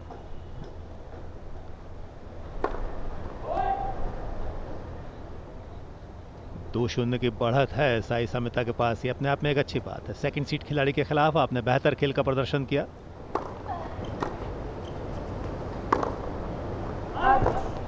एक और बाहर shot, back and cross court. 40-15। हालांकि 2 गेम पॉइंट हैं, लेकिन तारीफ करनी होगी।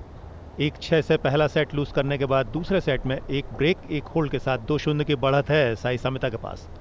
40-15।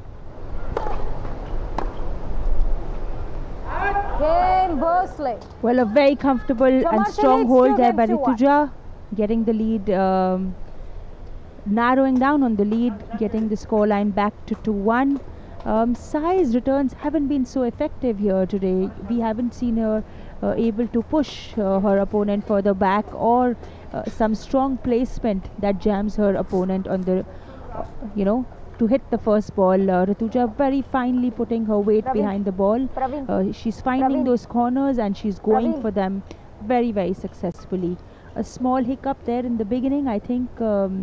Slow start in both the sets, probably let her guard down, as we mentioned before, and that can put you in a trouble situation sometimes. You end up losing a few points early on and put a lot of pressure on yourself if in case the opponent finds their rhythm and gets back strongly at you in the match. It has been an easy ride so far for Rituja, especially in the first set. We've seen her hold serves quite comfortably. It'll be interesting to see now whether she's able to she's able to get back strongly with some strong first serves, and if she is able to trouble Rituja with her style of play.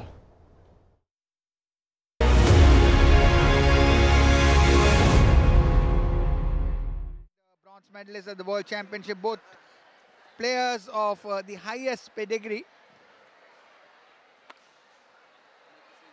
And Pranoy and both very keen to do well here in the men's singles.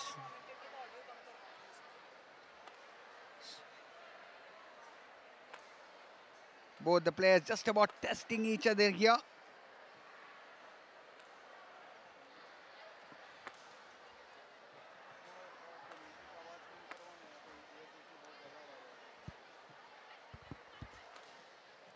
Well, Pranoy not able to control, judging it nicely. Sai unable to control. Change in the com box here, and joining us in the com box would be Neeti Rawat, and with her former national champion Tripti Murugunde.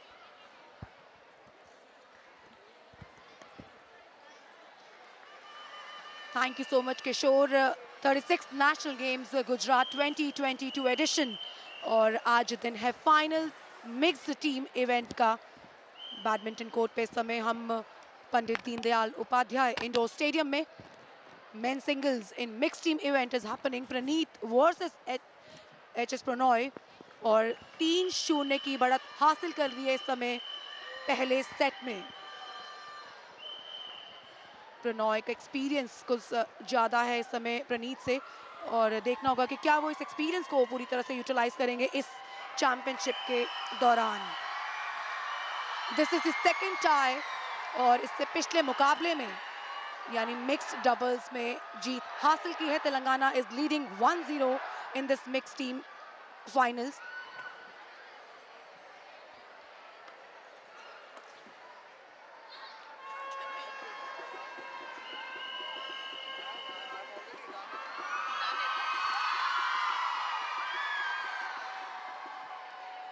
Finally पहला 1 point इस समय प्रणीत के लिए।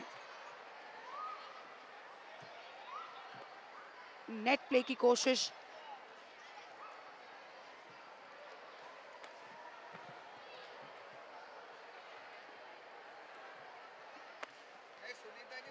एक long rally और उसके बाद ये पॉइंट प्रणीत के लिए। Slowly steadily Praneeth is coming back in form.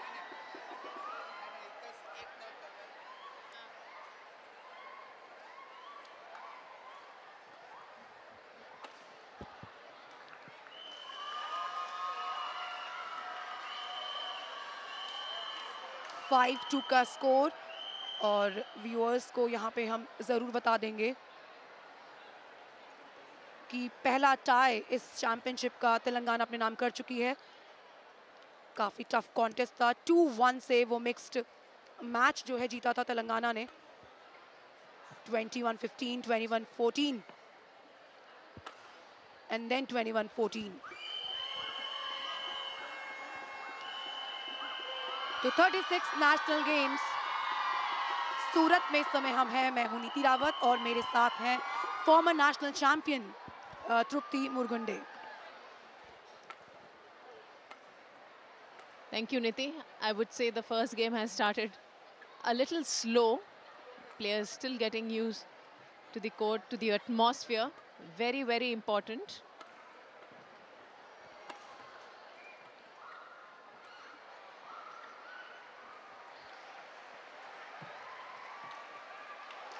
एक अच्छा नेट प्ले दोनों ही प्लेयर्स की तरफ से।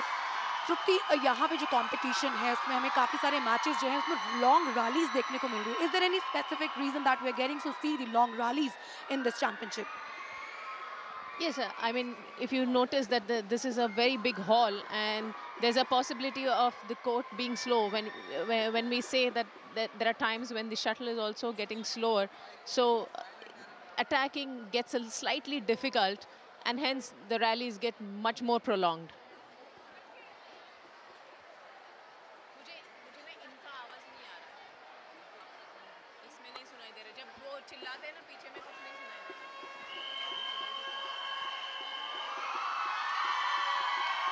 प्रणीत एक स्लो स्टार्ट लेकिन now he is coming back.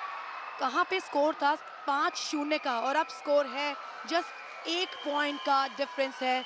6-5 का score. Prannoy is leading with only 1 point.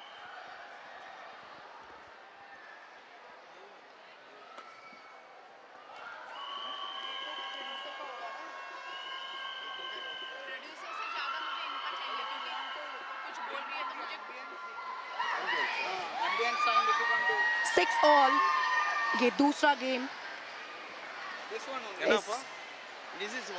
Match का। ये टाई में 5 मैचेस होने हैं और पहला मैच हो चुका है जिसमें तेलंगाना ने जीत हासिल की 2-1 के स्कोर के साथ में। और ये दूसरा गेम इस समय मेंस सिंगल्स में।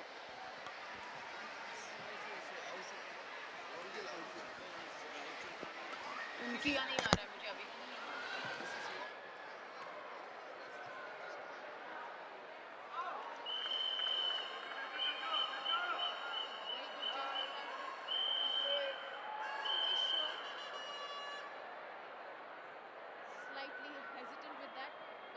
takes a good call.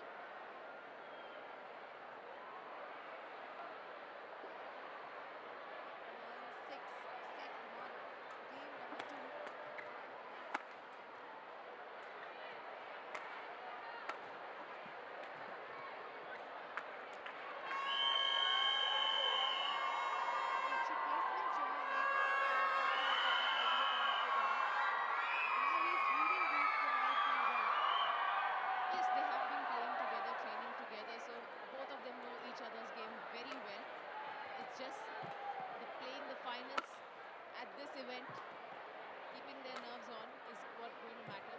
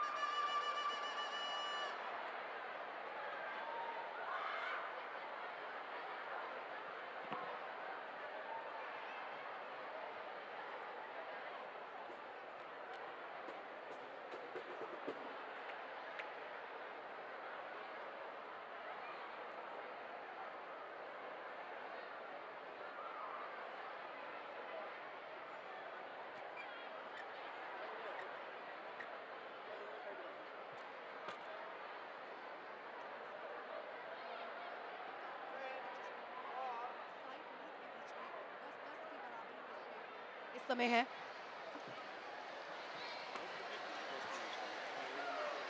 Slow start के बावजूद इस समय पूरी पकड़ बनाने की कोशिश की है प्रणीत ने। तेलंगाना वर्सेस केरला, ये है इस मिक्स्ड टीम चैंपियनशिप का फाइनल। 1-0 से तेलंगाना आगे है, मौका है केरला के पास बराबरी करने का। प्रणॉय ने ये एक और पॉइंट लिया है। Yes, I think Pranoy is playing very steadily out here, and Sai Praneeth trying to play a bit more aggressive now. Nevertheless, it's pretty close with 11-10. Pranoy leading in the first of the first game. Time out यहाँ पर, और इस time out को पूरी तरह से utilise करने की कोशिश करेंगे प्रणीत, क्योंकि 1 पॉइंट से पिछड़ रहे हैं। मुकाबला काफ़ी कड़ा है दोनों ही खिलाड़ियों के बीच में। दोनों ही खिलाड़ियों की जो पास परफॉर्मेंसेज है Tripti, look at these small kids, school kids here at Surat और पंडित दीनदयाल उपाध्याय इंडोर स्टेडियम में। अगर ऐसी अपॉर्चुनिटीज, ऐसे मैचेस देखने को मिलेंगे स्टूडेंट को, तो ज़रूर ये मोटिवेट और एनकरेज करेगी उनको। Yes, definitely. It's such a fabulous moment for, you know, all the young kids who are watching, able to watch these international stars live. I think they will definitely have immense memories and things to learn out of here. और games को कराने का जो मौका मिला है गुजरात को, और मोटो है इन गेम्स का, जुड़ेगा इंडिया तो जीतेगा India. And it's time to rise, roar and rejoice in Gujarat this time during the 36th national games. और 29 सितंबर को ओपनिंग सेरेमनी की शुरुआत हुई और 12 अक्टूबर तक ये कारवां चलता रहेगा।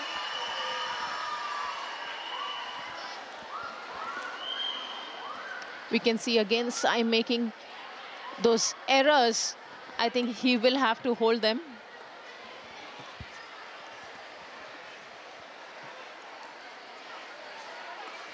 अपॉर्चुनिटी वहां पे क्रिएट की, अपने लिए ओपनिंग उन्होंने क्रिएट की है प्रणीत ने। ऐसा लगता है कि ये चांस वो बिल्कुल भी गंवाना नहीं चाहते थे। He was dominating during this rally and ये ओपनिंग क्रिएट करके 1 more point for Sai Praneeth.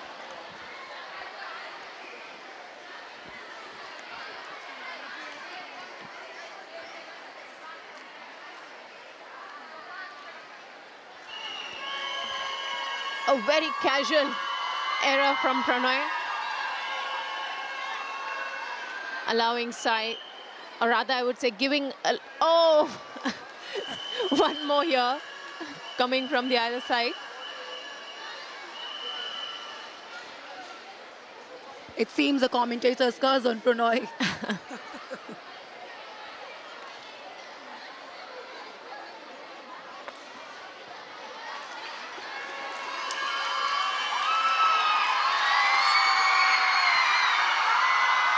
Here, I would just like to see whether the lift what Pranoy played, whether it is going behind at the back court or not, or because Sai is using those opportunities very well to finish it with a smash. तो variety of strokes जो है देखने को मिले हैं साई प्रणीत द्वारा पिछले कुछ समय में। कह सकते हैं कि पिछले पॉइंट्स के दौरान उन्होंने हर वेराइटी ऑफ स्ट्रोक्स का इस्तेमाल किया है। बैक कोर्ट का पूरी तरह से यूटिलाइजेशन। रैली में इस समय प्रेशर बनाया है प्रणॉय के ऊपर। Wonderfully placed. The most interesting part, he lost the strings of the racket, continued to play that stroke. Look at that. During the rally, he lost the strings of the racket and he just kept it, and what a disguised drop.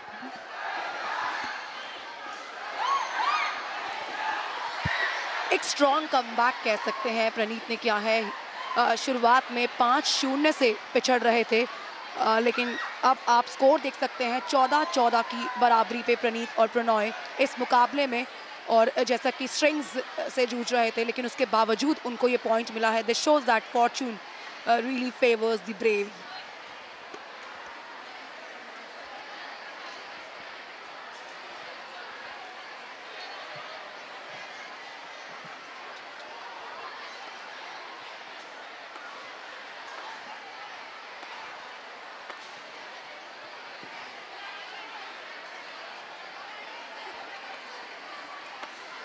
एक लंबी rally और इस rally को finish किया है down the line placement करके HS Prannoy 1 point की बढ़त बना ली है. Yes, as I said earlier also, I think getting that good length is going to be very important for both of them. And there are times when Pranoy is getting it or the Sai is getting it, the person who is getting it has been in control.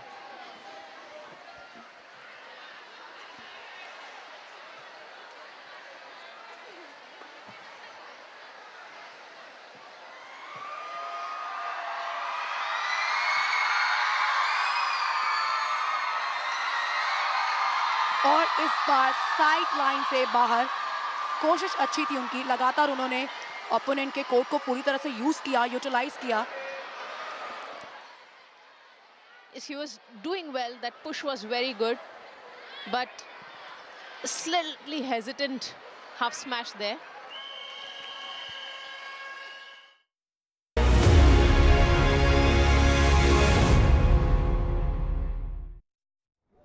Game point उनके पास था, set point उनके पास था, लेकिन सब कुछ गवा दिया. अब ऋतुजा, गेम पॉइंट उनके पास, सेट में वापसी की उम्मीद, वापसी का अवसर.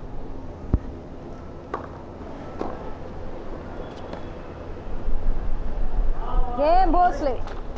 Good drop shot there by Rituja. A lot of struggle, but manages to hold serve to stay in the second set. 2-5 down after having won the first set, 6-1. She hasn't really lost the second set so far. She still has an opportunity. She's done so before, even yesterday when she was down 4-love in the second against Kashish Bhatia, and a well-fought second set there did get her a victory in the end. Even though it was by a very small margin. She knows she can do it again. She has the game. She just has to keep her confidence high, get more balls in play, stick to her attacking game style if she wants to get back into this set. Highlights आप देख रहे हैं इस तरीके से पिछला game हुआ. एक बेहतरीन ड्रॉप जो था वो फाइनली इस गेम को फिनिश करने में कामयाब रहा. वो ड्रॉप आपने देखा. Rituja has to keep her uncertainties aside, you know, focus on those strong first serves, good returns. She has an attacking style of play and she has to keep going if she wants to finish it off in style. 6-1 पहला game, पहला set गया है ऋतुजा के पक्ष में. तो दूसरे set में साई समिता के पास बढ़त है. आपने सर्विस होल्ड करती हैं तो इस सेट को जीत लेंगी. मैच में पुख्ता तरीके से, मजबूत तरीके से वापसी करने में कामयाब होंगी. ये हैं ऋतुजा भोसले, सेकंड सीड खिलाड़ी हैं, लेकिन अनसीडेड साई समिता उनकी बड़ी टक्कर दे रहे हैं. 5-2 8वां गेम इस दूसरे सेट का. और क्या जबरदस्त रिटर्न, सर्विस रिटर्न. इस खिलाड़ी की काबिलियत भी है, ताकत भी है. सेकंड सीड, कोई खिलाड़ी यूं ही नहीं होता किसी प्रतियोगिता में.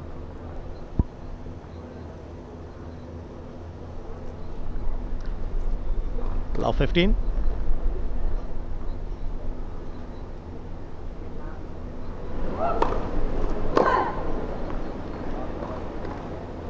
और सर्विस फॉल्ट थोड़ा सा दबाव पैदा किया करता है.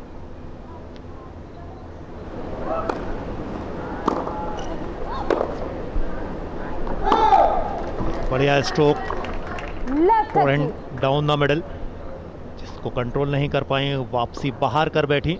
सेट पॉइंट से वापस लौटी हैं. सेट पॉइंट सेव किया था उन्होंने पिछले गेम में, तो थोड़ा सा कॉन्फिडेंस बढ़ा होगा, रिदम मोमेंटम मिला होगा, उसका रिजल्ट भी दिख रहा है. लव 30 ब्रेक चाहिए किसी भी हाल में, क्योंकि मस्ट विन गेम है इस सेट के दृष्टिकोण से ऋतुजा के लिए.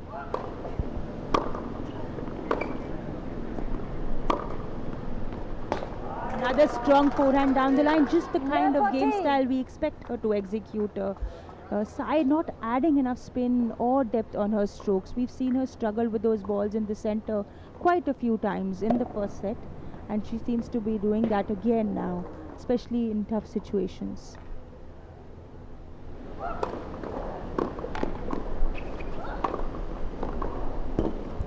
बहुत बढ़िया, नेट पर आकर फोरिंग टॉस कोच विनर खेला. तो फाइनली इस गेम में अपनी उपस्थिति दर्ज कराई। लव 40 डाउन चल रही थी, अब 40-15। 2 गेम पॉइंट अभी भी पास में है, 2 ब्रेक पॉइंट अभी भी पास में है और इसी की आवश्यकता है ऋतुजा को। पहला सेट जीता 6-1 से, दूसरे में संघर्ष कर रही हैं। Good serve there down the middle from Sai Smita. It's still 30-40. She's down a break. एक चांस और है ब्रेक का, ब्रेक पॉइंट अभी भी एक बाकी है।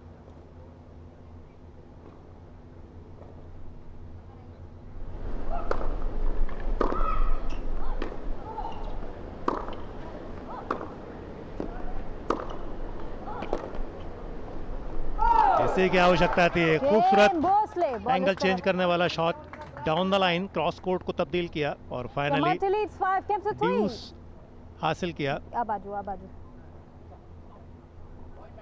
3 strong forehands there by Rituja, getting her that much needed point and a break of serve.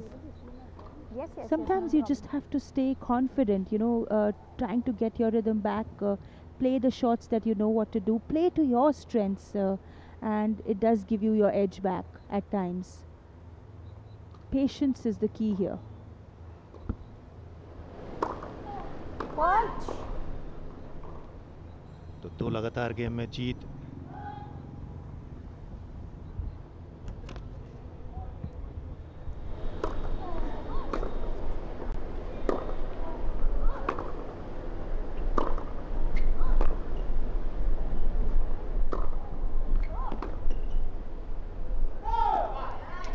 Backhand cross court बाहर गया। तो ब्रेक की आवश्यकता थी, ब्रेक हासिल किया ऋतुजा ने और अब थोड़ा सा रिदम बेहतर दिखाई दे रहा है, कंट्रोल कहीं ज़्यादा अच्छा दिखाई दे रहा है। सेकंड सीटेड हैं महिला एकल में ऋतुजा भोसले, महाराष्ट्र को रिप्रेजेंट करते हैं। देश में नंबर 4 हैं वर्तमान में। अगर वर्ल्ड रैंकिंग की बात की जाए तो 415 415वां नंबर उनका है। आज प्रतिष्ठा की भी लड़ाई है, सम्मान का भी प्रश्न है। अनसीडेड खिलाड़ी के खिलाफ संघर्ष। Good first serve and it's an ace there for Rituja, giving her a 30 love lead.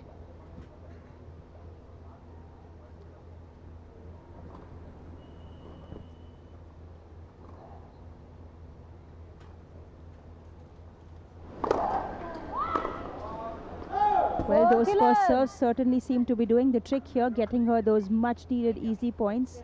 It's certainly going to help her confidence here.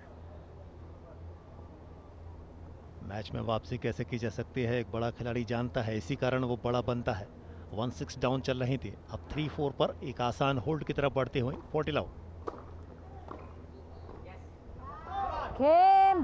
Well, 2 strong games there by Rituja, and it's back to 5-4 in the second set. She's still down 4-5 Rituja, but she's definitely seems to have gotten her rhythm back. More and more attacking stroke play. She's using her forehand, her strength as to her perfect advantage, playing the correct angles. Just the requirement of the match.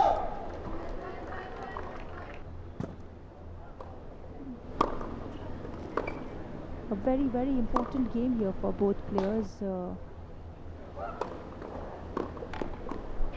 Sai having another opportunity here to serve out the set. She was up 5-1. Lost 3 games in a row. एक service hold देखने को मिला, उसके बाद break और अब एक बार फिर सर्विस होल्ड। तो कुल मिलाकर 3 लगातार गेम जीते हैं। 1-5 डाउन चल रही थी, उसके बाद वापसी। अब 4-5 का स्कोर है। It certainly made the match more interesting here, Prashant. We thought it would be one-sided after we saw the first set with a score line of 6-1. The tables were completely turned in the second. Sai enjoying a very comfortable 5-1 lead. Rituja losing her sense of rhythm, her game in between. Really struggling with her strokes and serve. But she seems to be getting and putting all of that back together now. winning 3 games in a row. तमाम उतार चढ़ाव देखने को मिले हैं इस मुकाबले में। 6-1 से अगर पहला गेम जीता ऋतुजा ने तो दूसरे गेम में 5-1 की बढ़त थी। लगातार 3 गेम जीतने के बाद 4-5 से इस सेट में बनी हुई हैं, लेकिन मस्ट विन गेम है ये।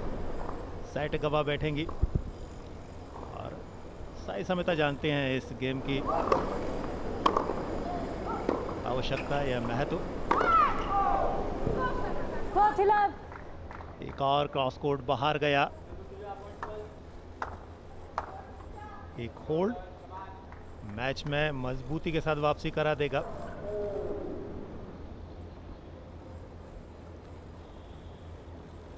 थर्टी लव इस सेट में बहुत जबरदस्त खेल का प्रदर्शन किया है साई समिता ने।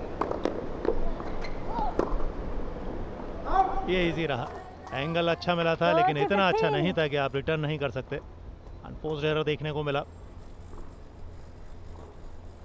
It's important for both the players to keep the ball in play a little longer than usual, you know, because both of them are under pressure. It's an important game for both of them in terms of this set, and a few extra balls in play will definitely put a lot more pressure on the opponent.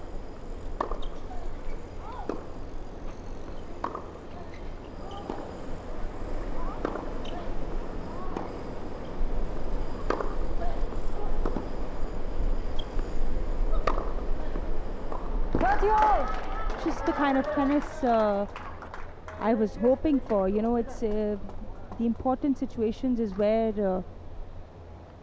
your mental fitness is tested, and Rituja hitting that big forehand inside in. You're gonna get that opportunity. You just have to wait for your chance. Patiently play the balls at the great, you know, with the right placement.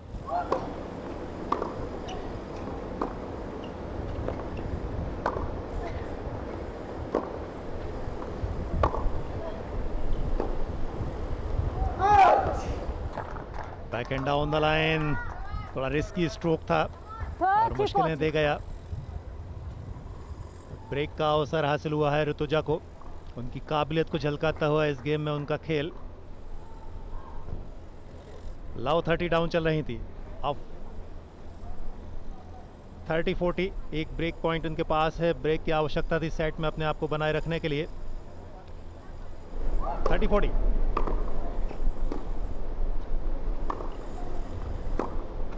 जिसकी आवश्यकता थी उसकी पूर्ति की। Break हासिल किया। 1-5 down इस खिलाड़ी ने 5 ऑल किया है, 5 गेम ऑल। सेट में वापसी की है, मैच में वापसी की है, मजबूत स्थिति हासिल की है। अब मैच गंवाने का दबाव रहेगा साई समिता के ऊपर। आपने विपक्षी को, बड़ी खिलाड़ी को अवसर दे दिया है वापस लौटने का। 5 game all. Well, it's Rituja who seems to be back in the match, leveling scores at 5 all.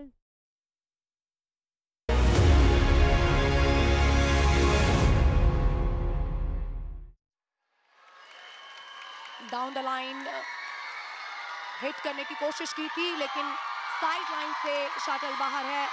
और एक और पॉइंट साई प्रणीत के लिए। Clearly out, there is no chance for him. 12-6, 12-6 का स्कोर।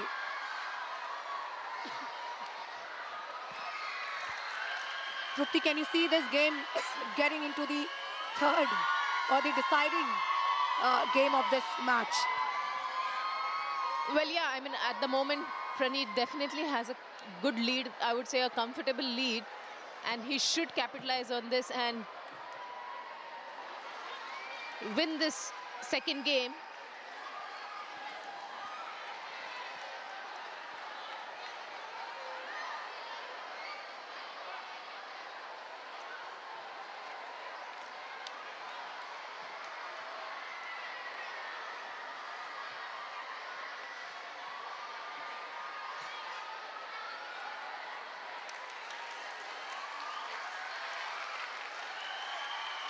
इस बार प्रणॉय ने प्रणीत को पूरी तरह काफ़ी अपने रेंज ऑफ मोशंस जो हैं यहाँ पर यूज़ किए हैं प्रणॉय ने, और इसी का मौका मिला है, इसी को कन्वर्ट करने की अपॉर्चुनिटी उन्होंने अपने नाम की।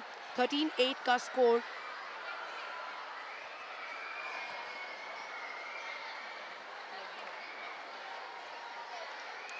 फाइनल मुकाबला है ये मिक्स टीम चैंपियनशिप का, और सेमीफाइनल्स के नतीजे कुछ इस तरह से आए थे कि केरला ने गुजरात को शिकस्त दी 3-1 के साथ में, जबकि महाराष्ट्र को हार का सामना करना पड़ा था अपने टॉप 4 कॉन्टेस्ट में तेलंगाना के हाथों। और इस समय तेलंगाना वर्सेस केरला, ये है फाइनल मैच। इस टाई में 5 गेम्स होंगे। पहला गेम ऑलरेडी खेला जा चुका है और तेलंगाना के पास में 1-0 की बढ़त इस समय।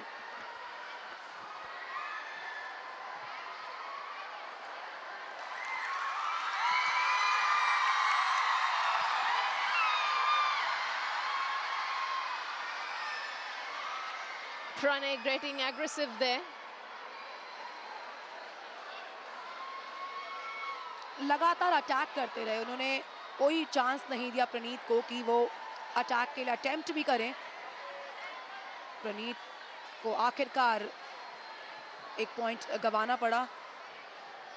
स्कोर अब इतना गैप नहीं रहा है जो पिछले कुछ समय में था। सिर्फ 3 पॉइंट्स के एडवांटेज इस समय है प्रणीत के पास।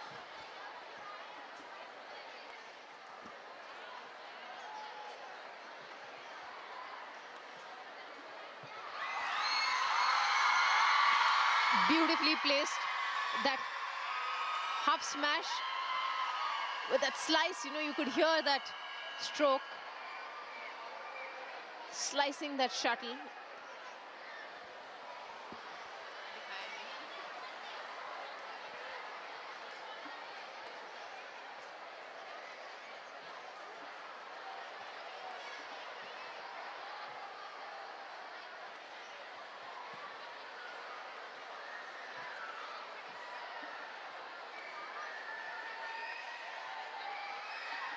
एक लंबी रैली है और काफी लंबी कह सकते हैं कि इस सेट में इस जो है सबसे लंबी रैली इस सेट की अभी तक हुई होगी। पिछले सेट में भी हमें काफी लंबी रैलीज देखने को मिली थी और फाइनली इस रैली का पॉइंट प्रणॉय के लिए। Yes, it was very important for Sai because he was having a comfortable lead of 13-6, and from there Pranay did come up, but it's going to be very important for Sai Praneeth now to hold on and ensure to get this game.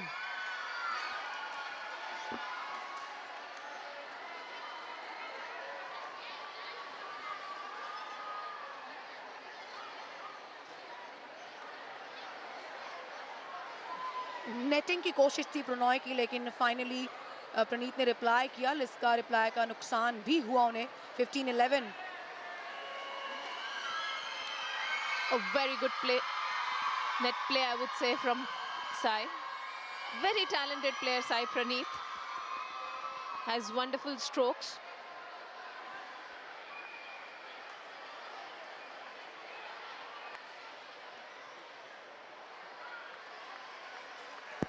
Well, Niti, I feel there is a bit of a drift there, and which is sort of bothering the players.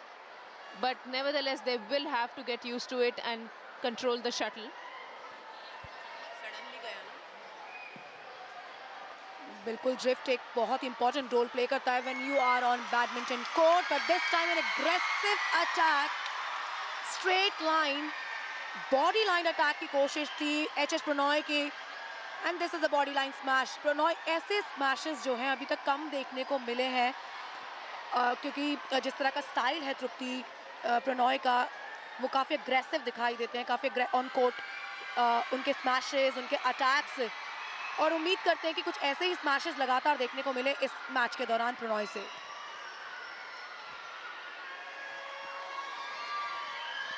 Well, Niti, I would say that using them wisely is more important rather than just going, you know, we say that completely aggressive. It all depends on the plan, or the strategy, what you're going to play against your opponent.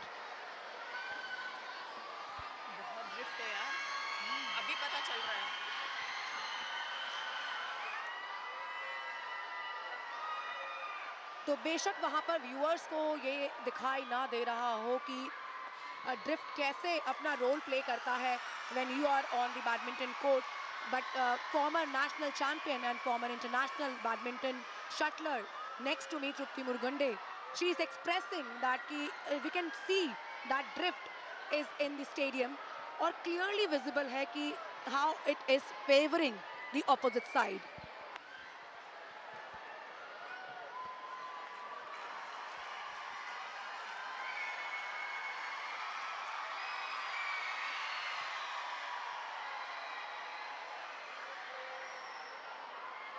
Net की कोशिश, लेकिन ये point Prannoy के लिए. 18-15.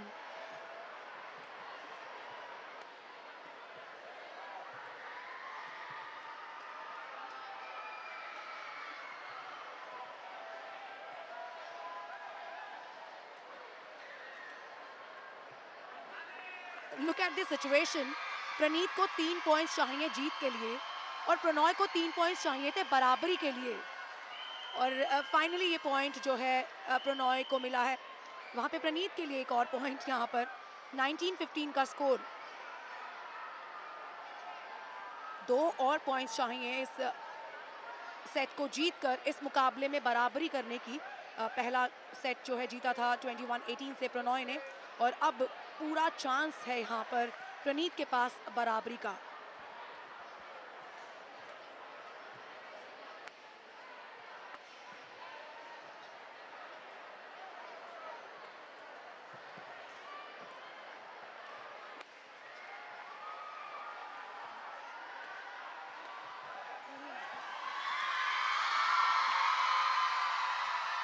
Sai Praneeth, much ready, caught it very high. I think it was definitely looking short from Pranoy's side.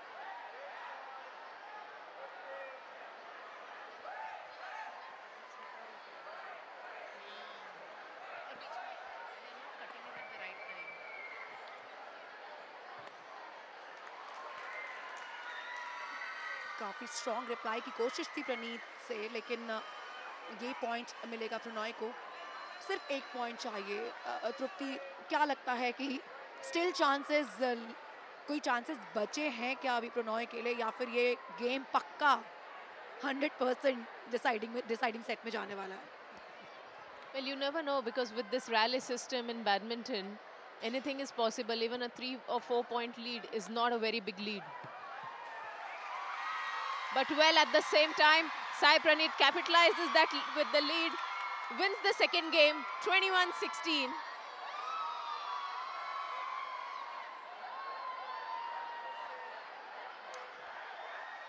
दूसरा set Sai Praneeth ने जीत लिया है. 21-16 से उन्होंने इस सेट को जीता, और अब ये मुकाबला जो है बराबरी पर पहुंच गया है.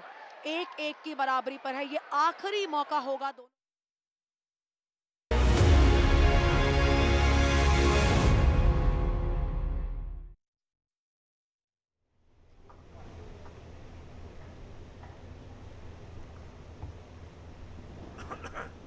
Rituja did start strong, but too many enforced errors there. I thought she would have gotten her confidence back. She should have continued the momentum she gained after winning 5 straight games in a row, being down 5-1 with a 6-5 lead, but couldn't capitalize on the momentum. Ahmedabad के Sabarmati river front स्थित tennis centre पर खेली जा रही 36वीं राष्ट्रीय खेलों की tennis प्रतियोगिता इस समय व्यक्तिगत मुकाबलों की तरफ बढ़ चली है. महिला एकल का क्वार्टर फाइनल मुकाबला खेला जा रहा है और ये अपने निर्णय की दहलीज पर पहुंचा है. आपके स्क्रीन पर स्कोर लाइन दिखाई दे रही है. इस तरफ ले लो. दूसरा सेट जो 6-6 की बराबरी पर है. टाई ब्रेकर चल रहा है. 5-2 से साई समिता आगे हैं. पहले सेट में 1-6 से परास्त होने वाली खिलाड़ी ने जबरदस्त खेल का प्रदर्शन किया है. 2-5 पर ऋतुजा सर्विस कर रही हैं. टाई ब्रेकर चल रहा है. मुश्किलों में है ऋतुजा, हालांकि बढ़िया खेल का प्रदर्शन किया. एक बेहतरीन विनर, इसके लिए वे जानी जाती हैं. बढ़िया फोरहैंड इनसाइड आउट. दर्शक आज थोड़े बहुत पहुंचे हैं, लेकिन ये तादाद बढ़ेगी. मैं इस सेट की जानकारी हमारे दर्शकों को दे दूं. 1-5 डाउन चल रही थी ऋतुजा भोसले साई समिता के खिलाफ वहां से लगातार 5 गेम जीतकर बराबरी हासिल की और टाई ब्रेकर में इस सेट को लेकर आई हैं। सेकंड सीड है ऋतुजा, जो आपके स्क्रीन पर दिखाई दे रहे हैं। साई समिता अनसीडेड हैं। जिस तरीके का खेल सेकंड सीडेड ने दिखाया है, जताता है कि वो किस कद की खिलाड़ी हैं। Strong first serve there by Rituja, getting her the much needed 2 points, shortening the lead to 4-5.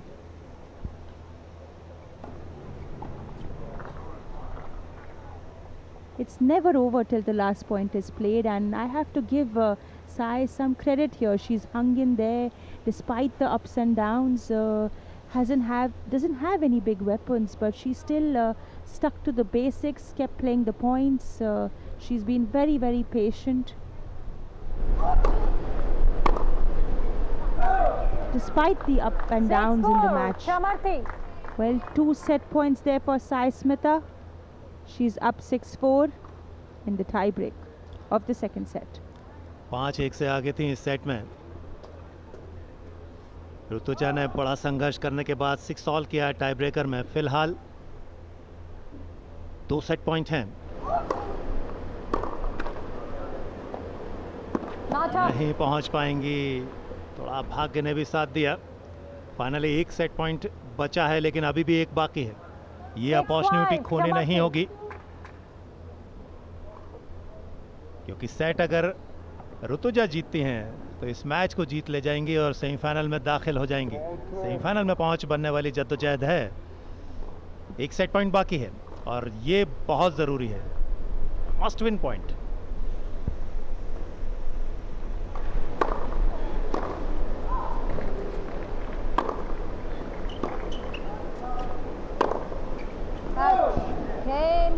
Finally इस सेट को जीता 7-6 साई समिता ने। तो कुल मिलाकर इस मैच में वापसी की है। एक समय पहले सेट को 1-6 से गंवाया था, दूसरे सेट में 5-1 की बढ़त हासिल की थी। जितने उतार चढ़ाव इस मैच में देखने को मिले हैं, मैं विश्वास के साथ कह सकता हूं, दावे के साथ कह सकता हूं, टेनिस सेंटर पर इस एडिशन में 36वें राष्ट्रीय खेलों के इस संस्करण में कभी भी टेनिस में इतने उतार चढ़ाव देखने को नहीं मिले होंगे।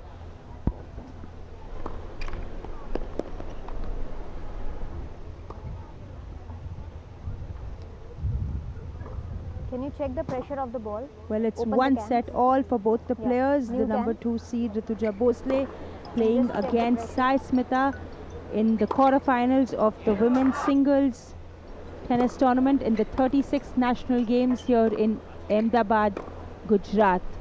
It's been a seesaw battle between the two players. We saw Rituja very comfortably win the first set. Look at some of the highlights here. Sai stayed strong. A few early unforced errors there by Rituja gives Sai the much needed lead. She raced up to 5-1 in the second set before Rituja fought her way back. She was up 6-5, but couldn't close it out. Just keep it on above. Especially in the tie break. It's 1 set all for both players. And second set.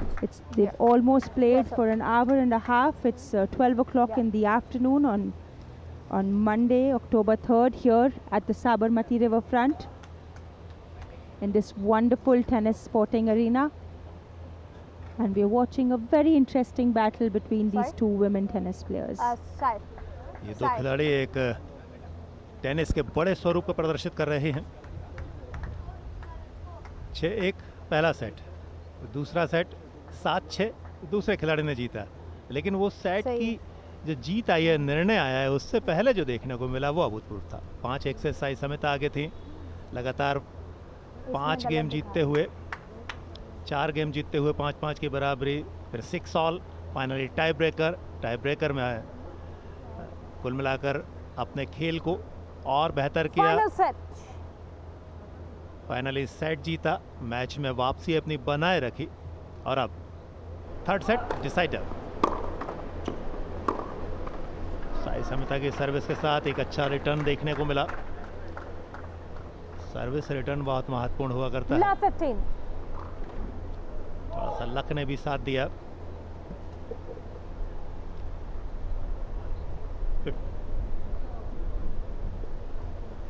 Love 15।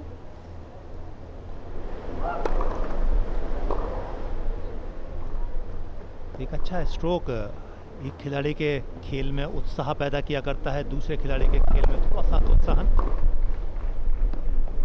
क्या जबरदस्त back and cross court था। एक और बेहतरीन service return. Love 30।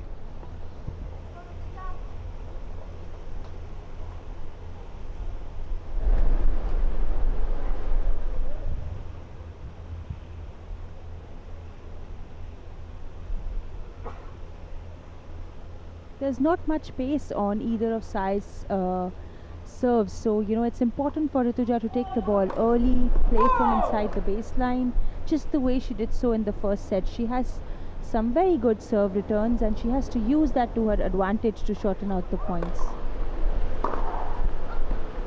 Just the stroke that I was talking about, she's quite comfortable taking the ball early from inside the court, and she has to keep doing that consistently, point after point, just to put herself in a better situation in this match.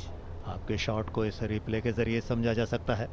किस खूबसूरती के साथ अपने आप को stroke के लिए तैयार करना, डिस्पैच करना, एग्जीक्यूट करना अपने इरादों को। दबाव बनेगा अब।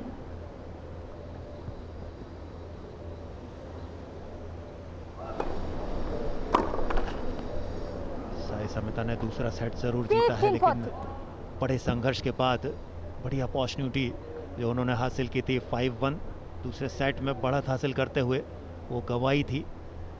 तमाम जद्दोजहद देखने को मिली उस सेट में, और वो संघर्ष दरअसल ऋतुजा के हिस्से में बहुत ज़्यादा कॉन्फिडेंस लेकर आया है और साई के हिस्से में थोड़ा सा दबाव बनाएगा।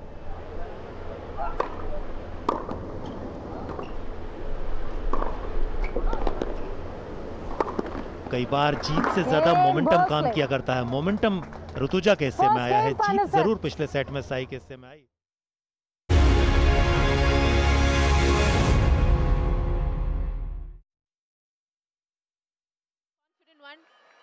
You can see how the shuttle tumbled, made it very difficult for Praneeth to return it back.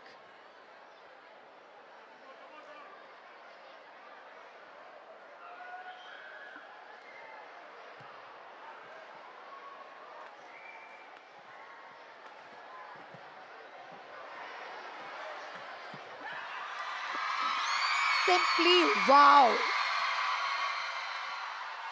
What else you can expect in the finals, जहां पर प्रणॉय और प्रणीत आमने सामने हो, तो ये तो देखने को मिलेगा ही आपको। 11-6 का स्कोर है। कोर्ट चेंज यहाँ पर होगा, साइड चेंज का चांस होगा। 21-16 से सेकंड सेट जीता था प्रणीत ने और 1-1 की बराबरी पर ला खड़ा किया इस मुकाबले को। गुजरात के सूरत शहर में इस समय फाइनल मुकाबला चलता हुआ मिक्स टीम चैंपियनशिप का, Telangana versus Kerala. First set जो है जीता था उन्होंने रेनॉय ने 21-18 से।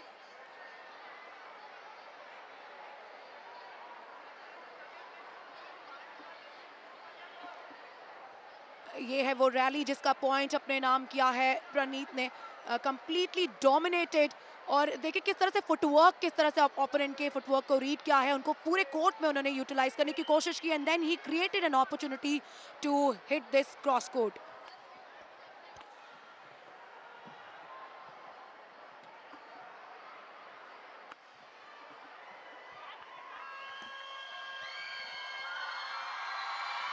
Sai Praneeth is using all his skills very beautifully, making use of those variations, and I think that's going to really help him.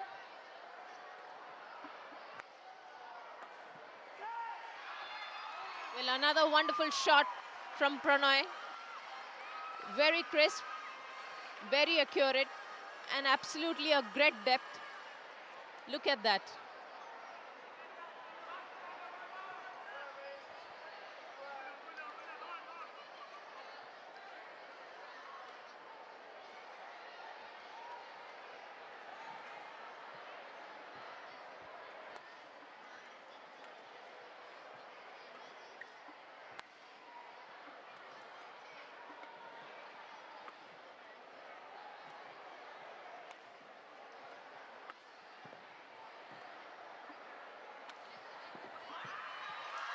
Oh. This is Sai Praneeth definitely playing his style, making Pranay move all the corners,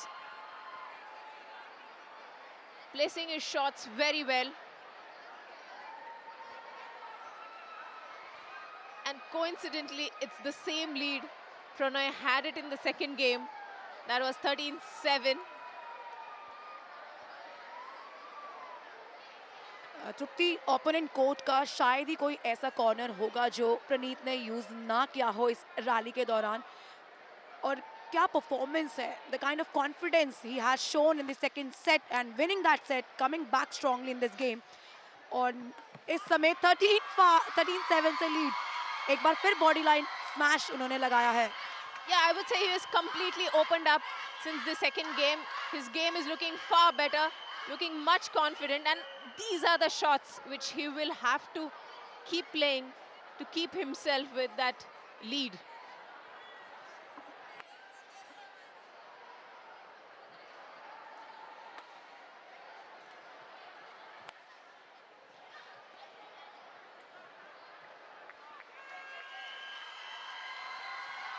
Good length, I would say. If you see, the pushes are going very well.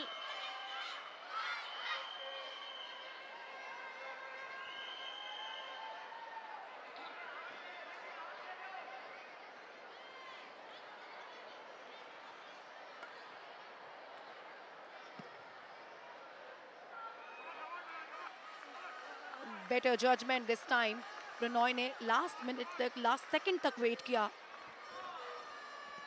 You can see the shuttle slightly drifted away.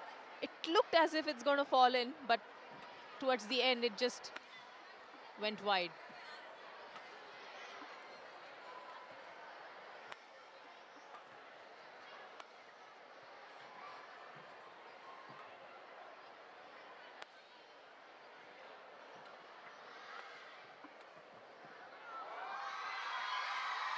Cross court की कोशिश थी. I think I would say that it was too much of an angle. If you see the way his racket or the hand went, you can see it in the replay now. A very wide angle, I think that was not good for Sai Praneeth. तो तृप्ति, ऐसा लगता है कि इस मुकाबले में सिर्फ ये दोनों प्लेयर्स नहीं, ड्रिफ्ट भी खेल रही है बराबर दोनों साइड से. Yes, Niti, it always happens when you have these big stadiums. There will be a draft, but players have to get used to it, have to make all the calculations based on that and alter their game style.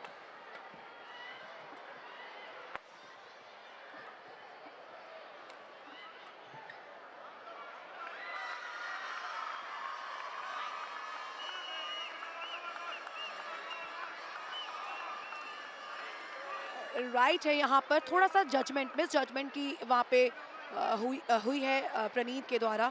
उन्होंने wait तो किया लेकिन shuttle land हुई थी, lines के अंदर थी. 15-10 का स्कोर है. 10 पॉइंट इस समय प्रणॉय के हैं और वो उस 5 पॉइंट की लीड को कवर अप करने की कोशिश में है. अपने डिफरेंस को उन्होंने कम किया है. बैक टू बैक ये दोनों पॉइंट्स उनके नाम.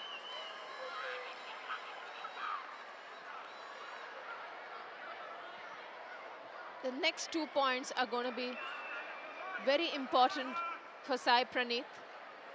He has a decent lead, I would say, at this moment.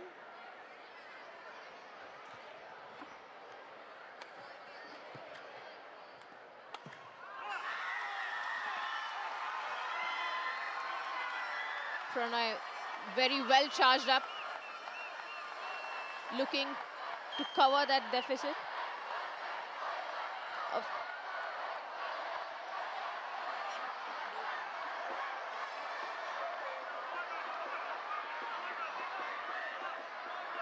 15-12 अपने डिफरेंस को लगातार कम करने की कोशिश जारी है इस समय प्रणॉय की,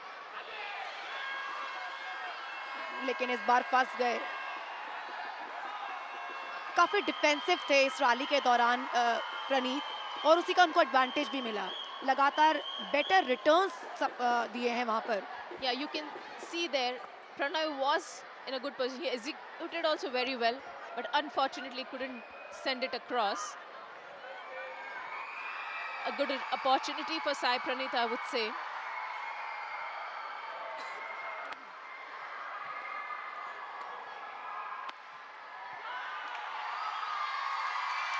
This is wow. Sai Praneeth, look at this. सीधा उनके रैकेट पे डाउन द लाइन, लेकिन प्रणॉय के पास कोई चांस नहीं है वहां पे रिटर्न का. Yes, I would say he's got those shots very often and converted them into winners.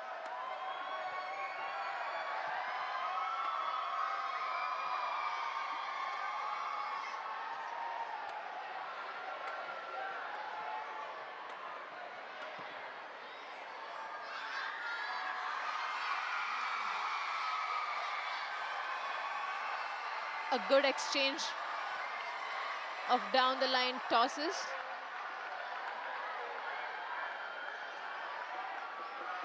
But if you, it just went wide.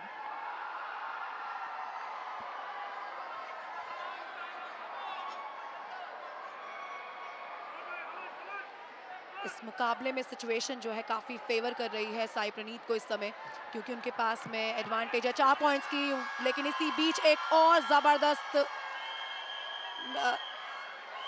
तरीके से उन्होंने रिप्लाई किया है. पूरी तरह से रीड कर चुके हैं अब उन्हें प्रणॉय. अब उनको ज़्यादा मूवमेंट्स की ज़रूरत नहीं है. वैरायटी ऑफ स्ट्रोक्स देखने को मिली है प्रणीत के द्वारा. I would say that was a little casual error. He was there, he was in the position, and I think slightly that hand movement should have been faster.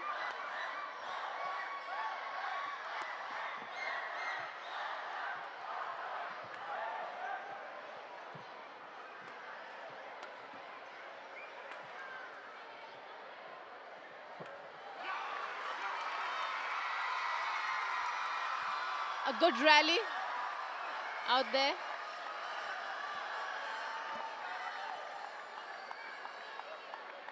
Pulled Sai Praneeth very close to the net. Made him stretch, and unfortunately, or I would say unable to return it. ट्रुपी बहुत कम rallies हैं जिसमें सारी variety of shots और strokes देखने को मिले, और this is one of that rally जहाँ पे ड्रिबल भी देखने को मिला, नेटिंग भी देखने को मिली, लॉब शॉट्स देखने को मिले, और हाफ स्मैशेस भी देखने को मिले. तो this shows that the kind of experience these players have at the international और द मेजर चैम्पियनशिप, उसकी वजह से काफ़ी आसानी है जब आप ऐसे स्टेज पर परफॉर्म कर रहे हो. And the kind of contest this shows the strength of these players in national games.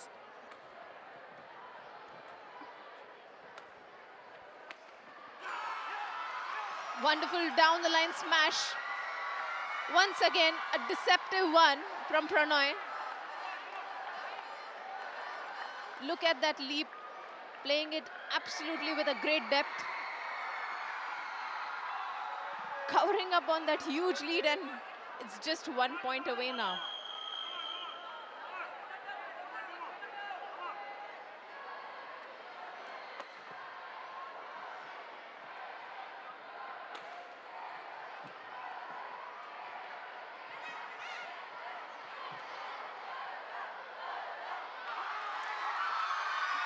Prannoy ने नेट पे ड्रिबल किया, उसे लिफ्ट किया, लेकिन उसको जज नहीं कर पाए साई प्रणीत, और बैक लाइन से सीधा शटल बाहर. This point in favour of Prannoy, and now look at the score. It's 18 all.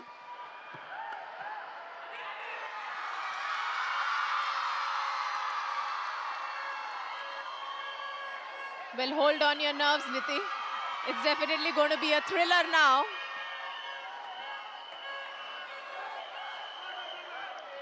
As expected, this match between Sai Praneeth and HS Prannoy, 19-18, just 1 point lead in the end of this set, the last phase of this set and the match.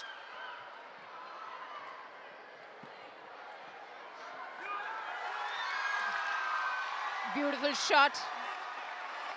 Absolutely well placed. With a bit of deception. If you notice, Sai was moving slightly backwards. A last-minute call from Pranoy to play that drop.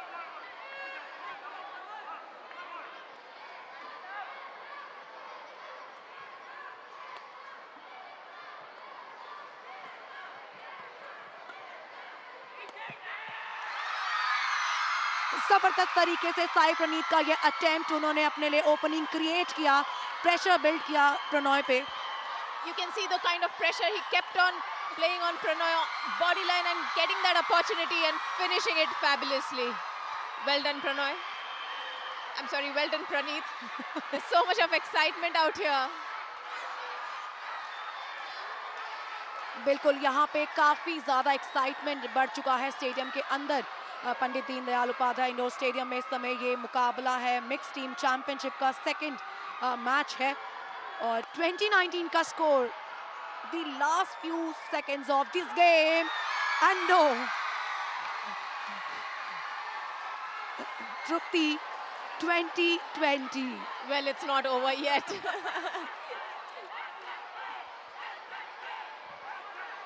What a moment, what a atmosphere here at the stadium in Surat.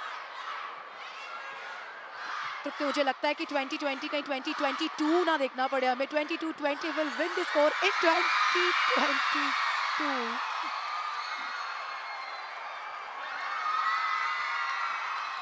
Our luck, Pranoy was under the shuttle. Played it also very well, but unfortunately looking upwards probably. One more year.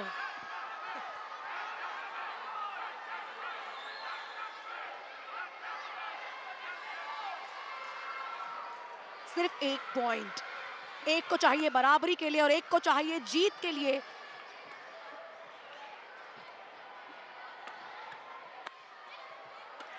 Whoa! And there it is, Sai Pranit does it fantastically for Telangana, winning against. अजनबियों को पल में अपना बनाया, Amul the taste of India. हर किसी ने तुझ में अपना यार है पाया, Amul the taste of India. तूने ही मिलके करार जगाया, Amul the taste of India. हर बार तूने कुछ अलग कर दिखाया, Amul the taste of India. तुझसे ही मान हमारा, तुझसे ही शान है, तू ही तो है देश हमारा, तुझसे ही स्वाद है, Amul the taste of India.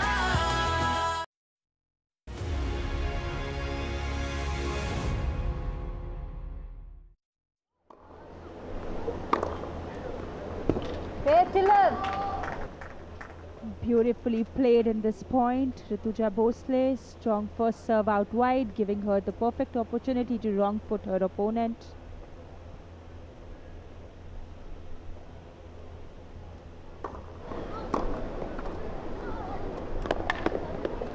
Unlucky there. The return of serve, catching the net, throwing Rituja off guard.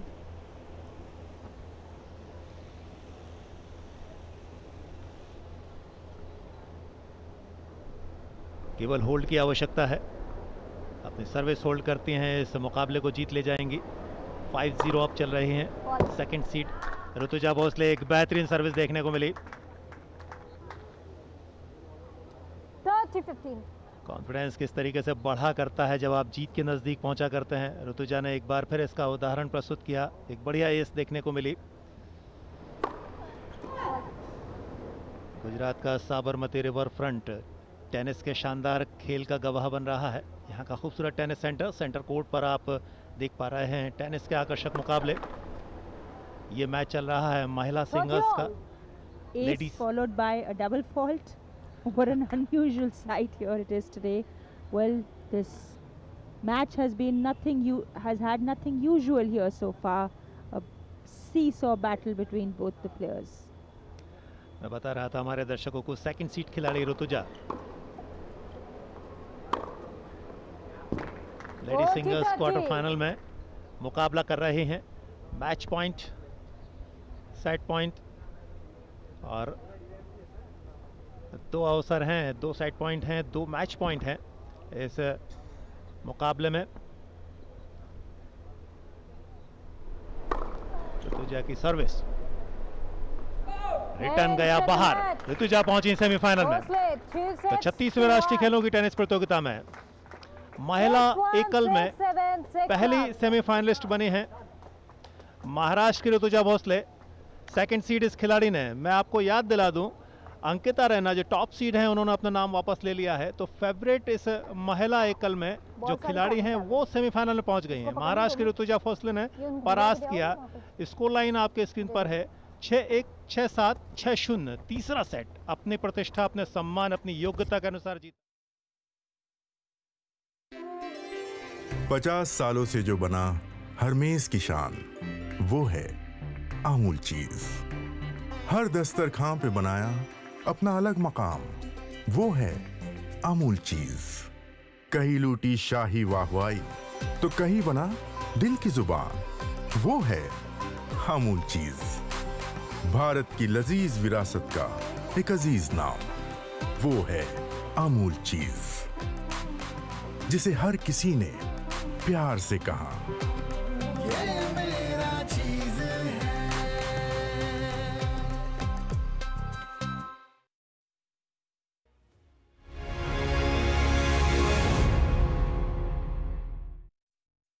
वहां से आखिरी क्षण पर टिप्स की बौछार महाराष्ट्र टीम के लिए, लेकिन खिलाड़ियों ने जो प्रदर्शन किया है वो काबिले तारीफ और एक जबरदस्त लीड के लिए महाराष्ट्र तैयार होता हुआ। और ये छठा खिलाड़ी, दो बैच के खिलाड़ी आउट हो चुके हैं, यानी महाराष्ट्र के 12 अंक हो चुके हैं और तीसरे बैच के 3 डिफेंडर्स यहाँ मैदान में। नंबर 2 कर्नाटका के लिए नंबर 2 वेणुगोपाल और उसके साथ नंबर 5 खेल रहे हैं मैदान में गौतम, और नंबर 6 पर गौतम तसीम और तीसरे खिलाड़ी नंबर 2 खेल रहे हैं। तो 3 खिलाड़ी यहाँ मैदान में और कोशिश तीनों की यही होगी कि ज्यादा से ज्यादा समय मैट पर बिता सके। पोल डाइव करके सुयश गरकटे ने वो शिकार बनाया था। मोहम्मद तसीन ये एक अटेंडिंग ऑलराउंडर है, अटैकिंग ऑलराउंडर होने का मतलब ये है कि डिफेंस में उतनी स्ट्रेंथ नहीं, मैट के बाहर जाना पड़ेगा। लगातार रफ्तार दिखाती हुई आपको नजर आ रही है। मिलिंद कुरपे कितने शिकार आज के मुकाबले में खिलाड़ी बनाने का सोच के आया है। जब एक्शन होते हुए नजर आ रहे हैं, आपको 3 खिलाड़ियों के ऊपर ध्यान रखना पड़ेगा महाराष्ट्र की तरफ से।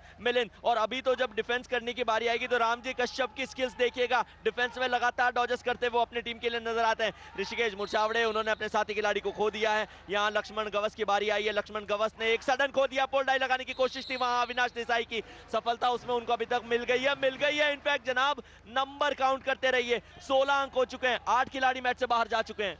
बिल्कुल, जो दबाव में कर्नाटका की टीम दिख रही है और महाराष्ट्र ने कोई मौका नहीं दिया और ये पूरा फुल हाउस जिसे कहते हैं 9 खिलाड़ी आउट, तीनों बैचेस पूरी तरह से वापस। कर्नाटका के पहले बैच के खिलाड़ी एक बार फिर तीनों खिलाड़ी वापस, और जिस तेजी से महाराष्ट्र यहां इस मुकाबले को खेल रही है, मेरे हिसाब से कर्नाटका खिलाड़ी डगआउट से जाकर वापस पानी पी के आने का मौका नहीं दे रहे महाराष्ट्र के खिलाड़ी। उतनी तेजी से ये मुकाबला चलता हुआ महाराष्ट्र ने 18 अंक बनाए हैं। घड़ी पर अब 3 मिनट और 45 सेकंड का खेल बचा हुआ, और लेकिन कर्नाटका के लिए हर मिनट स्वर्ण के बराबर जिस तरह से वो परिश्रम कर रहे हैं, मेहनत कर रहे हैं और महाराष्ट्र खिलाड़ी उन्हें मैट पर दौड़ा रहे हैं। अनिल, मुझे ऐसा लगता है कि महाराष्ट्र की टीम कर्नाटका की टीम पे थोड़ा तो रहम बरसा रही है, उनको पानी पीने का समय नहीं दे रही है। उसमें आप 9 मिनट में फिर भी जीवित रह सकते हैं, लेकिन यदि आप कमेंट्री बॉक्स में बिना सांस लिए कमेंट्री करेंगे तो मुश्किलात का सबब बन जाएगा। 18 अंक महाराष्ट्र की टीम के, कर्नाटका की टीम को अभी मैट के ऊपर और 3 मिनट 19 सेकंड का समय बिताना है। खो खो के सिलसिले में रफ्तार लगातार बढ़ती हुई आपको नजर आ रही है। रही है। इस समय रामजी कश्यप जो सबसे इंपॉर्टेंट डिफेंडर है अभी अटैक करते हुए नजर आए। खो दिया मिलिंद को, मिलिंद ने आगे जाके खो दिया है निहार दुबले को। निहार दुबले ने एक शिकार इस मुकाबले में ऑलरेडी बना दिया है। प्रतीक वायकड़ अद्भुत खिलाड़ी, अद्भुत महाराष्ट्र की टीम और वैसा ही परफॉर्मेंस अपने नाम के अनुकूल करती हुई आपको नजर आ रही है। ये हाई टाइम है। हाई टाइम का मतलब जब आपको खो सही टाइम पे ना मिले, उससे पहले आप खड़े हो जाए तो उसको हाई टाइम क्लेम किया जाता है। सुयश गरगटे दौड़ लगाते हुए अभी आपको मैट के ऊपर नजर आ रहे हैं। पीछा लगातार किया जा रहा है वहां कर्नाटका की टीम के जर्सी नंबर 3 में सुदर्शन का। एक अच्छे डॉट सुदर्शन ने दिखाया। सबसे ज्यादा एक्टिव टाइम यदि मुझे लगता है इस मैच में अभी किसी खिलाड़ी का रहा होगा तो सुदर्शन का रहा होगा। चलिए कमेंटेटर्स का उनको भी बाहर भेज दिया। बिल्कुल 20 अंक हो चुके हैं और घड़ी में बचे हैं 2 मिनट 30 सेकंड का खेल। इसका मतलब साफ, महाराष्ट्र इस मुकाबले में 26 या 28 अंक या 30 के आंकड़े को पार कर पाएगा। आयुष, ये देखना रोचक होगा। जैसे ही हम बात कर रहे हैं, एक और खिलाड़ी आउट। 22 अंक हो चुके हैं। कर्नाटका के खिलाड़ी कप मैच से उतरकर डगआउट जाते हैं और डगआउट से वापसी उनकी होती है। कोच भी असमंजस में होंगे किस खिलाड़ी को यहां ट्राई करे, क्योंकि जिस तेजी से महाराष्ट्र यहां खेल रहा है उस तेजी के सामने कर्नाटक के खिलाड़ियों की एक नहीं चलती हुई और दबाव में पूरी तरह से दिखती हुई कर्नाटका की टीम। एक और चीज आपने ऑब्जर्व की होगी अनिल कि आज के मुकाबले के जो ऑफिशियल्स है वो सबसे एक्सपीरियंस ऑफिशियल है। इन लोगों ने लीग मैचेस के अंदर अंपायरिंग नहीं की थी, बट अब वो जानते हैं कि सेमीफाइनल मुकाबलों में जो रफ्तार दिखाती हुई आपको टीम नजर आएगी वो सबसे ज्यादा पैनी निगाह मैट के ऊपर होनी चाहिए। हम ये नहीं कहना चाह रहे कि दूसरे जो ऑफिशियल्स है उन्होंने कुछ गलती की थी, बट उनका जो एक्सपीरियंस है वो यहाँ काम आएगा या नहीं। खूबसूरत सी स्काई डाइव जरूर लगी है। मिलिंद गुरपे ने वो स्काई डाइव लगाई, आगे जाके अविनेश देसाई को खो दे दिया था और फिर वो सिलसिला बढ़ेगा राहुल मंडल की तरफ। आगे जाके खो दिया गया धीरज सेंगर को। सेंगर साहब ने टच करने की कोशिश जरूर की है और क्या वो टच एक्सेप्ट किया गया है? बिल्कुल किया गया है। गौतम की पारी को थाम दिया है। बिल्कुल जिस तरह का प्रेशर या जिस तरह की फुर्ती और तेजी के साथ महाराष्ट्र की टीम खेलती हुई 24 अंक 1 मिनट 20 सेकंड का खेल बचा हुआ, लेकिन जिस तरह से खेल चलता हुआ यहाँ मैदान में मैट पर मेरे हिसाब से कर्नाटका की टीम पूरी तरह से दबाव में। कर्नाटका टीम सोच रही है कि क्या कुछ करे कि इस तेजी या फिर इस फुर्ती को रोक सके, लेकिन यहाँ एक और हाथ में लगता हुआ खिलाड़ी 26 अंक हाथ लगते हुए, लेकिन उसे नॉट आउट करा दिया गया रेफरी द्वारा और अब भी 24 अंक है महाराष्ट्र के पास और महाराष्ट्र पूरी तरह से दबाव और हावी होता हुआ कर्नाटका की टीम पर। होल्ड डाइव करने की कोशिश की गई थी मिलिंद कुरकेपे की तरफ से, लेकिन उनका जो पांव था वो सेंटर लेन के ऊपर आ गया। इसी के चलते ऑफिशियल ने उस कॉल को नकार दिया। स्काई डाइव लगाई है, स्काई डाइव लक्ष्मण गवस की आई है और वो अपनी टीम के लिए पॉइंट निकाल देंगे। मैच से बाहर की राह दिखा देंगे अपने प्रतिद्वंदी को। ये वो खूबसूरत सी स्काई डाइव थी। दिनेश नायक की पारी को यहीं समाप्त करते हुए आपको नजर आएंगे। स्कोर पे निगाहें डाल लीजिएगा जनाब, 26 अंक हो चुका है स्कोर। 22 सेकंड का खेल खेला जाना अभी और बाकी। जिस रफ्तार के साथ ये खेल चल रहा है, मैं कहूंगा नहीं चल रहा है, ये तो खेल भाग रहा है। और रफ्तार दिखाते हुए आपको सूरज नजर आएंगे। सूरज ने अपने साथी खिलाड़ी को खो दिया है। 8 नंबर वाले सुयश गरगटे सामने वापस को पास कर दिया है सूरज को। सूरज ने आगे जाकर जर्सी नंबर 12 में लक्ष्मण गावस को, लक्ष्मण गावस ने भी कई शिकार बनाए हैं। पीछा किया जा रहा है लगातार महेश पी का। जर्सी नंबर 14 में न्याक। जितनी रफ्तार से आप कमेंट्री करें वो कम पड़ेगी। महाराष्ट्र की ये टीम रफ्तार के मामले में सबको पीछे छोड़ती हुई। बिल्कुल जिस रफ्तार के साथ महाराष्ट्र ने इस खेल को खेला है, 26 अंक पहले हाफ की समाप्ति पर कर्नाटका के लिए टेढ़ी कील साबित होने वाली है इस मुकाबले में। यहां से वो प्रेशर, वो मोमेंटम को मेंटेन करना, लेकिन कर्नाटका की टीम जब डगआउट में जाएगी जरूर कुछ नए। खुश है ये आसमां जमीन, हर तरफ छाए हैं हम ये। ऐसी कूल है अपनी कहानी, चिल करके जीनी जवानी। चलने दे बस दिल की मनमानी।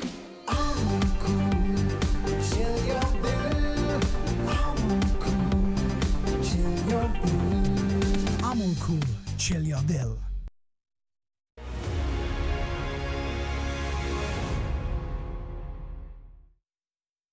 Way Samya almost toying with her opponent at the moment, moving it around, looks very focused.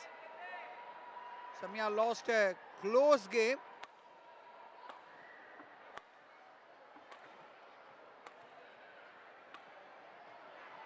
The first point for Gauri Krishna, courtesy an unforced error from Sania. She did well to push Sania to the baseline, but the cross-court return going into the net. Once again, Samya getting the point. As I was saying, Samya lost a hard-fought match in the semi-final to Maharashtra's Malvika Bansod, who came from behind to beat her. That would have taken some toll of her, but this time we'll have to see whether it landed in, because Sania felt that it had gone out, but the line judge in favor of Gauri Krishna.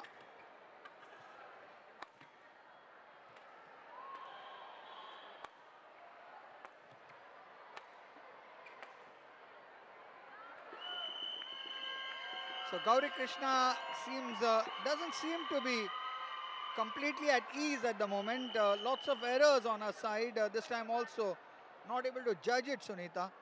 And so it's Samia who is comfortably in the lead. बिल्कुल ठीक कहा आपने.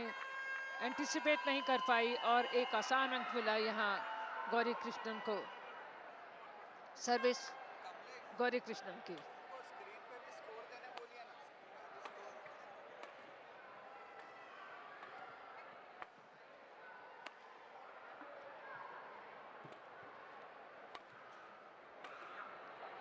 और out. सही judgement.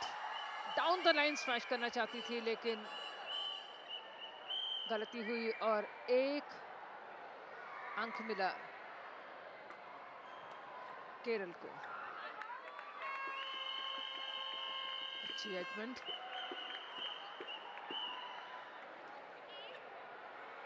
Gauri Krishna होनहार खिलाड़ी हैं और इस समय काफ़ी जिम्मेदारी मैं समझती हूँ सदिया पर, क्योंकि 2-0 से आगे है केरल की टीम. तीसरा मैच इस समय चल रहा है. देखिए एंगुलर शॉट. सदिया रिलैक्स कर रही है. चुस्ती की कमी है. काफ़ी दबाव दिखाई दे रहा है इस समय सदिया पर शुरू से ही. इस दबाव से उन्हें उभरना बहुत ज़रूरी है किशोर. Yes, nothing going right for Gauri Krishna at the moment. Sania calling the shots here. Sania Ahmad Farooqi of Telangana. More experience of the two players.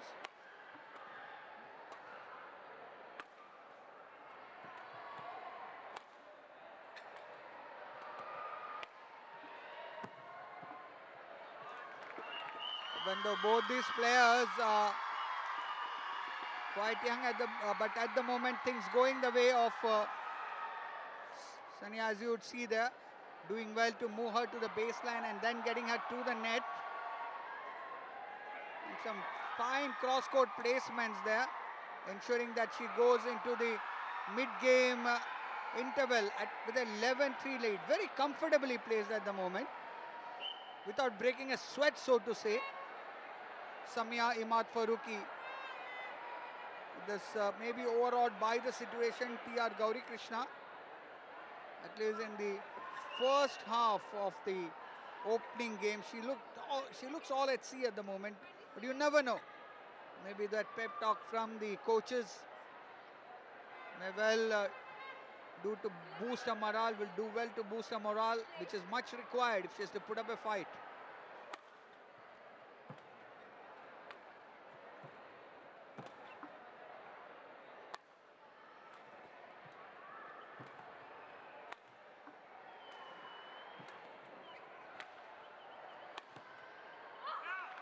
This time the intention was all right. Execution not quite so from Samia. Maybe just the break that Gauri Krishna requires, because things haven't gone her way as she serves. Once again, good return of serve. But once again, I must say,